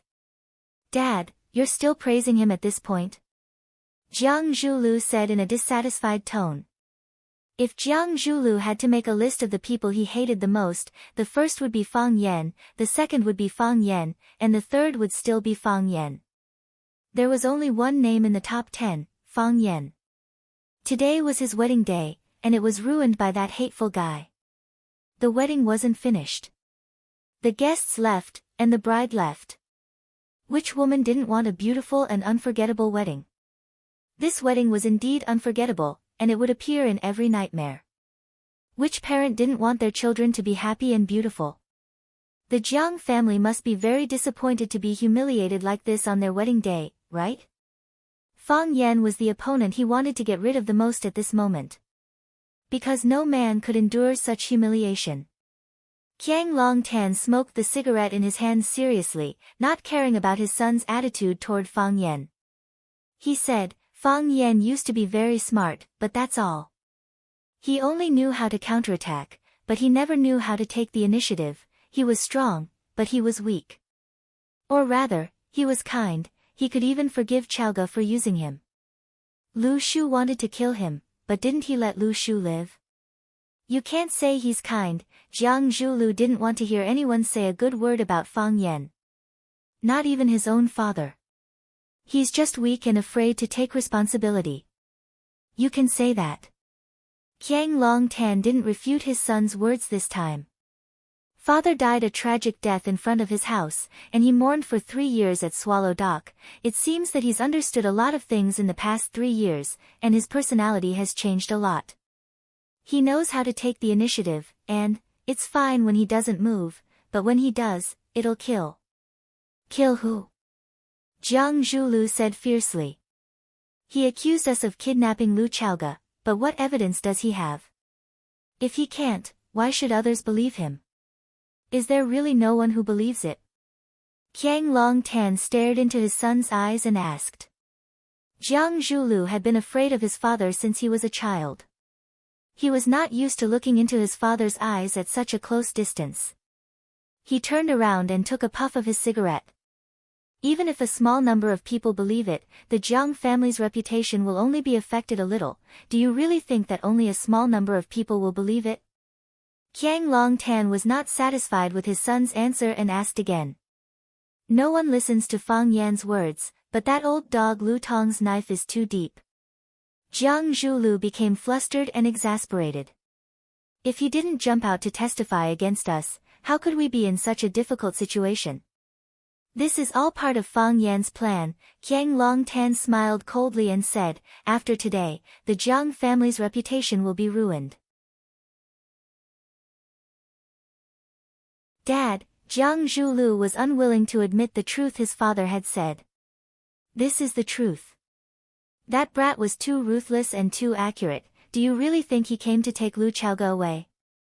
He came to take away our Jiang family's dignity and face. He wants our Jiang family's reputation to be ruined, to become the talk of Huaqing and a laughing stock in their hearts. Haven't you noticed the frequency of his actions? From the moment he jumped out with a face full of anger and shouted that I didn't agree, he started digging holes and burying us father and son in them. He said he had evidence in his hands, so why didn't he say it the moment he appeared? He just wanted to use some time to spread the news of Lu Chaoga's kidnapping. He wanted to tell the whole story in front of everyone. He wanted to build momentum for himself and Lu Chaoga, so that everyone would automatically associate it in their hearts. So that they would subconsciously suspect us father and son to be the culprits behind Lu Chaoga's kidnapping. Qiang Long Tan looked at his son, Jiang Zhulu, and asked, did we kidnap Lu Chaoga? Of course not, Jiang Zhulu denied flatly. How could we do such a thing? We know we didn't. Do the guests here still believe it? Will the people of Huaqing who didn't come but heard the news believe it? I believe, at this moment, this matter has already spread to every corner of Huaqing, right? Whether Lu Chaoga was kidnapped by us or not, it is no longer important to us now. Because, everyone will see us as the number one suspect. This is the reason why that brat came here to cause trouble. He wanted to pull us down from the high platform. No, he wanted to step us into the mud. Qiang Long Tan's thoughts were clearer and crueler, and he said, so, Lu Tong appeared. If it wasn't to destroy our Jiang family, why would he throw out such an important chess piece like Lu Tong at a time like this? He placed him beside us father and son, so that he could continuously pass on the information they want. Wouldn't this show the value of a chess piece? Lu Tong, why did he betray us? Didn't our Jiang family treat him well enough? We never treated him like a slave, we treated him like family. When Lu Tong was mentioned, Jiang Zhuliu's emotions fluctuated more intensely. When he was very young, his father handed him over to Lu Tong to take care of and teach him. Other than his father, Lu Tong was his closest and most trusted elder. Unexpectedly, when the Jiang family was in danger, he was the first one to jump out and stab the Jiang family. What's so hard to understand? Qiang Long Tan shook his head and sighed, a little disappointed with his son's reaction. There is no such thing as loyalty in this world. Loyalty only comes from the lack of bargaining chips for betrayal. In the future, you must remember this in your heart. In this world, there is no one worthy of your trust, only those who are worthy of being used. I'll remember, Jiang Zhulu said, as if he was enlightened. Lu Tong, that old dog, taught me a lesson. I'll never forget it. Lu Tong's knife didn't kill us, nor could it kill us. But it left a fatal wound on our bodies. Qiang Long Tan stepped on the cigarette but in his hand and rubbed it forcefully. This was the second knife that Fang Yan prepared. It was also the fiercest and most unexpected knife. Jiang Zhulu looked puzzled. Since they already have Lu Tong in their hands, why didn't they just ask him to take out their so-called evidence? How could such a show end so hastily after all this talk and no action? Isn't it a little too stupid? Because they don't have evidence, Qiang Longtan said. Because Lu Tong doesn't have evidence that you and I kidnapped Lu Chaoga. Then we should make that old dog Lu Tong stay and force him to take out the evidence in front of everyone. If he can't take it out, won't we be cleared of all suspicion? Can he stay? Qiang Longtan smiled bitterly. Lu Tong has been by our side for so many years, how many secrets does he know? He doesn't have evidence that we kidnapped Lu Chaoga, but he has a lot of evidence on other things. If we make him stay, he will spill everything. How can we face that situation? You mean, this is also Fang Yan's plan? When Qiang Longtan mentioned Fang Yan, his face once again showed a complicated smile of hatred and admiration. He knows we can't stay, he knows we don't dare to. He threw Lu Tong out to stab us, that's the value of the willow tree. He didn't follow up with another attack, so we can only silently endure it. Fang Yan is that smart? Jiang Zhulu didn't want to believe it. He was more willing to believe that it was all a coincidence. Zhulu, don't tell me you can't see the deeper meaning behind each of these events. If you still don't understand after coming this far, compared to Fang Yan, you are still far behind. Qiang Longtan said with some sadness. Who would want to admit that their son was not as good as someone else? Who would want to give up their father's dignity and pride? But the facts were laid out in front of him. Even if Qiang Longtan had a million reasons to speak up for his son, he couldn't say that his son was better than Fang Yan. He also prepared the third knife for our Jiang Kong. Qiang Longtan's palm gently stroked the thick red carpet under his butt. The first knife destroyed our prestige, making us unable to stand on the side of justice. As soon as he appeared, he packaged himself as a righteous and fair party, which is why I fought with him for the right to speak. We can't let them say everything, that way we can only be led by the nose. The second knife destroyed our influence. He used Lu Tong to destroy the reputation and connections that our Jiang family has accumulated for 100 years. Didn't you notice? Apart from the people of the Jiang family, no one else stood up for us father and son, because Lu Tong stood up. The moment Lu Tong stepped forward, he silenced everyone else. Even the people closest to us stood up and stabbed us in the back. What reason did they have to stand up for us? What reason did they have to fight alongside us?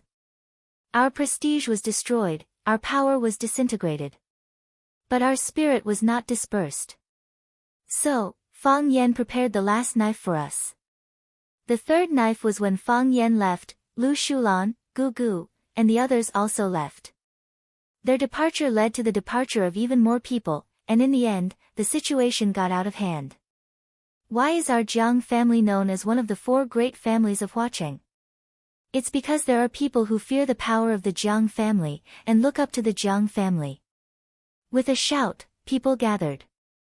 But, after Fang Yan's third knife stab, our Jiang family, this elephant, was completely dragged down by him, and fell to the ground in a very unsightly manner. Even those people we didn't look at before dared to leave. What right do we have to be one of the 4 great families of Huaqing? Qiang Longtan's smile was bitter, and also very bitter. From today onwards, the Jiang family will be removed from the 4 great families of Huaqing.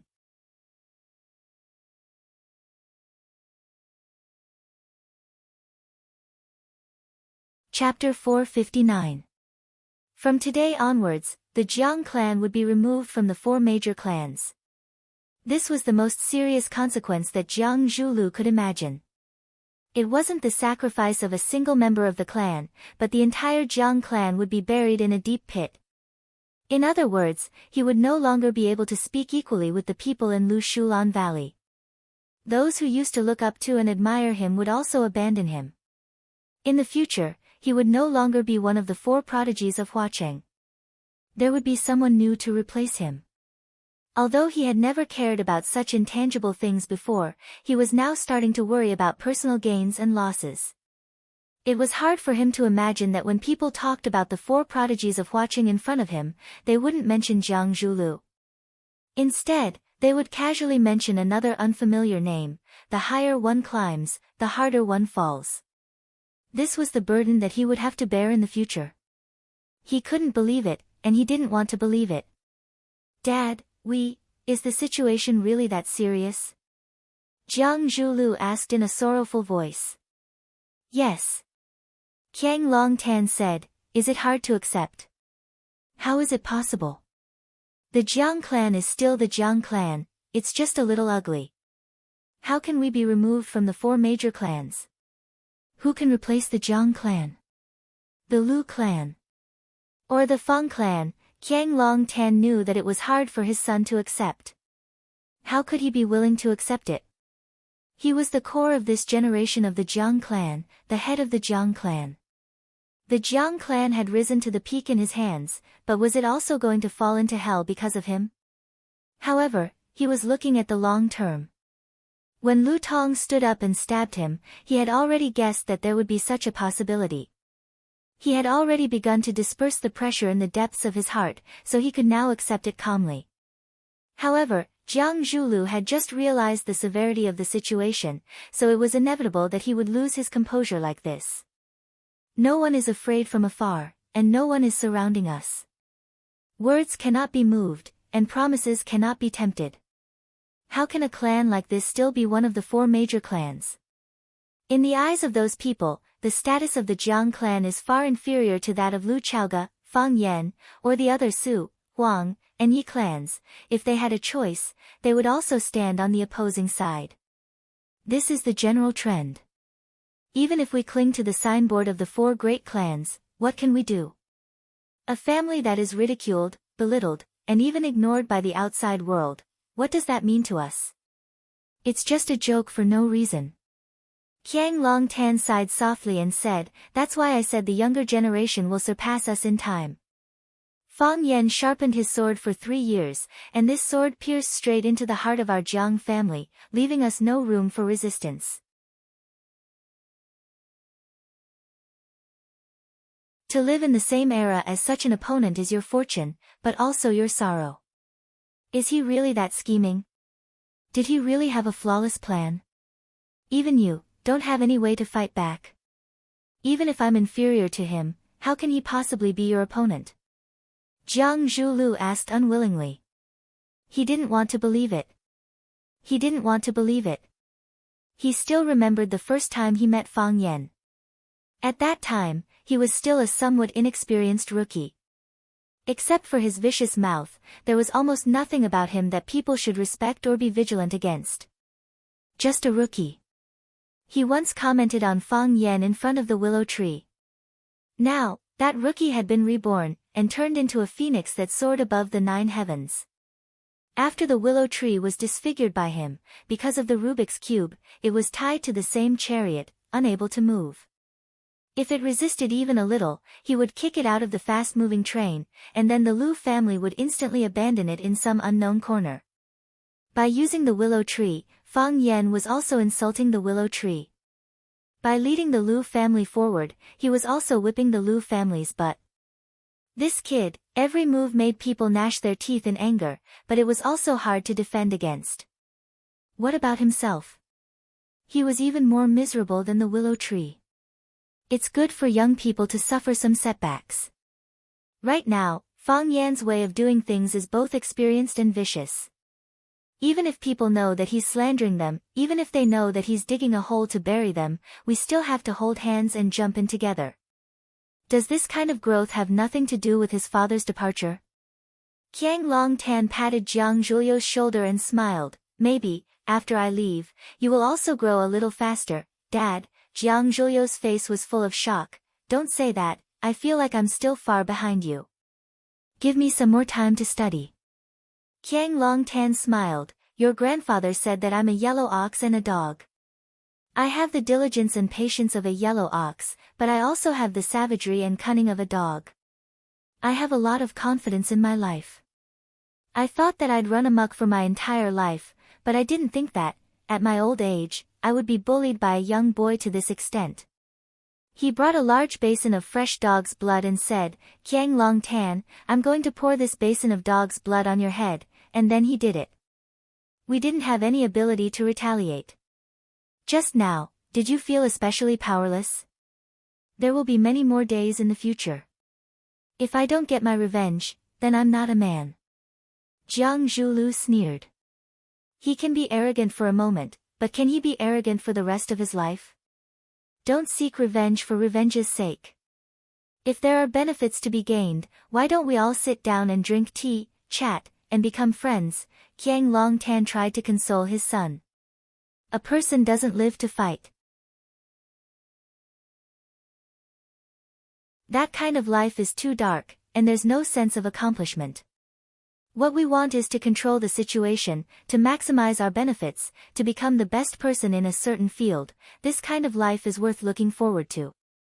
Jiang Zhulu pondered for a long time, then looked at his father and asked, then, who kidnapped Lu Chaoga? Who knows? Qiang Longtan shook his head. Everyone who covets the Rubik's Cube has this possibility. Even Fang Yan could be the mastermind. Fang Yan? Jiang Zhulu was shocked. Did he direct and act out this show? He directed this show himself, then threw the dirty water on us, and finally became the biggest winner in this matter. With this kid's scheming methods, it's not surprising that he could do something like this. Qiang Longtan said in a low voice. Jiang Zhulu sucked in a breath of cold air. It was only then that he felt fear. Fear because he had a rival named Fang Yan. A guy like this, what wouldn't he do? Qiang Longtan looked at Jiang Zhulu and asked, if you were Fang Yan, what would you do? Do what? What would I do to Lu Chaoga?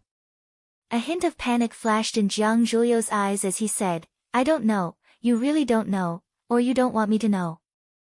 Jiang Zhulu gritted his teeth and said with a firm voice, I guess we'll never see each other again. Qiang Longtan nodded and said, that's the best choice. It seems he thinks the same as you. If Lu Chaoga was kidnapped, then let her disappear from this world forever. Fang Yan was originally the third largest shareholder of Chaoyan Technology. If Lu Chaoga really disappeared, then with his relationship with the Qin family, they could work together to divide the shares under Lu Chaoga's name and take control of Chaoyan Technology. Fang Yan would soar to the sky because of this. When Fang Yan walked out of the Longtu Club entrance, a GMC off-road RV was already parked on the side of the road waiting. Seeing Fang Yan walk over, the front passenger door opened and Qining jumped out to help open the back door.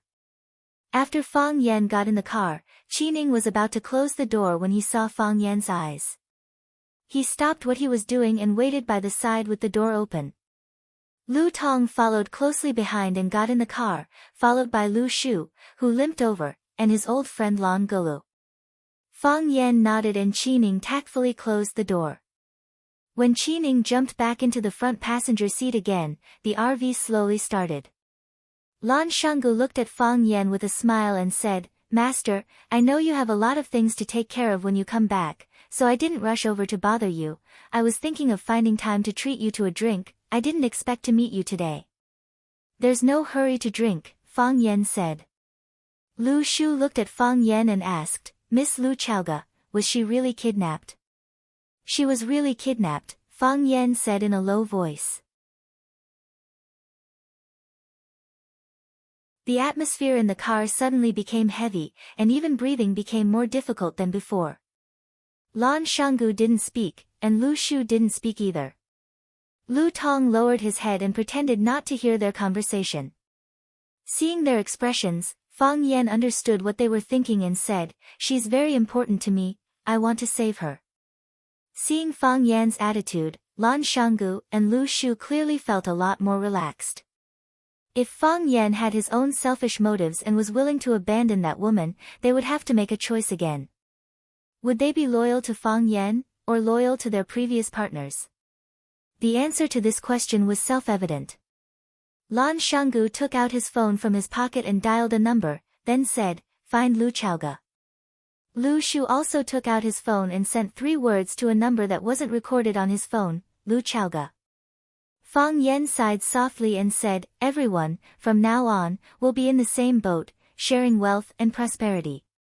If the boat is about to capsize or fall apart, you can find someone else, I'll tell you to take care. But if we're sailing smoothly, and there's still someone who's half-hearted, then don't blame me for being impolite, even if the boat is about to capsize or fall apart, do I have any other choice? Lu Shu asked back. The answer to this question had already expressed his attitude. Lan Shanggu smiled and said, Master, from now on, I'll follow your lead.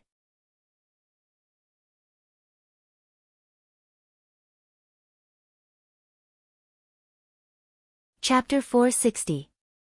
The car stopped at the corner leading to the highway, where Lu Shu and Lan Shanggu got off. Their car followed behind, so they didn't have to worry about walking back to the city. Goodbye, Master. Lan Shanggu stood at the door and said goodbye to Fang Yan. We'll do our best to find Miss Lu. Thank you, Fang Yan said. The car door closed and the GMC set off again. Watching the car disappear into the distance, Lan Shanggu asked, Are we really going to look for her? Lu Shu thought for a moment and said, He's really going to look for her. Lan Shanggu nodded with a smile and said, If he's really going to look for her, then we'll really look for her. The huge and heavy car quickly drove on the highway to Huacheng. Only Fang Yan and Lu Tong sat in the spacious and luxurious back compartment. Fang Yan was silent and Lu Tong felt uneasy.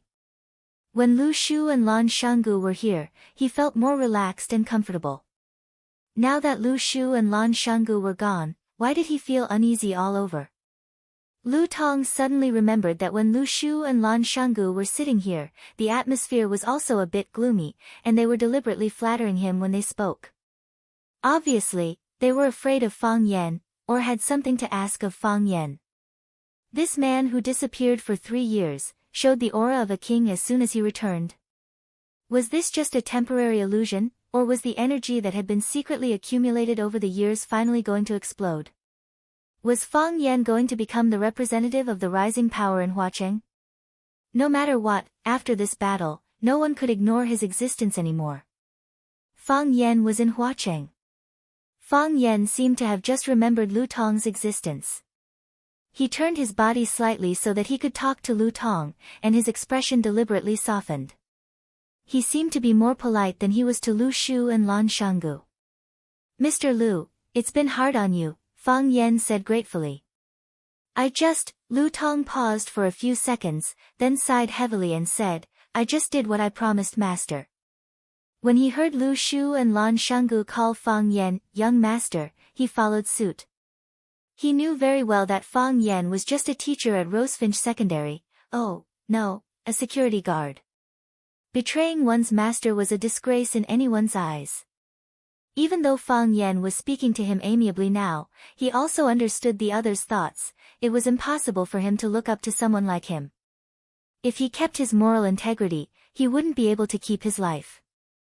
If he kept his life, he would lose his dignity. It's so hard to be a human. Fang Yan nodded and said, I still have to thank you. Without you, we wouldn't have been able to expose the ugly faces of the father and son of the Jiang family in front of so many people. You have been with them for so many years, you should know what kind of despicable people they are, right? Lu Tong remained silent. The reason he didn't answer was not because he still wanted to pick up some things that he had abandoned, such as dignity and moral integrity. Some things were lost and could never be found again. He just didn't know how to answer this question. Jiang Longtan and Jiang Zhulu, father and son, had indeed done quite a number of evil deeds. Furthermore, a large portion of those deeds had been arranged by him. He was the executor, the garbage cleaner who helped the father and son of the Jiang family. By betraying the father and son of the Jiang family, he was actually betraying himself. However, it was also because he had no other choice. Fang Yan didn't care whether he answered this question or not. He said to himself, Your little son will be fine. I will let him go. I will let him gamble less and do something serious. He lost so much that he pawned his hands and feet. This is no longer gambling, but gambling with his life. If they really cut off his hands and feet, is he still human? Yes, yes. Master is right. Lu Tong nodded again and again. At this time, if Fang Yan said that shit smelled good and you had a taste, he would also nod and say that he had a good taste. It couldn't be helped. Who asked his little son's life to be in someone else's hands? Lu Tong had 2 sons. His eldest son fell ill when he was very young, and his body was paralyzed and unable to move. His younger son was healthy and smart, but because his family pampered him too much, he developed a bad habit of being arrogant and lascivious. His younger son liked to gamble, which made Lu Tong very worried. Gambling was the most uncontrollable thing. When one was angry, his wife and son would bet everything on it. Gamblers could easily lose control, and once they lost control, they could do anything terrible. Lu Tong talked to his younger son several times, but the results were not ideal. Recently, he cut off his son's financial supply, and wanted to use the method of cutting off food to change his bad habit. He didn't expect Lu Tong to find someone to borrow from usury, and before the loan was paid off, he pawned his hands and feet at the God of Wealth casino in Huacheng. If a normal person won over his son's hands and feet, it would be easy to solve the problem. It was just paying back the money. Lu Tong had followed the father and son of the Jiang family for many years, and had some savings. He was confident that he could help his son settle this matter. Moreover, even if he couldn't solve it, he could ask the father and son of the Jiang family for help. If Qiang Longtan or Jiang Zhulu were willing to help, the other party would more or less give some face and end this matter. Who would want to become enemies with the Jiang family? However, it was Fang Yan's people who came looking for him. If Lu Tong still didn't know that his son had fallen into someone else's trap, then he would have served Qiang Longtan for so many years in vain, to stand up and become enemies with his old master, or to let his younger son become a cripple like his eldest son, paralyzed in bed for the rest of his life. The choice wasn't too difficult. Fang Yan looked at Lu Tong's bowing appearance, and his heart was slightly bitter. This was also a father who could sacrifice everything for his son.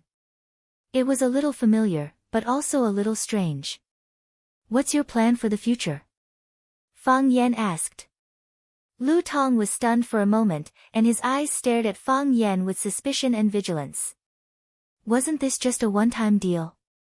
He stood up to help Fang Yan, and Fang Yan returned him a complete son. Why did he have to ask him what his plan was?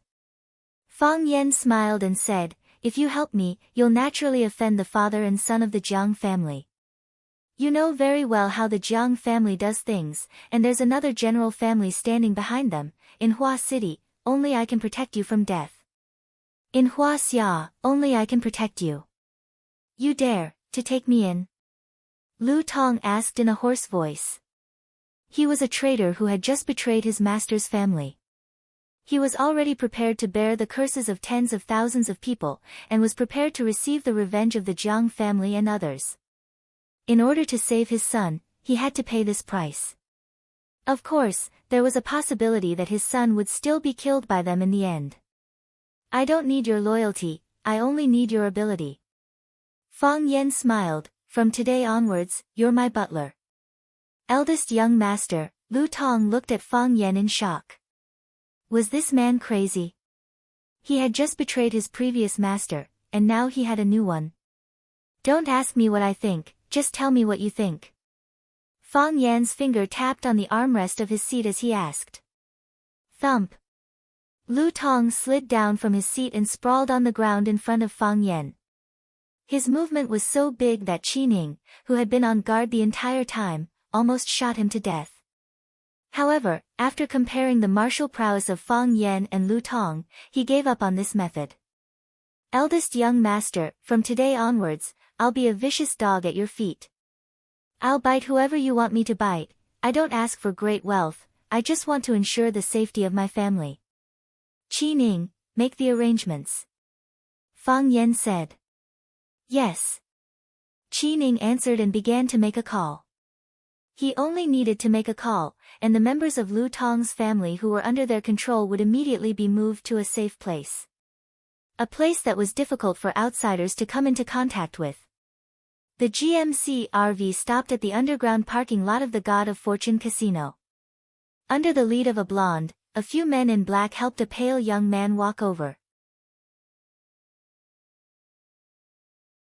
Seeing the thin and delicate young man, Lu Tong was so happy that his eyes were brimming with tears. He ran over and slapped his face again and again. "Teacher," the blonde stood under the car and respectfully greeted Fang Yan. "This kid hasn't changed his gambling habits. He lost both his hands and feet. When we locked him up, he still wanted to borrow money from us to continue gambling. He said he wanted to win his hands and feet back. How could he win? Who would win for him?" "Idiot, oh right, Boss Xiao asked me to say hi to teacher. He said that in the future, if teacher wants to entertain someone, just tell him in advance and he'll definitely treat that person well." Fang Yan didn't respond to Boss Xiao's greeting. Instead, he looked at the blonde and said with a gratified expression, "Some people use knowledge to harm others, while others use knowledge to save others. San Xian, you belong to the latter. I'm very satisfied with your performance." San Xian's face was flushed with excitement. He held his head high, chest out, and legs together. He loudly said to Fang Yan, "This is all because of teacher's guidance. I've just achieved a small achievement, but I'll definitely not be arrogant and impatient, and make greater contributions to the country and society." San Xian was the one who took the credit for Lu Tong's betrayal. He was the one who found out that Lu Tong's son, Lu Wei, was a gambling addict. He and Boss Xiao from the God of Fortune Casino worked together to set up a trap to win his hands and feet. He was also the one who personally negotiated with Lu Tong. A blonde hooligan gave him a big enough stage, and he was able to blossom with brilliance that no one could look directly at. "I'm looking forward to your future," Fang Yan said. Lu Tong trembled with anger. "You set up a trap to frame my son, and you call that using knowledge to save others? You call that a small achievement? You even say you want to make greater contributions to the country and society?" Lu Tong was angry, so he slapped his son even harder. "You're tuning in to the Blissful Bookshelf YouTube channel. We're so grateful for your support, and don't forget to subscribe to join us on this incredible journey through captivating stories. Your generosity through donations truly makes a world of difference, as it's the primary source of revenue that allows me to expand and enhance this channel for you. Thank you from the bottom of my heart for being a part of this adventure.